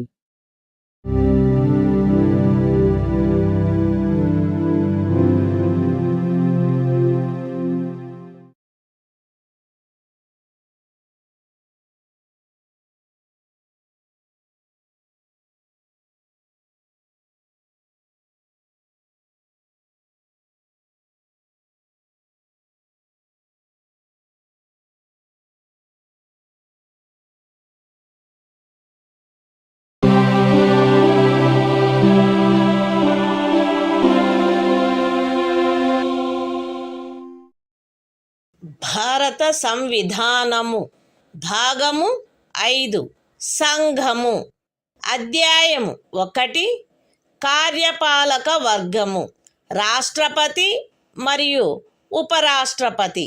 Article 66 ఉపరాష్ట్రపతి ఎన్నిక. ఉపరాష్ట్రపతి parliament ఉభయ సదనముల సభ్యులతో కూడిన నిర్వాచక గణము యొక్క సభ్యులచే ఏకల అంతరణీయ vote ద్వారా అనుపాతిక ప్రాతినిధ్య పద్ధతిని అనుసరించి ఎన్నుకొనబడవలెను మరియు అట్టి ఎన్నికలలో ఓటింగు రహస్యపు బ్యాలెట్ పద్ధతిని జరగవలెను.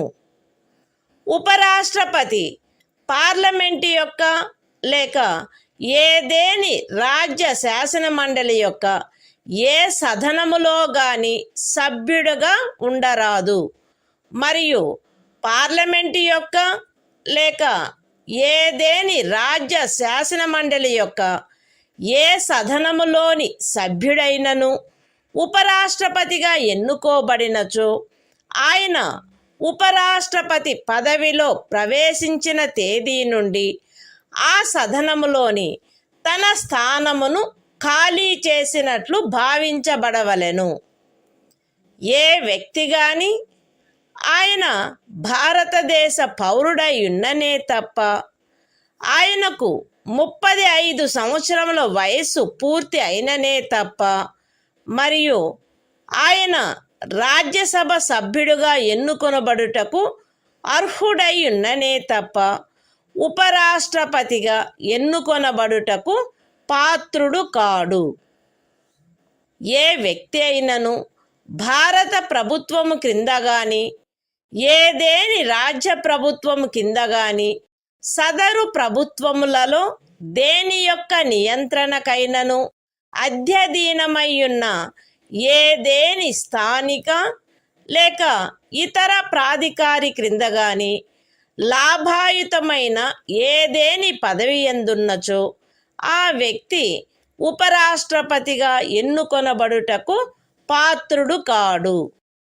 విశదీకరణ: ఈ అనుచ్ఛేదపు నిమిత్తము ఎవరేని వ్యక్తి సంఘము యొక్క రాష్ట్రపతిగా లేక ఉపరాష్ట్రపతిగా లేక ఏదేని రాజ్యము యొక్క గవర్నరుగా లేక సంఘము యొక్క లేక ఏదేని రాజ్యము యొక్క మంత్రిగా ఉన్న కారణమును బట్టి మాత్రమే లాభాయుతమైన పదవి ఎందున్నట్లు భావించరాదు.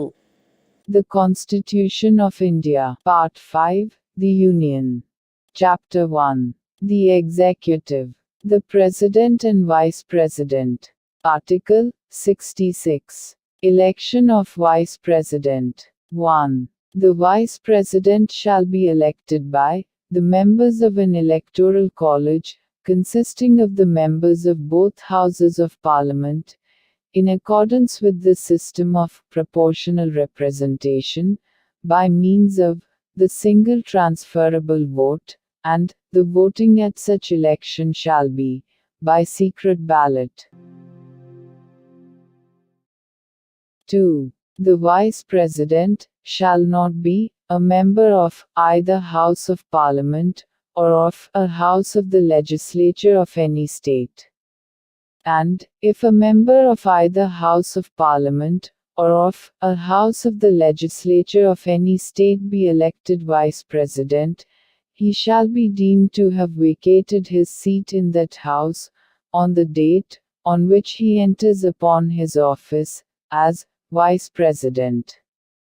3. No person shall be eligible for election as Vice President, unless he is a citizen of India. B. Has completed the age of 35 years, and C. Is qualified for election as a member of the Council of States. 4. A person shall not be eligible for election as Vice President if he holds any office of profit under the Government of India, or the Government of any state, or under any local or other authority, subject to the control of any of the said governments. Explanation. For the purposes of this article, a person shall not be deemed to hold any office of profit, by reason only that he is the President or Vice President of the Union, or the Governor of any state, or is a minister either for the Union, or for any state.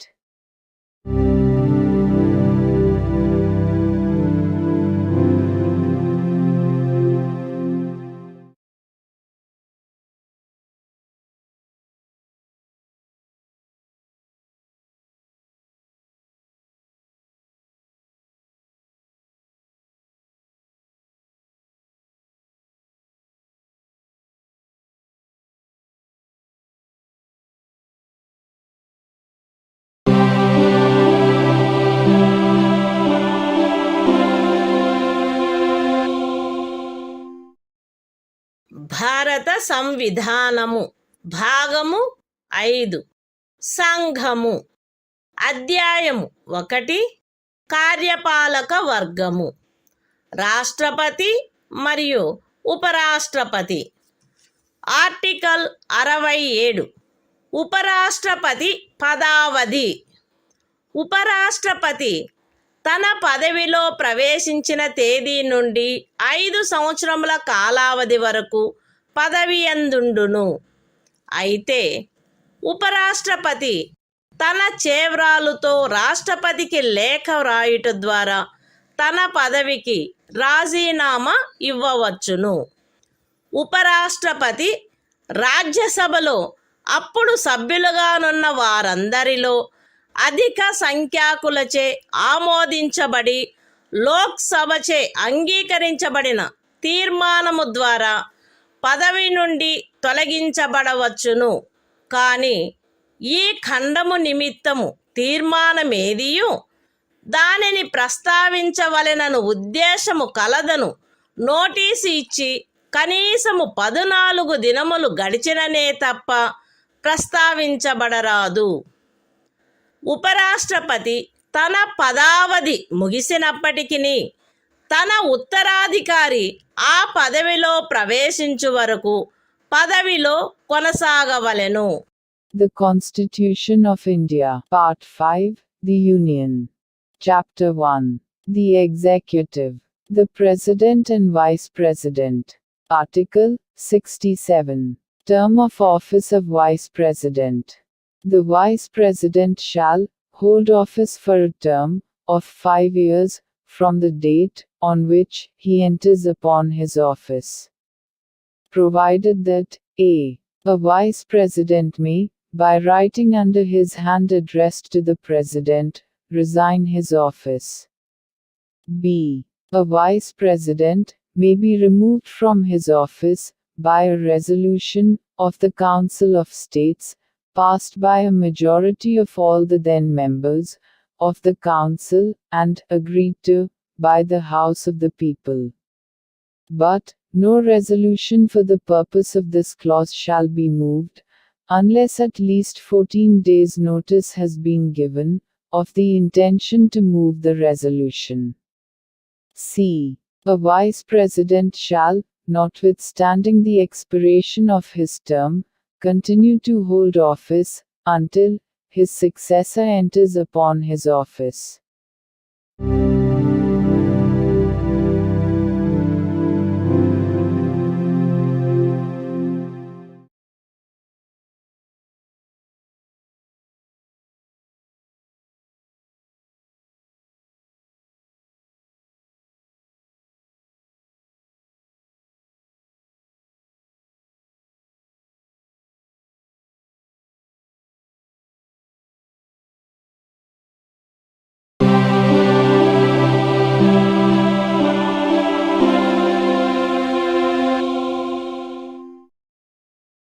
భారత సంవిధానము భాగము 5 సంఘము అధ్యాయము 1 కార్యపాలక వర్గము రాష్ట్రపతి మరియు ఉపరాష్ట్రపతి. Article 68.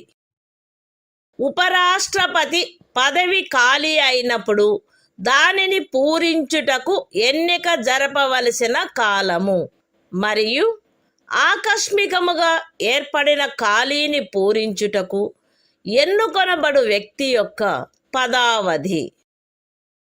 ఉపరాష్ట్రపతి యొక్క పదావధి ముగియుటచే ఏర్పడు ఖాళీని పూరించుటకు జరగవలసిన ఎన్నిక ఆ పదావధి ముగియుటకు పూర్వమే పూర్తి చేయబడవలెను.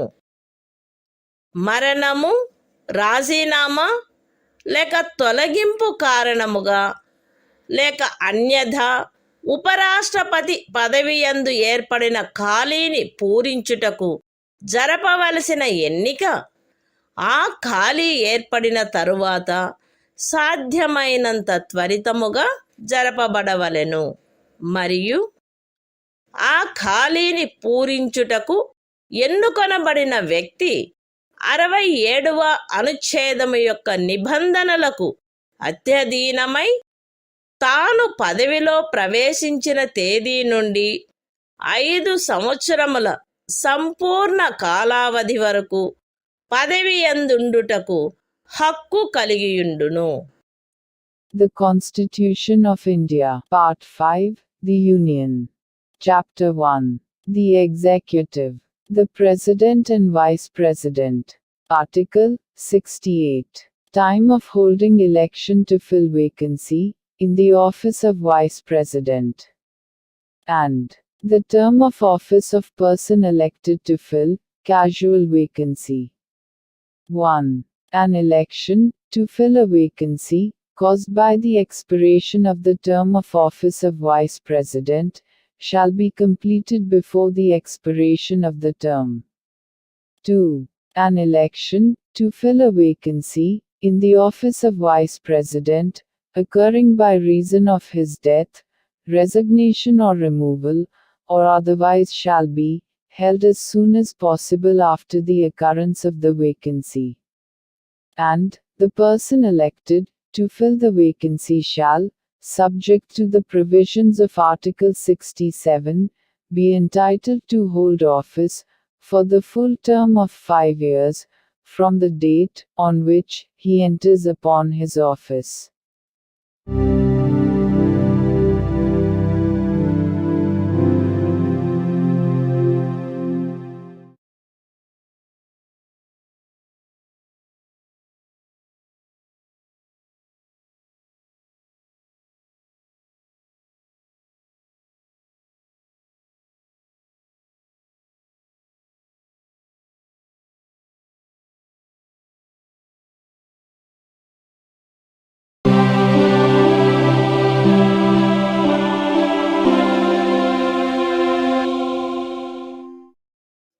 భారత సంవిధానము భాగము 5 సంఘము అధ్యాయము 1 కార్యపాలక వర్గము రాష్ట్రపతి మరియు ఉపరాష్ట్రపతి ఆర్టికల్ 69 ఉపరాష్ట్రపతిచే ప్రమాణము లేక ప్రతిజ్ఞ ప్రతి ఉపరాష్ట్రపతి తన పదవిలో ప్రవేశించుటకు పూర్వము రాష్ట్రపతి సమక్షమున గాని తద్విషయమున ఆయనచే నియమింపబడిన వ్యక్తి సమక్షమున గాని ఈ క్రింది ప్రరూపములో ప్రమాణము లేక ప్రతిజ్ఞ చేసి దానిపై చేవ్రాలు చేయవలెను.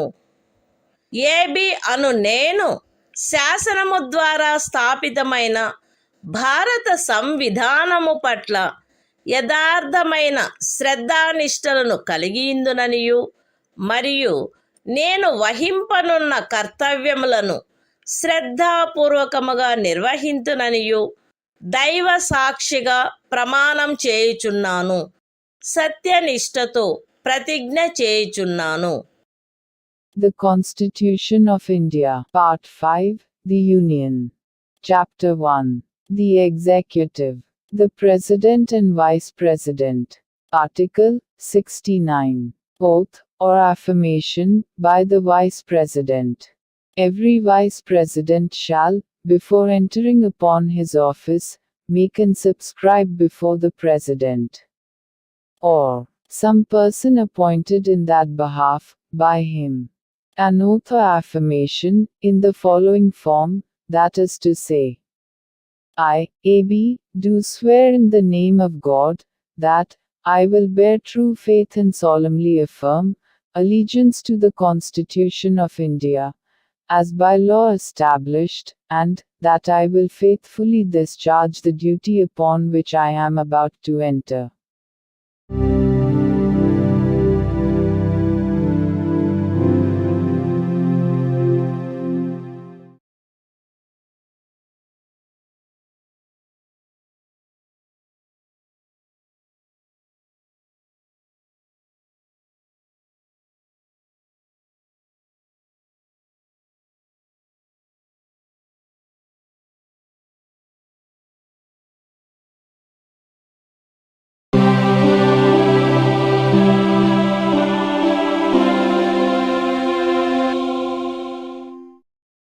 భారత సంవిధానము భాగము 5 సంఘము అధ్యాయము 1 కార్యపాలక వర్గము రాష్ట్రపతి మరియు ఉపరాష్ట్రపతి ఆర్టికల్ 70 ఇతర యాదృచ్ఛిక పరిస్థితులలో రాష్ట్రపతి యొక్క కృత్యములు.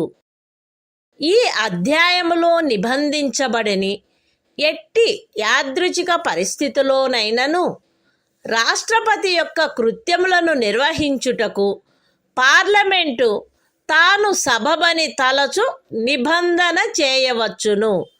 The Constitution of India, Part 5, The Union. Chapter 1. The Executive.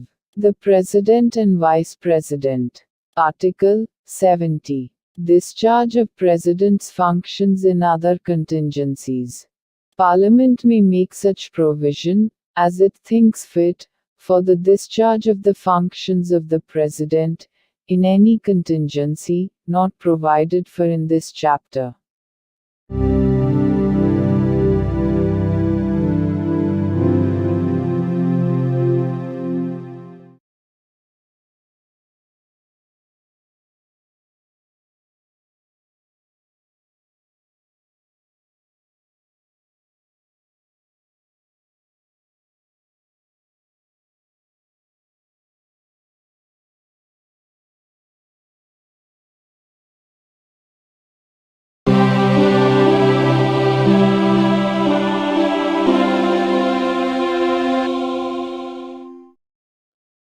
భారత సంవిధానము భాగము 5 సంఘము అధ్యాయము 1 కార్యపాలక వర్గము రాష్ట్రపతి మరియు ఉపరాష్ట్రపతి ఆర్టికల్ 71 రాష్ట్రపతి లేక ఉపరాష్ట్రపతి యొక్క ఎన్నికకు చెందిన లేక సంబంధించిన విషయములు రాష్ట్రపతి లేక ఉపరాష్ట్రపతి యొక్క ఎన్నిక నుండి ఉత్పన్నమైన లేక ఎన్నికకు సంబంధించిన అన్ని సందేహములు మరియు వివాదములు సర్వోన్నత న్యాయస్థానముచే పరిశీలించబడి నిర్ణయించబడవలెను.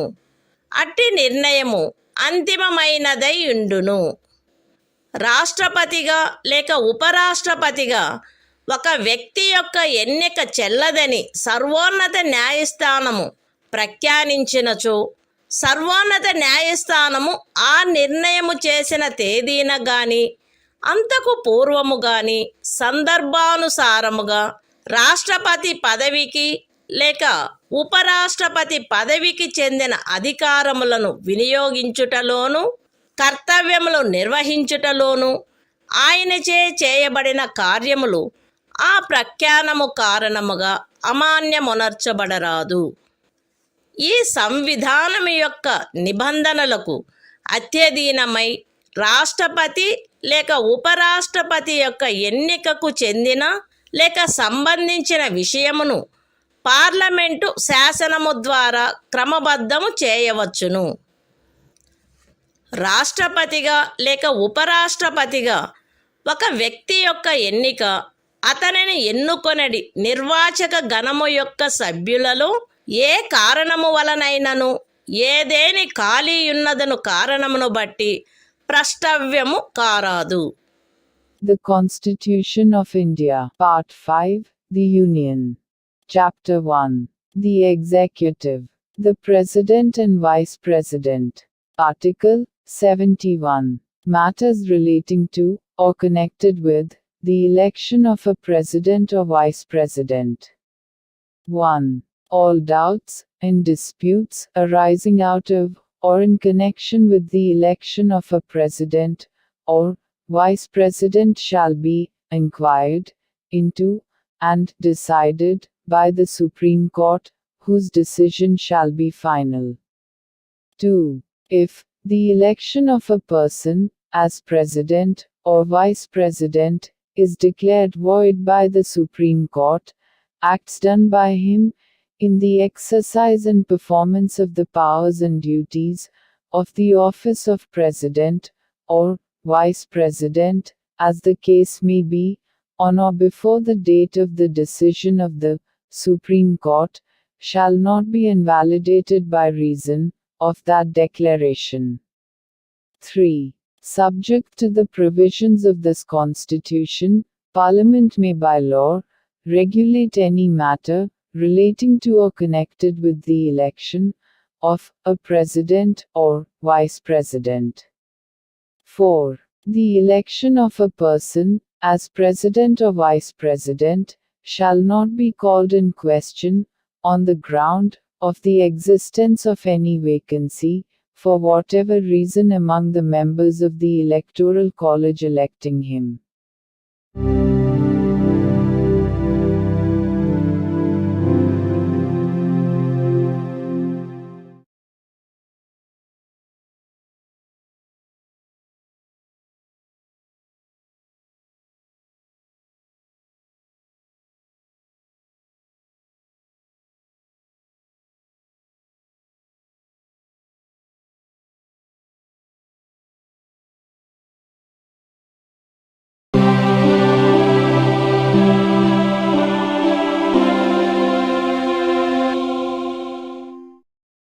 భారత సంవిధానము భాగము 5 సంఘము అధ్యాయము 1 కార్యపాలక వర్గము రాష్ట్రపతి మరియు ఉపరాష్ట్రపతి ఆర్టికల్ 72 కొన్ని సందర్భములలో క్షమాపణలు మొదలైన వాటిని మంజూరు చేయుటకు మరియు దండనోత్తర్వును సస్పెండ్ చేయుటకు పరిహరించుటకు లేక లఘూకరించుటకు రాష్ట్రపతి యొక్క అధికారము. రాష్ట్రపతి ఈ క్రింది సందర్భములలో నేర నిర్ణీతుడైన వ్యక్తికి క్షమాపణలను, తాత్కాలిక నిలుపుదలను, వాయిదాలను లేక పరిహరణలను మంజూరు చేయుటకు, లేక ఆ వ్యక్తిపై విధించబడిన దండనోత్తర్వును సస్పెండు చేయుటకు, పరిహరించుటకు లేక లఘూకరించుటకు అధికారము కలిగియుండును. శిక్ష లేక దండనోత్తరువు సైనిక న్యాయస్థానముచే విధించబడిన అన్ని సందర్భములలో సంఘము యొక్క కార్యపాలనాధికారంలో చేరియున్న విషయమునకు సంబంధించిన ఏదేని శాసనమునకు విరుద్ధమగు అపరాధమునకై శిక్ష లేక దండనోత్తరు విధించబడిన అన్ని సందర్భములలో దండనోత్తరు మరణ దండనోత్తరు అయిన అన్ని సందర్భములలో ఏదేని సైనిక న్యాయస్థానముచే ఇవ్వబడిన దండనోత్తరువును సస్పెండ్ చేయుటకు, పరిహరించుటకు లేక లఘూకరించుటకు సంఘమునకు చెందిన సాయుధ బలముల యొక్క ఎవరేని అధికారికి శాసనము ద్వారా ప్రదత్తము చేయబడిన అధికారమునకు ఖండము 1 యొక్క ఉపఖండము ఏలో ఉన్నదేదియు భంగము కలిగించదు. మరణ దండనోత్తరువును సస్పెండు చేయుటకు, పరిహరించుటకు లేక లఘూకరించుటకు తత్సమయమున అమలులోనున్న ఏదేని శాసనము క్రింద ఒక రాజ్య గవర్నరుచే వినియోగించబడదగు అధికారమునకు ఖండము 1 యొక్క ఉపఖండము సిలో ఉన్నదేదియు భంగము కలిగించదు. The Constitution of India, Part 5, The Union. Chapter 1. The Executive. The President and Vice President. Article 72. Power of President to grant pardons, etc. and to suspend, remit, or commute sentences in certain cases. 1. The President shall have the power to grant pardons, reprieves, respites, or remissions of punishment, or to suspend, remit, or commute the sentence of any person convicted of any offense, in all cases where the punishment or sentence is by a court-martial. B. In all cases where the punishment or sentence is for an offense against any law relating to a matter to which the executive power of the Union extends. C. In all cases where the sentence is a sentence of death.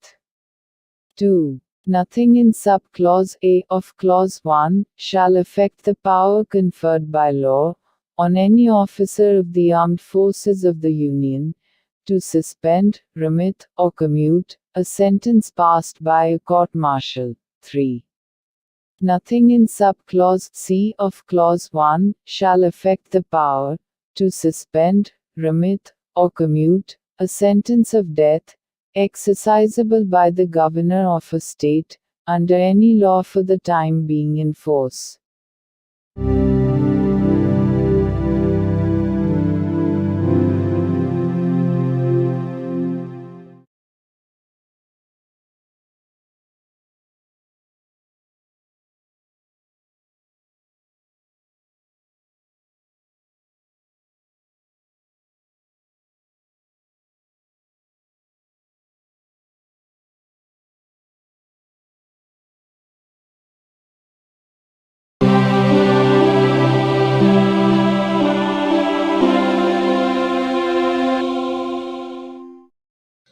భారత సంవిధానము భాగము 5 సంఘము అధ్యాయము 1 కార్యపాలక వర్గము రాష్ట్రపతి మరియు ఉపరాష్ట్రపతి.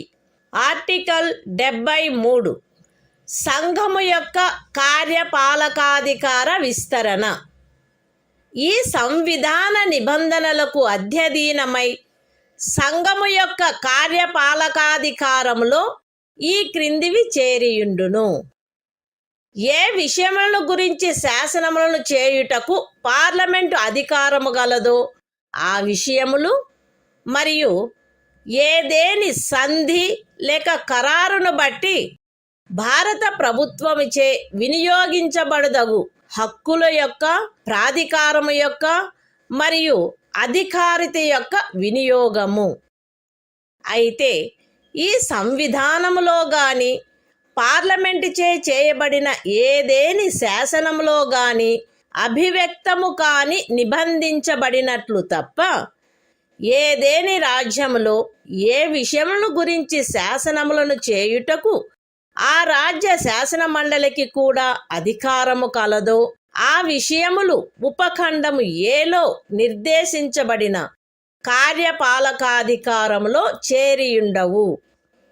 ఏ విషయముల గురించి ఒక రాజ్యము కొరకు శాసనములు చేయుటకు పార్లమెంటుకు అధికారము కలదో ఆ విషయములలో ఆ రాజ్యము మరియు ఆ రాజ్యపు ఎవరేని అధికారి లేక ప్రాధికారి ఈ సంవిధానము యొక్క ప్రారంభమునకు అవ్యవహిత పూర్వము చలాయించగలిగి ఉండినట్టి కార్యపాలకాధికారమును లేక కృత్యములను ఈ అనుచ్ఛేదములో ఏమి ఉన్నప్పటికీ పార్లమెంటు చే అన్యథా నిబంధించబడినంత వరకు ఆ రాజ్యము మరియు ఆ రాజ్యపు ఎవరేని అధికారి లేక ప్రాధికారి చలాయించుచుండుట కొనసాగించవచ్చును.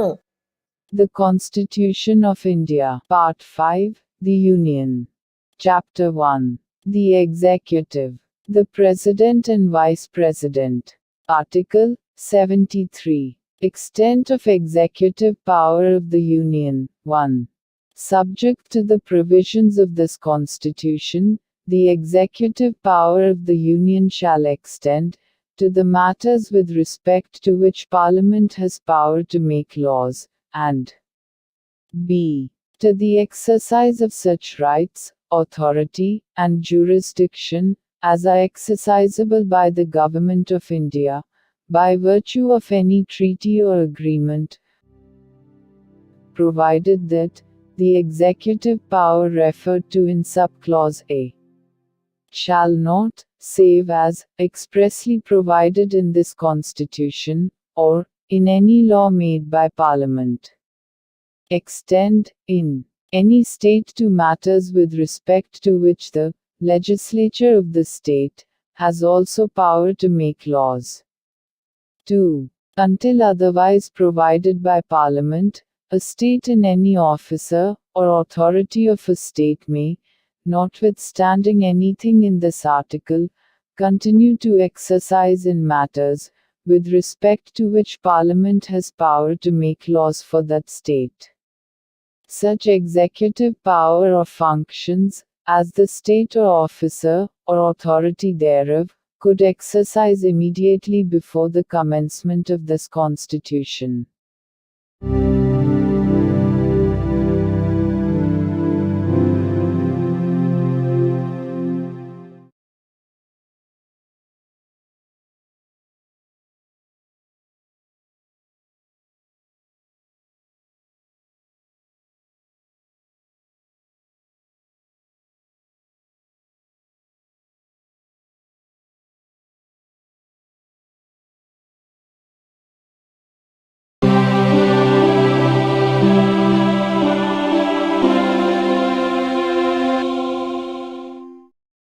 భారత సంవిధానము భాగము 5 సంఘము అధ్యాయము 1 కార్యపాలక వర్గము మంత్రి పరిషత్తు ఆర్టికల్ 74 రాష్ట్రపతికి సహాయపడుటకును సలహానిచ్చుటకును మంత్రి పరిషత్తు రాష్ట్రపతికి సహాయపడుటకును సలహానిచ్చుటకును ప్రధానమంత్రి ఆధిపత్యమున ఒక మంత్రి పరిషత్తు ఉండవలెను. రాష్ట్రపతి తన కృత్యములను నిర్వహించుటలో అట్టి సలహాననుసరించి వ్యవహరించవలెను. అయితే రాష్ట్రపతి సాధారణముగా గాని అన్యథా గాని అట్టి సలహాలను పునఃపర్యాలోచించవలసినదిగా మంత్రి పరిషత్తును కోరవచ్చును. మరియు రాష్ట్రపతి అట్టి పునఃపర్యాలోచన తర్వాత ఇవ్వబడిన సలహాననుసరించి వ్యవహరించవలెను. రాష్ట్రపతికి మంత్రులచే ఏదేని సలహా ఇయ్యబడినదా, అట్లయినచో అది ఏది అను ప్రశ్న ఏ న్యాయస్థానమందును పరిశీలించబడరాదు. The Constitution of India, Part 5, The Union. Chapter 1. The Executive. Council of Ministers. Article 74. Council of Ministers, to aid and advise President. 1. There shall be a Council of Ministers, with the Prime Minister at the head, to aid and advise the President, who shall, in the exercise of his functions, act in accordance with such advice. Provided that the President may require the Council of Ministers to reconsider such advice, either generally or otherwise, and the President shall act in accordance with the advice tendered after such reconsideration. 2. The question whether any, and if so what, advice was tendered by ministers to the President shall not be inquired into in any court.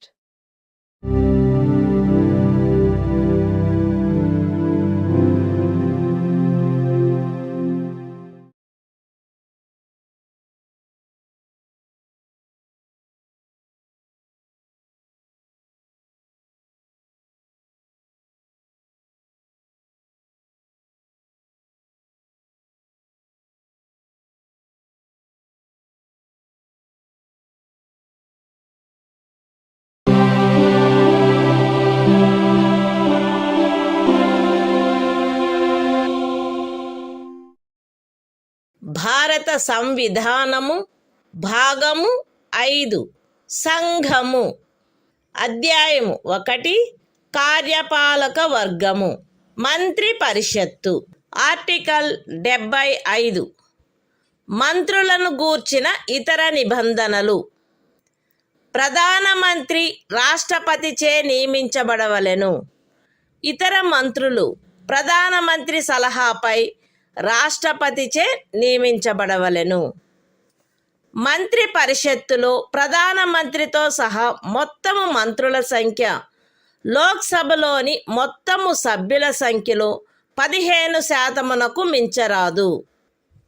10వ అనుసూచి యొక్క 2వ పేరా క్రింద parliament ఉభయ సదనములలోని ఏదేని రాజకీయ పార్టీకి చెందియుండి ఆ సదనము యొక్క సభ్యునిగా ఉండుటకు నిరర్హుడైన ఒక సభ్యుడు అతని అనర్హత ప్రారంభపు తేదీ నుండి అట్టి సభ్యునిగా అతని పదవీ కాలావధి ముగియునంత వరకు లేదా అతను అట్టి కాలావధి ముగియకముందే పార్లమెంటు ఉభయ సదనములలో ఏ సదనము యొక్క ఏదేని ఎన్నికకు పోటీ చేసి ఎన్నికైనట్లుగా ప్రఖ్యానింపబడు తేదీ వరకు, వీటిలో ఏది ముందుగా వచ్చునో అంతవరకు ఖండము 1 క్రింద మంత్రిగా నియోజితుడగుటకు కూడా నిరర్హుడగును. మంత్రులు రాష్ట్రపతి అభీష్టముండునంత వరకు పదవి యందుందురు. మంత్రి పరిషత్తు లోక్సభకు సమిష్టిగా ఉత్తరదాయి అయి ఉండును. ఒక మంత్రి తన పదవిలో ప్రవేశించుటకు పూర్వము పదవి యొక్క రహస్య గోపనమును గూర్చిన ప్రమాణములను 3వ అనుసూచిలో అందు నిమిత్తమై పొందుపరిచియున్న ప్రరూపములను అనుసరించి రాష్ట్రపతి అతనిచే చేయించవలెను. పార్లమెంటు యొక్క ఏ సదనములో గాని వరుసగా 6 మాసముల కాలావధి వరకు సభ్యుడిగా లేని మంత్రి ఆ కాలావధి ముగియగానే మంత్రి పదవిని కోల్పోవును. మంత్రుల జీతములు భత్యములు పార్లమెంటు ఆయా సమయములందు శాసనము ద్వారా నిర్ధారణ చేయునట్టువై ఉండును. పార్లమెంటు అట్లు నిర్ధారణ చేయ వరకు అవి 2వ అనుసూచిలో నిర్దిష్టపరచబడినట్లు ఉండును. The Constitution of India, Part 5, The Union. Chapter 1. The Executive. Council of Ministers. Article 75. Other provisions as to ministers. 1. The Prime Minister shall be appointed by the President, and the other ministers shall be appointed by the President, on the advice of the Prime Minister. 1a. The total number of ministers, including the Prime Minister, in the Council of Ministers, shall not exceed 15% of the total number of members of the House of the People. 1b. A member of either House of Parliament, belonging to any political party, who is disqualified for being a member of that House, under paragraph 2 of the 10th schedule, shall also be disqualified to be appointed as a minister under clause 1. For duration of the period commencing from the date of his disqualification, till the date on which the term of his office as such member would expire, or where he contests any election to either House of Parliament before the expiry of such period, till the date on which he is declared elected, whichever is earlier. 2. The ministers shall hold office during the pleasure of the President. 3. The Council of Ministers shall be collectively responsible to the House of the People. 4. Before a minister enters upon his office, the President shall administer to him the oaths of office and of secrecy according to the forms set out for the purpose in the 3rd schedule. 5. A minister who, for any period of 6 consecutive months, is not a member of either House of Parliament, shall at the expiration of that period cease to be a minister. 6. The salaries and allowances of ministers shall be such as Parliament may from time to time by law determine, and, until Parliament so determines, shall be as specified in the 2nd schedule.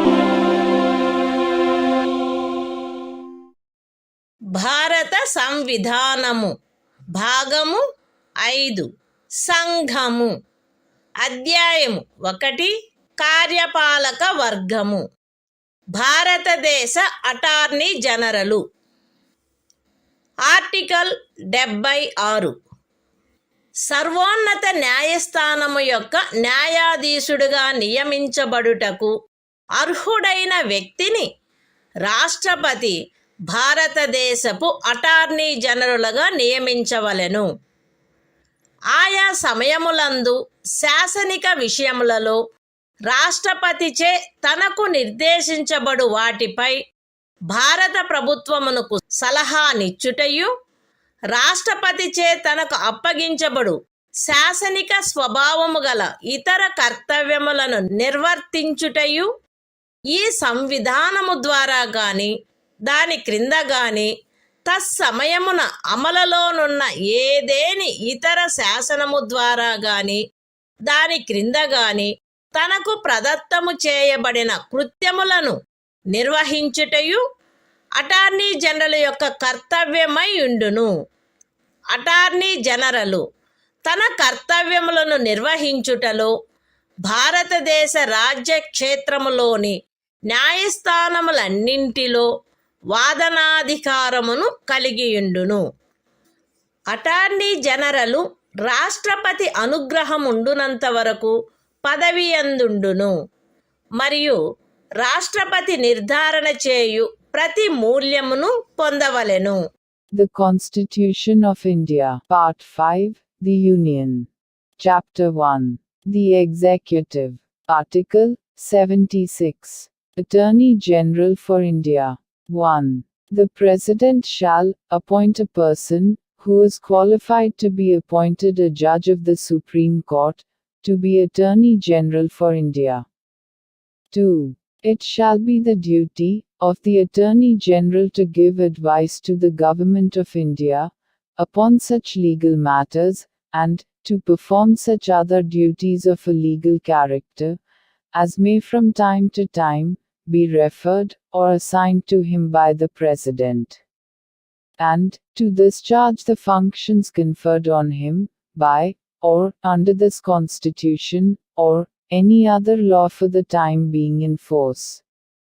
3. In the performance of his duties, the Attorney General shall have right of audience in all courts in the territory of India. 4. The Attorney General shall hold office during the pleasure of the President, and shall receive such remuneration as the President may determine.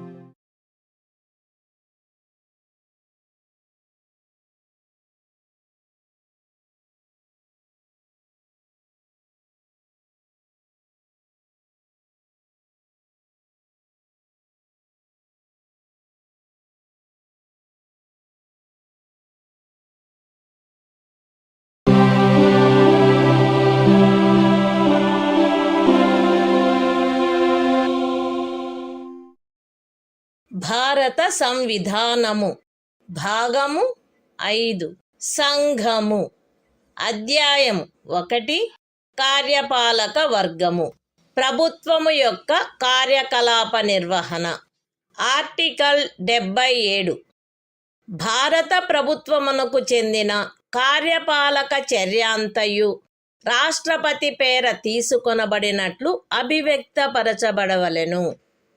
రాష్ట్రపతి పేర చేయబడిన మరియు వ్రాసి ఇయ్యబడిన ఉత్తర్వులు మరియు ఇతర పత్రములు రాష్ట్రపతి చేయు నియమావళిలో నిర్దిష్టపరచబడు రీతిగా అది ప్రమాణితము చేయబడవలెను. అట్లు అది ప్రమాణితము చేయబడిన ఉత్తర్వు యొక్క లేక పత్రము యొక్క మాన్యత అది రాష్ట్రపతిచే చేయబడినట్టి లేక వ్రాసి ఇయ్యబడినట్టి ఉత్తర్వు లేక పత్రము కాదనడి కారణమును బట్టి ప్రశ్నించబడరాదు. రాష్ట్రపతి భారత ప్రభుత్వమునకు చెందిన కార్యకలాపములను మిక్కిలి సుకరముగా జరుపుటకును ఆ కార్యకలాపములను మంత్రులకు కేటాయించుటకును నియమావళిని చేయవలెను. The Constitution of India. Part 5. The Union. Chapter 1. The Executive. Conduct of Government Business. Article 77. Conduct of Business of the Government of India. 1. All executive action of the Government of India shall be expressed to be taken in the name of the President. 2. Orders and other instruments made and executed in the name of the President shall be authenticated in such manner as may be specified in rules to be made by the President. And the validity of an order or instrument which is so authenticated shall not be called in question on the ground that it is not an order or instrument made or executed by the President. 3. The President shall make rules for the more convenient transaction of the business of the Government of India, and for the allocation among ministers of the said business.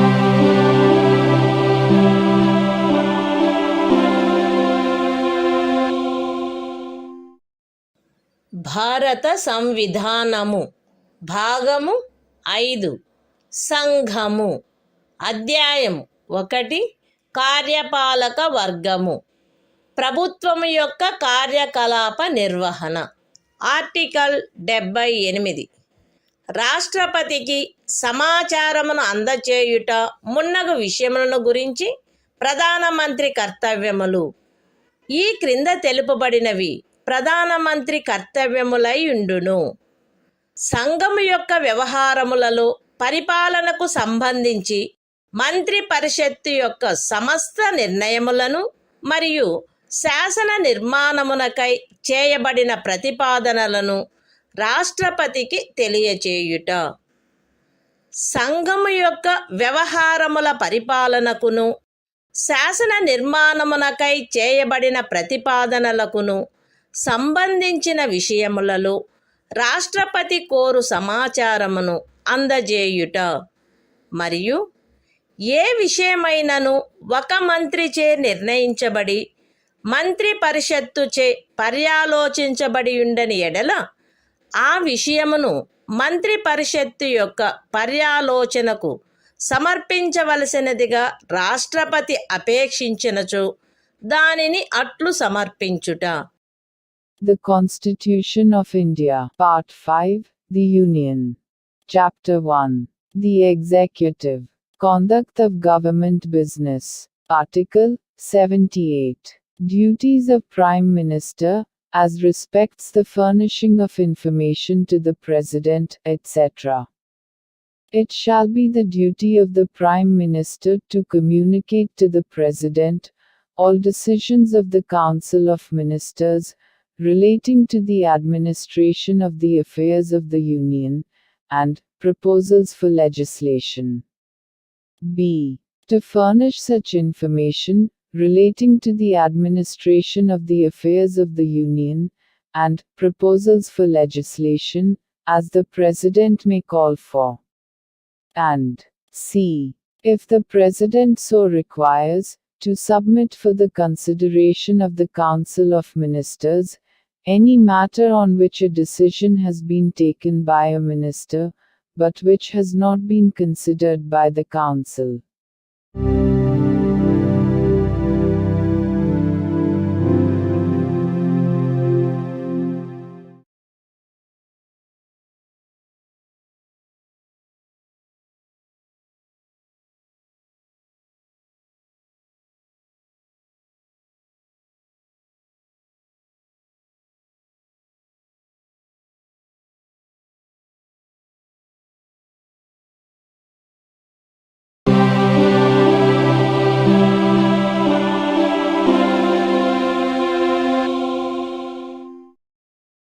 భారత సంవిధానము భాగము 5 సంఘము అధ్యాయం 2 parliament సాధారణ విషయములు article 79 parliament యొక్క సంఘటన సంఘమునకు రాష్ట్రపతితోనూ క్రమముగా రాజ్యసభ మరియు లోక్సభ అని అనబడు 2 సదనములతో కూడిన ఒక పార్లమెంటు ఉండవలెను.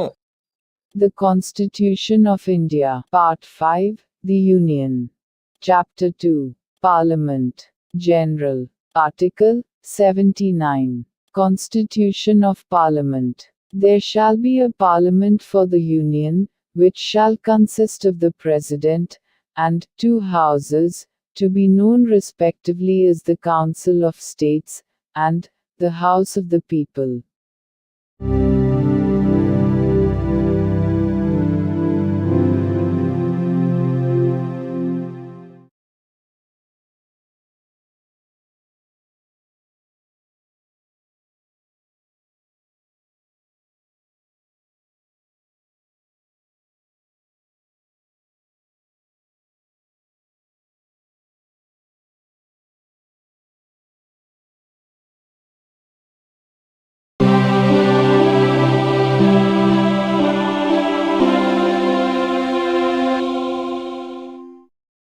భారత సంవిధానము భాగము 5 సంఘము. అధ్యాయం 2 పార్లమెంటు సాధారణ విషయములు. ఆర్టికల్ 80 రాజ్యసభ సంరచన. రాజ్యసభ ఈ క్రింది వారితో కూడి ఉండవలెను.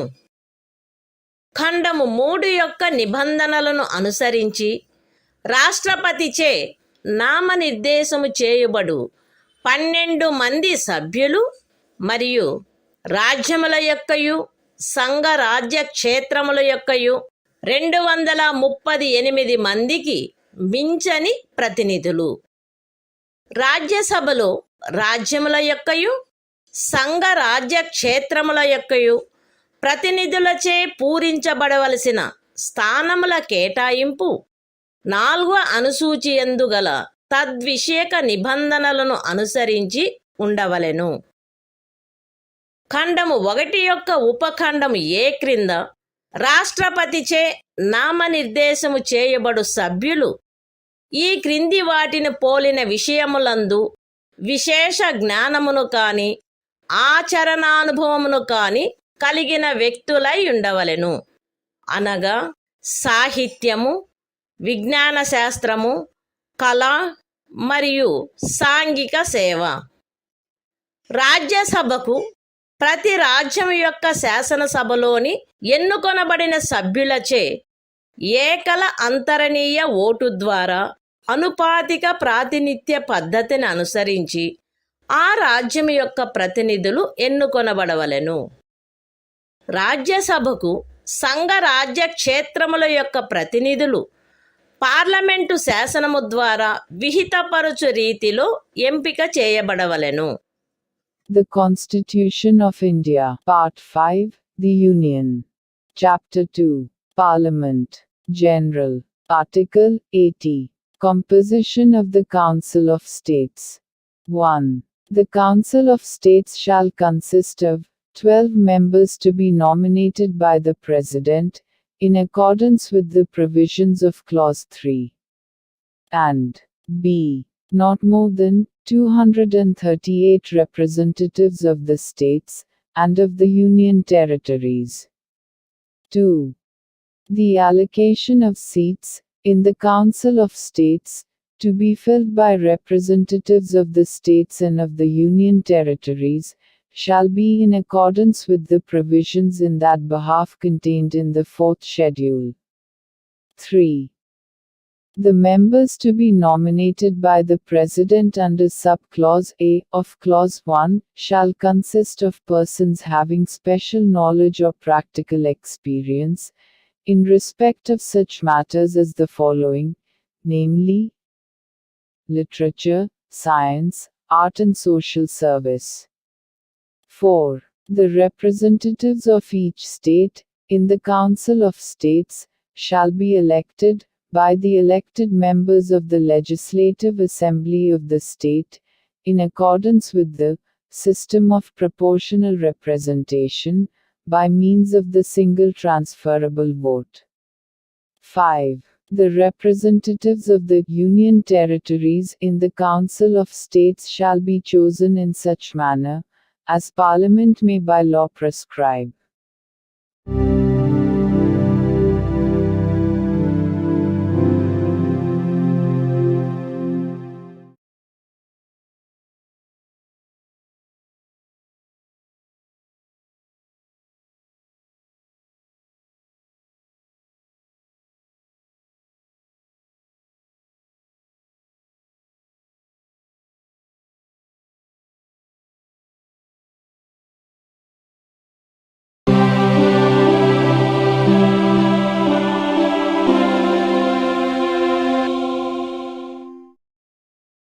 భారత సంవిధానము. భాగము 5 సంఘము. అధ్యాయం 2 పార్లమెంటు సాధారణ విషయములు. ఆర్టికల్ 81 లోకసభ సంరచన. 1. 331వ అనుచ్ఛేదము యొక్క నిబంధనలకు అధ్యయనమై లోక్సభ ఈ క్రింది వారితో కూడి ఉండవలెను. ఏ. రాజ్యములలోని ప్రాదేశిక నియోజకవర్గముల ప్రత్యక్ష ఎన్నిక ద్వారా ఎంపిక చేయబడిన 530 మందికి మించని సభ్యులు. బి. పార్లమెంటు శాసనము ద్వారా నిబంధించిన రీతిగా ఎంపిక చేయబడి సంఘ రాజ్య క్షేత్రములకు ప్రాతినిధ్యం వహించు 20 మందికి మించని సభ్యులు. 2. ఖండము 1లోని ఉపఖండము ఏ నిమిత్తము ఏ. ఒక రాజ్యపు స్థానముల సంఖ్యకును దాని జనసంఖ్యకును గల నిష్పత్తి ఆచరణీయమైనంత మేరకు అన్ని రాజ్యములకు ఒకే రీతిగా ఉండునట్లు లోక్సభలోని స్థానములు ప్రతి ఒక్క రాజ్యమునకు కేటాయించబడవలెను. మరియు బి.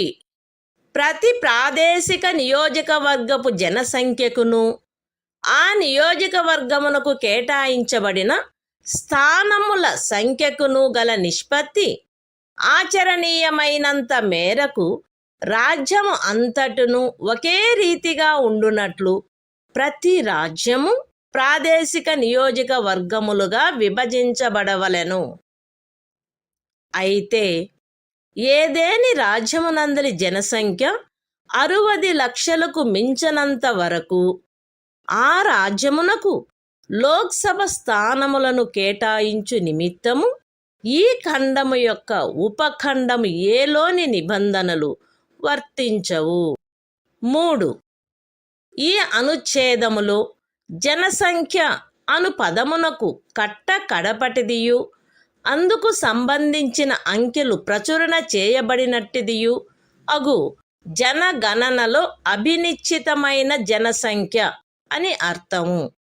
అయితే ఈ ఖండములో కడపటిదియు అందుకు సంబంధించిన అంకెలు ప్రచురణ చేయబడినట్టిదియు అగు జనగణనకు గల నిర్దేశమును 2026వ సంవత్సరము పిమ్మట చేయబడు మొదటి జనగణనకు సంబంధించిన అంకెలు ప్రచురింపబడు వరకు 1.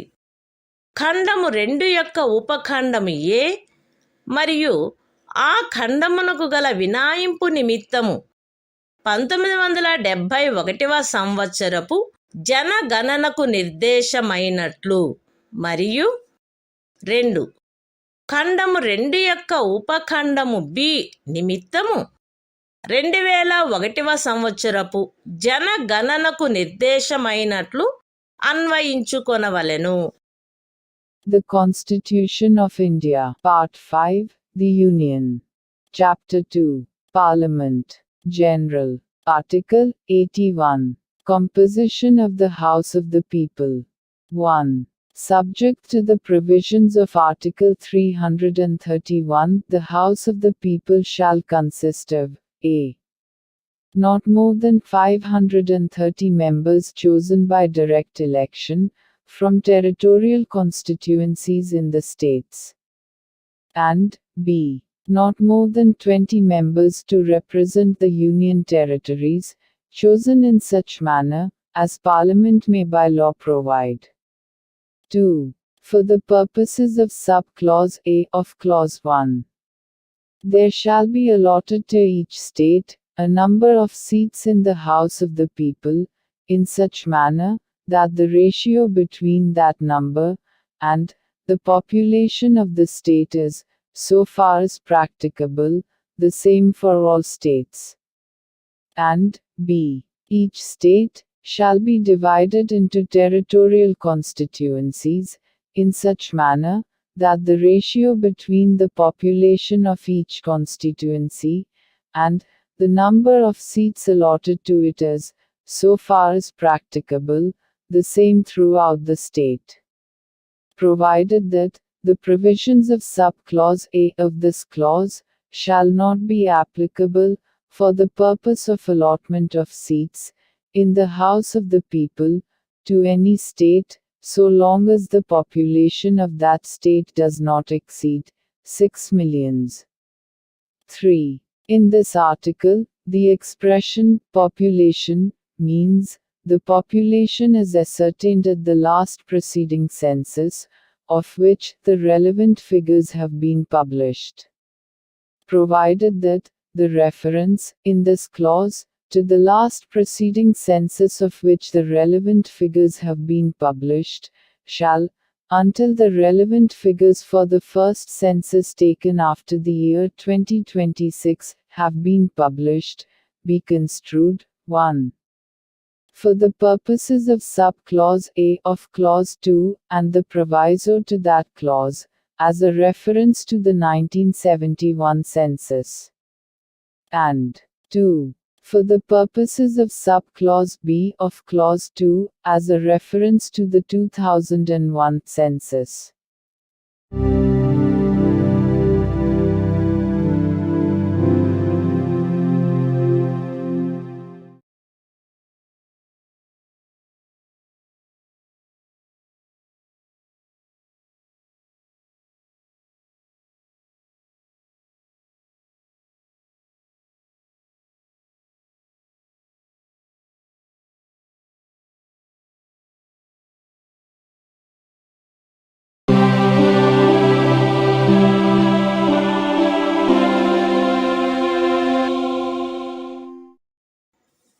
భారత సంవిధానము భాగము 5 సంఘము అధ్యాయం 2 పార్లమెంటు సాధారణ విషయములు ఆర్టికల్ 82 ప్రతి జనగణన పిమ్మట తిరిగి సర్దుబాటు ప్రతి ఒక్క జనగణన పూర్తి అయిన పిమ్మట రాజ్యములకు లోక్సభ స్థానముల కేటాయింపు మరియు ప్రాదేశిక నియోజకవర్గములుగా ప్రతి రాజ్యము యొక్క విభజన పార్లమెంటు శాసనము ద్వారా నిర్ధారణ చేయునట్టి ప్రాధికారిచే మరియు అట్టి రీతిలో తిరిగి సర్దుబాటు చేయబడవలెను.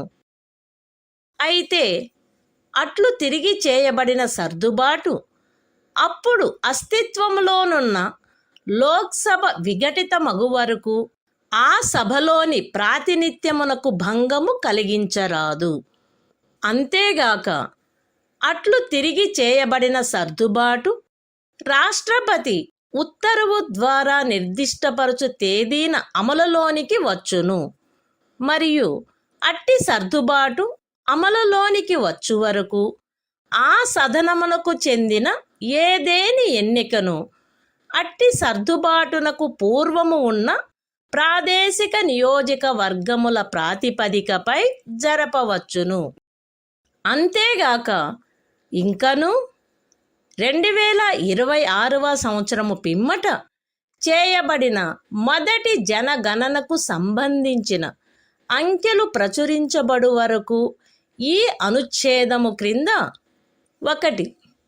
1971వ సంవత్సర జనగణన ప్రాతిపదికపై తిరిగి సర్దుబాటు చేయబడినట్లు లోక్సభలో రాజ్యములకు స్థానముల కేటాయింపును చేయుటను. 2. ప్రతి ఒక్క రాజ్యమును 2001వ సంవత్సర జనగణన ప్రాతిపదికపై తిరిగి సర్దుబాటు చేయబడు ప్రాదేశిక నియోజకవర్గములుగా విభజించుటను తిరిగి సర్దుబాటు చేయుట ఆవశ్యకము కాదు. The Constitution of India, Part 5, The Union. Chapter 2, Parliament, General. Article 82, Readjustment after each census. Upon the completion of each census, the allocation of seats in the House of the People to the states, and the division of each state into territorial constituencies, shall be readjusted by such authority, and in such manner as Parliament may by law determine, provided that such readjustment shall not affect representation in the House of the People until the dissolution of the then existing House. Provided further that such readjustment shall take effect from such date as the President may, by order, specify. and until such readjustment takes effect, any election to the House may be held, on the basis of the territorial constituencies existing before such readjustment. Provided also that, until the relevant figures, for the first census, taken after the year 2026, have been published, it shall not be necessary to readjust the allocation of seats in the House of the People to the states, as readjusted on the basis of the 1971 census. And, 2. The division of each state into territorial constituencies, as may be readjusted, on the basis of the 2001 census, under this article.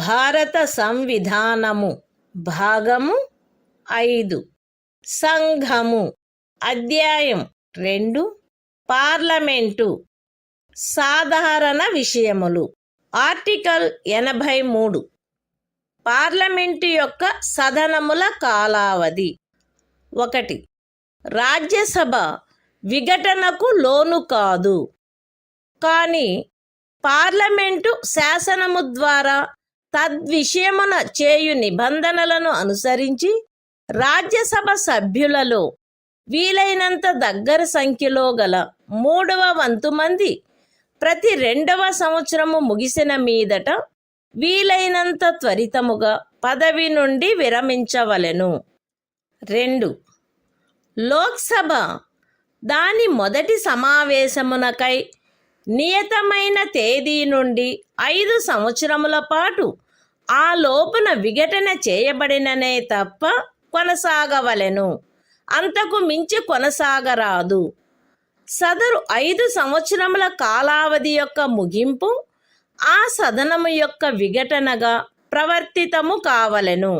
అయితే ఆ తైక్యతను గూర్చిన అధిప్రఖ్యానము అమలులోనున్నప్పుడు ఒక్కొక్కసారి ఒక్కొక్క సంవత్సరమునకు మించకుండునట్లును, ఏ సందర్భములోనైనను సదరు అధిప్రఖ్యానము యొక్క అమలు ఆగిపోయిన తరువాత 6 మాసములకు మించకుండునట్లును సదరు కాలావధిని పార్లమెంటు శాసనము ద్వారా పొడిగించవచ్చును. The Constitution of India, Part 5, The Union. Chapter 2, Parliament, General. Article 83. Duration of Houses of Parliament. 1. The Council of States shall not be subject to dissolution, but, as nearly as possible, 1/3 of the members thereof shall retire, as soon as may be on the expiration of every second year, in accordance with the provisions made in that behalf by Parliament, by law. 2. The House of the People, unless sooner dissolved, shall continue for 5 years from the date appointed for its first meeting, and no longer and the expiration of the said period of 5 years, shall operate as a dissolution of the House, provided that the said period may, while a proclamation of emergency is in operation, be extended by Parliament by law, for a period not exceeding 1 year at a time, and not extending in any case beyond a period of 6 months, after the proclamation has ceased to operate.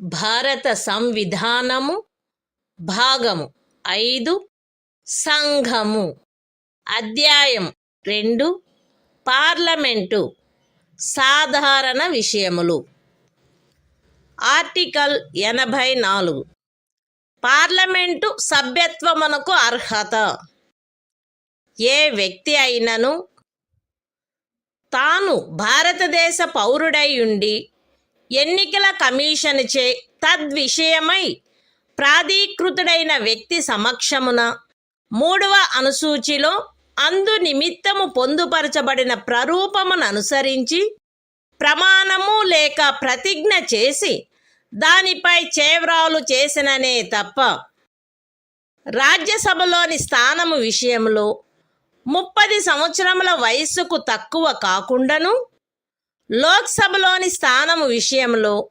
25 సంవత్సరముల వయస్సుకు తక్కువ కాకుండాను ఉన్ననే తప్ప మరియు పార్లమెంటుచే చేయబడిన ఏదేని శాసనము ద్వారా గాని దాని క్రింద గాని తద్విషయమున విహితము చేయబడు ఇతర అర్హతలను కలిగియున్ననే తప్ప పార్లమెంటులోని స్థానమును పూరించుటకై ఎంపిక చేయబడుటకు అర్హుడు కాడు. The Constitution of India, Part 5, The Union. Chapter 2, Parliament, General. Article 84. Qualification for membership of Parliament.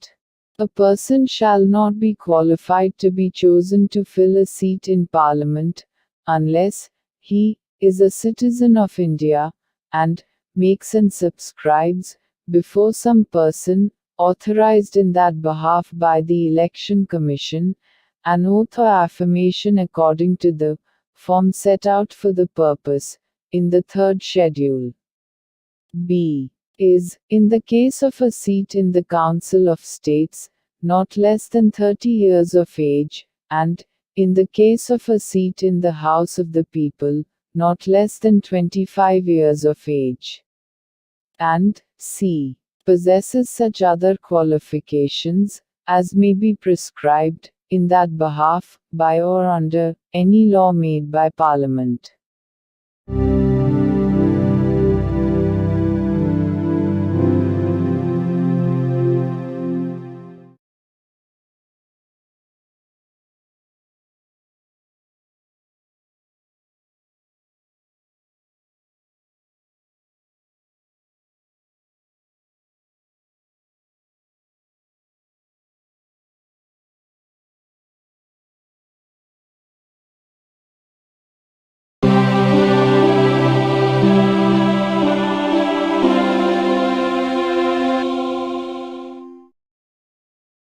భారత సంవిధానము భాగము 5 సంఘము అధ్యాయము 2 పార్లమెంటు సాధారణ విషయములు ఆర్టికల్ 85 పార్లమెంటు యొక్క అధివేశనములు అధివేశనావసానము మరియు విఘటన రాష్ట్రపతి ఆయా సమయములందు పార్లమెంటు యొక్క ప్రతి సదనమును ఆయన సబబని తలుచు సమయమునను స్థలమునను సమావేశమగుటకు ఆహ్వానించవలెను.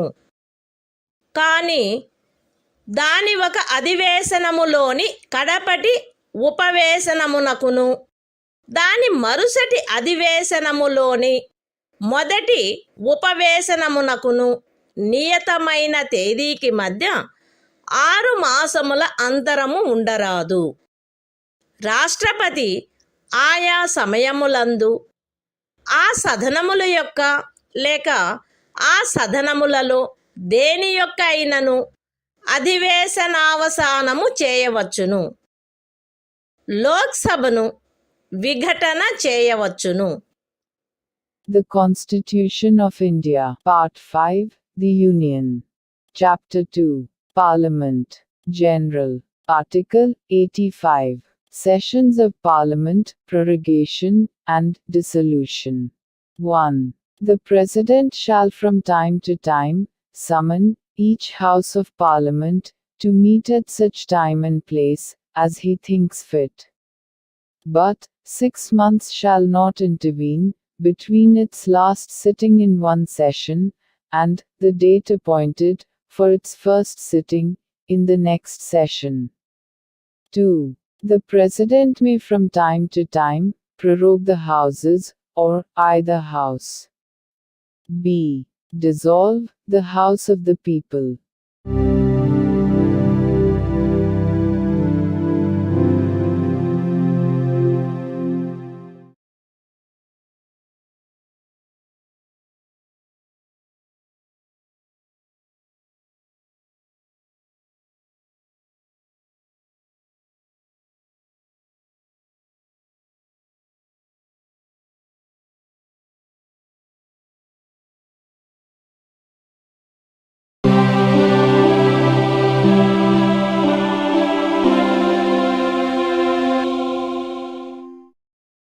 భారత సంవిధానము భాగము 5 సంఘము అధ్యాయం 2 పార్లమెంటు సాధారణ విషయములు ఆర్టికల్ 86 సదనములలో ప్రసంగించుటకు మరియు సందేశములను పంపుటకును రాష్ట్రపతికి గల హక్కు. రాష్ట్రపతి పార్లమెంటు యొక్క ఏ సదనములోనైనను కలిసి సమావేశమైన ఉభయ సదనములలోనైనను ప్రసంగించవచ్చును మరియు అందు నిమిత్తము సభ్యుల హాజరును కోరవచ్చును. రాష్ట్రపతి పార్లమెంటు యొక్క ఏ సదనమునకైనను పార్లమెంటులో అప్పటికి పెండింగులో ఉన్న బిల్లులను గూర్చి లేక అన్యతా సందేశములను పంపవచ్చును మరియు ఏ సదనమునకు అట్టి సందేశము పంపబడునో ఆ సదనము ఏ విషయమును పర్యాలోచించుటకు ఆ సందేశము ద్వారా ఆపేక్షించబడినదో ఆ విషయమును గూర్చి వీలైనంత త్వరితముగా పర్యాలోచించవలెను. The Constitution of India, Part 5, The Union. Chapter 2, Parliament, General. Article 86. Right of President to address and send messages to Houses. 1. The President may address either House of Parliament or both Houses assembled together, and, for that purpose, require the attendance of members. 2. The President may send messages to either House of Parliament, whether with respect to a bill then pending in Parliament or otherwise. And a House to which any message is so sent, shall, with all convenient dispatch, consider any matter required by the message to be taken into consideration.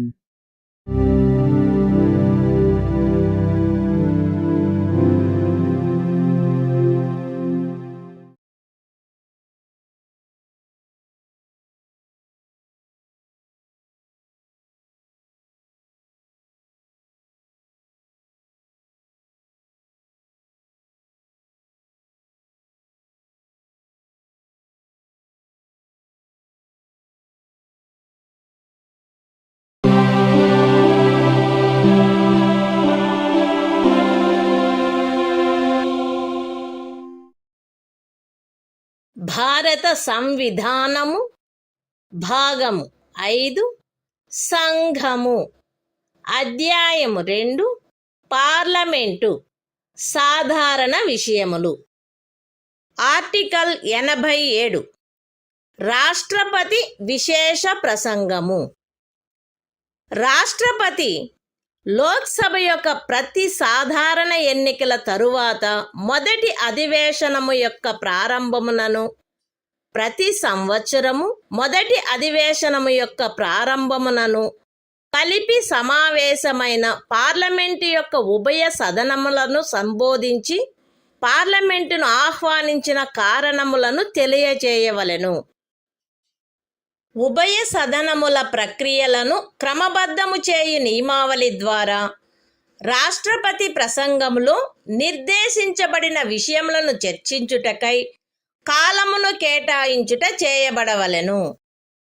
The Constitution of India. Part 5. The Union. Chapter 2. Parliament. General. Article 87. Special Address by the President.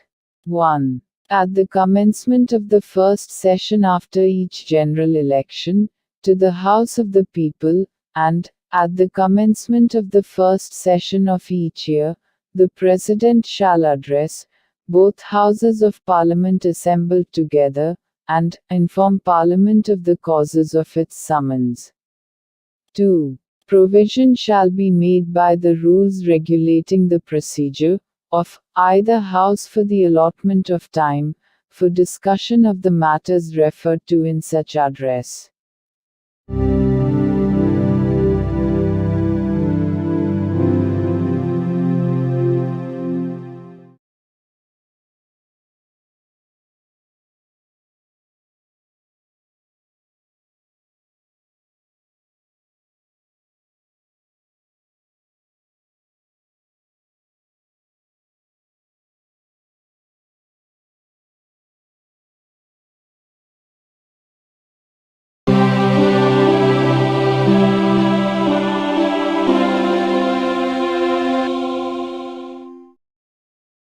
భారత సంవిధానము భాగము 5 సంఘము అధ్యాయము 2 parliament సాధారణ విషయములు article 88 సదనములను గురించి మంత్రులకు attorney జనరలకు గల హక్కులు ప్రతి మంత్రి మరియు భారతదేశ అటార్నీ జనరలును ఉభయ సదనములలో దేనియందైనను ఆ సదనముల సంయుక్త ఉపవేశనములోనైనను ఆయన సభ్యుడిగా పేర్కొనబడిన పార్లమెంటు యొక్క ఏ కమిటీలోనైనను మాట్లాడుటకును అన్యథా వాటి కార్యకలాపములలో పాల్గొనుటకును హక్కు కలిగియుండును.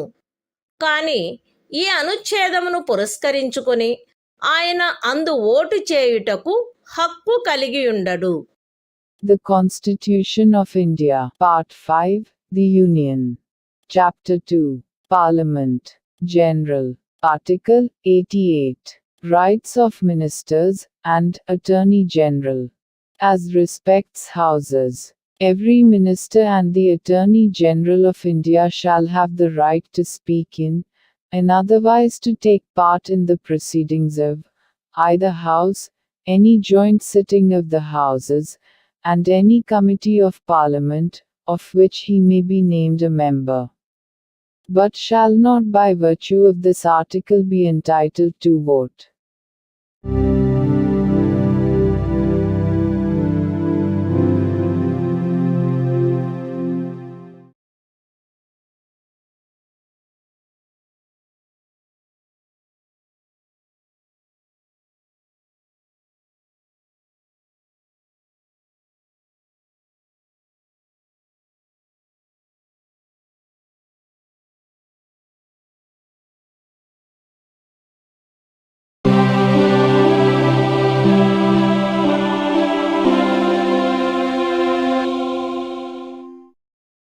భారత సంవిధానము భాగము 5 సంఘము అధ్యాయము 2 పార్లమెంటు అధికారులు ఆర్టికల్ 89 రాజ్యసభ యొక్క సభాపతి మరియు ఉపసభాపతి భారతదేశ ఉపరాష్ట్రపతి పదవీ రీత్యా రాజ్యసభ యొక్క సభాపతి అయి ఉండును.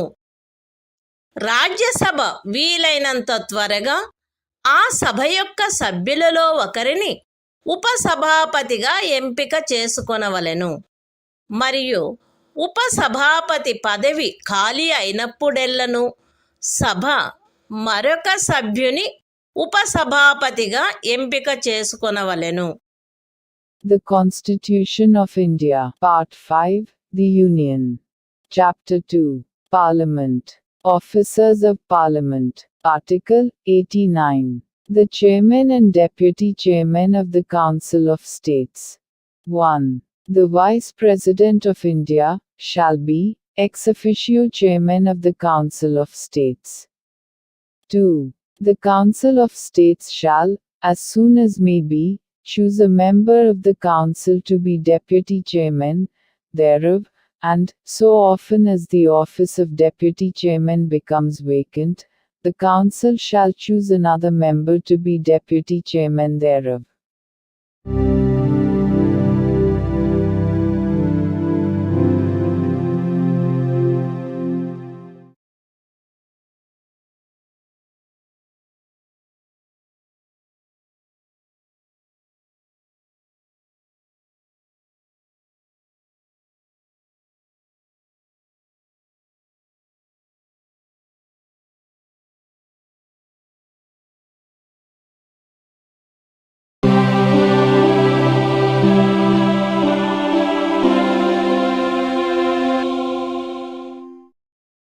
భారత సంవిధానము భాగము 5 సంఘము అధ్యాయం 2 పార్లమెంటు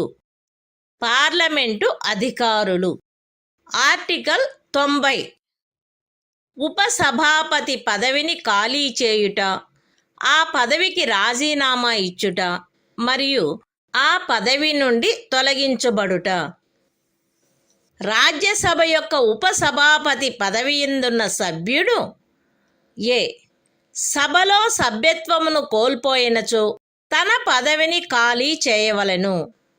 బి తన చేవ్రాలుతో సభాపతికి లేఖ వ్రాయుట ద్వారా ఎప్పుడైనను తన పదవికి రాజీనామా ఇవ్వవచ్చును. మరియు సి సభలో అప్పుడున్న సభ్యులందరిలో అధిక సంఖ్యాకులచే పాస్ చేయబడిన ఆ సభ యొక్క తీర్మానము ద్వారా పదవి నుండి తొలగించబడవచ్చును.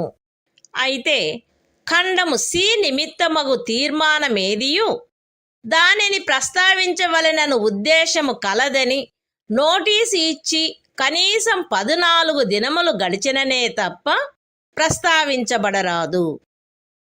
The Constitution of India, Part 5, The Union. Chapter 2, Parliament. Officers of Parliament. Article 90. Vacation and resignation of, and removal from, the office of Deputy Chairman. A member holding office, as Deputy Chairman of the Council of States, shall vacate his office if he ceases to be a member of the Council. B. May at any time, by writing under his hand addressed to the Chairman, resign his office. And C. May be removed from his office, by a resolution of the Council, passed by a majority of all the then members of the Council. Provided that, no resolution for the purpose of Clause C, shall be moved, unless at least 14 days' notice has been given of the intention to move the resolution.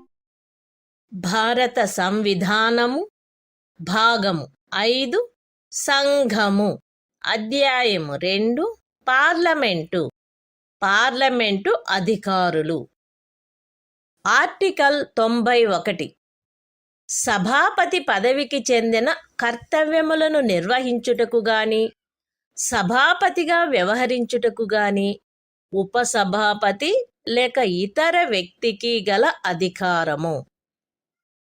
సభాపతి పదవి ఖాళీగా ఉన్నప్పుడు లేక ఉపరాష్ట్రపతి రాష్ట్రపతిగా వ్యవహరించుచున్నా లేక రాష్ట్రపతి కృత్యములను నిర్వహించుచున్న ఏదేని కాలావధిలో సభాపతి పదవికి చెందిన కర్తవ్యములు ఉపసభాపతిచే లేక ఉపసభాపతి పదవి కూడా ఖాళీగా ఉన్నచో రాష్ట్రపతి అందు నిమిత్తము నియమించిన రాజ్యసభ సభ్యునిచే నిర్వర్తించబడవలెను. రాజ్యసభ యొక్క ఏదేని ఉపవేశనమునందు సభాపతి హాజరులో లేనప్పుడు ఉపసభాపతి లేక ఉపసభాపతి కూడా హాజరులో లేనప్పుడు సభ యొక్క ప్రక్రియ నియమావళిచే నిర్ధారణ చేయబడు వ్యక్తి లేక అట్టి ఏ వ్యక్తియూ హాజరులో లేనప్పుడు సభచే నిర్ధారణ చేయబడు ఎవరేని ఇతర వ్యక్తి సభాపతిగా వ్యవహరించవలెను. The Constitution of India, Part 5.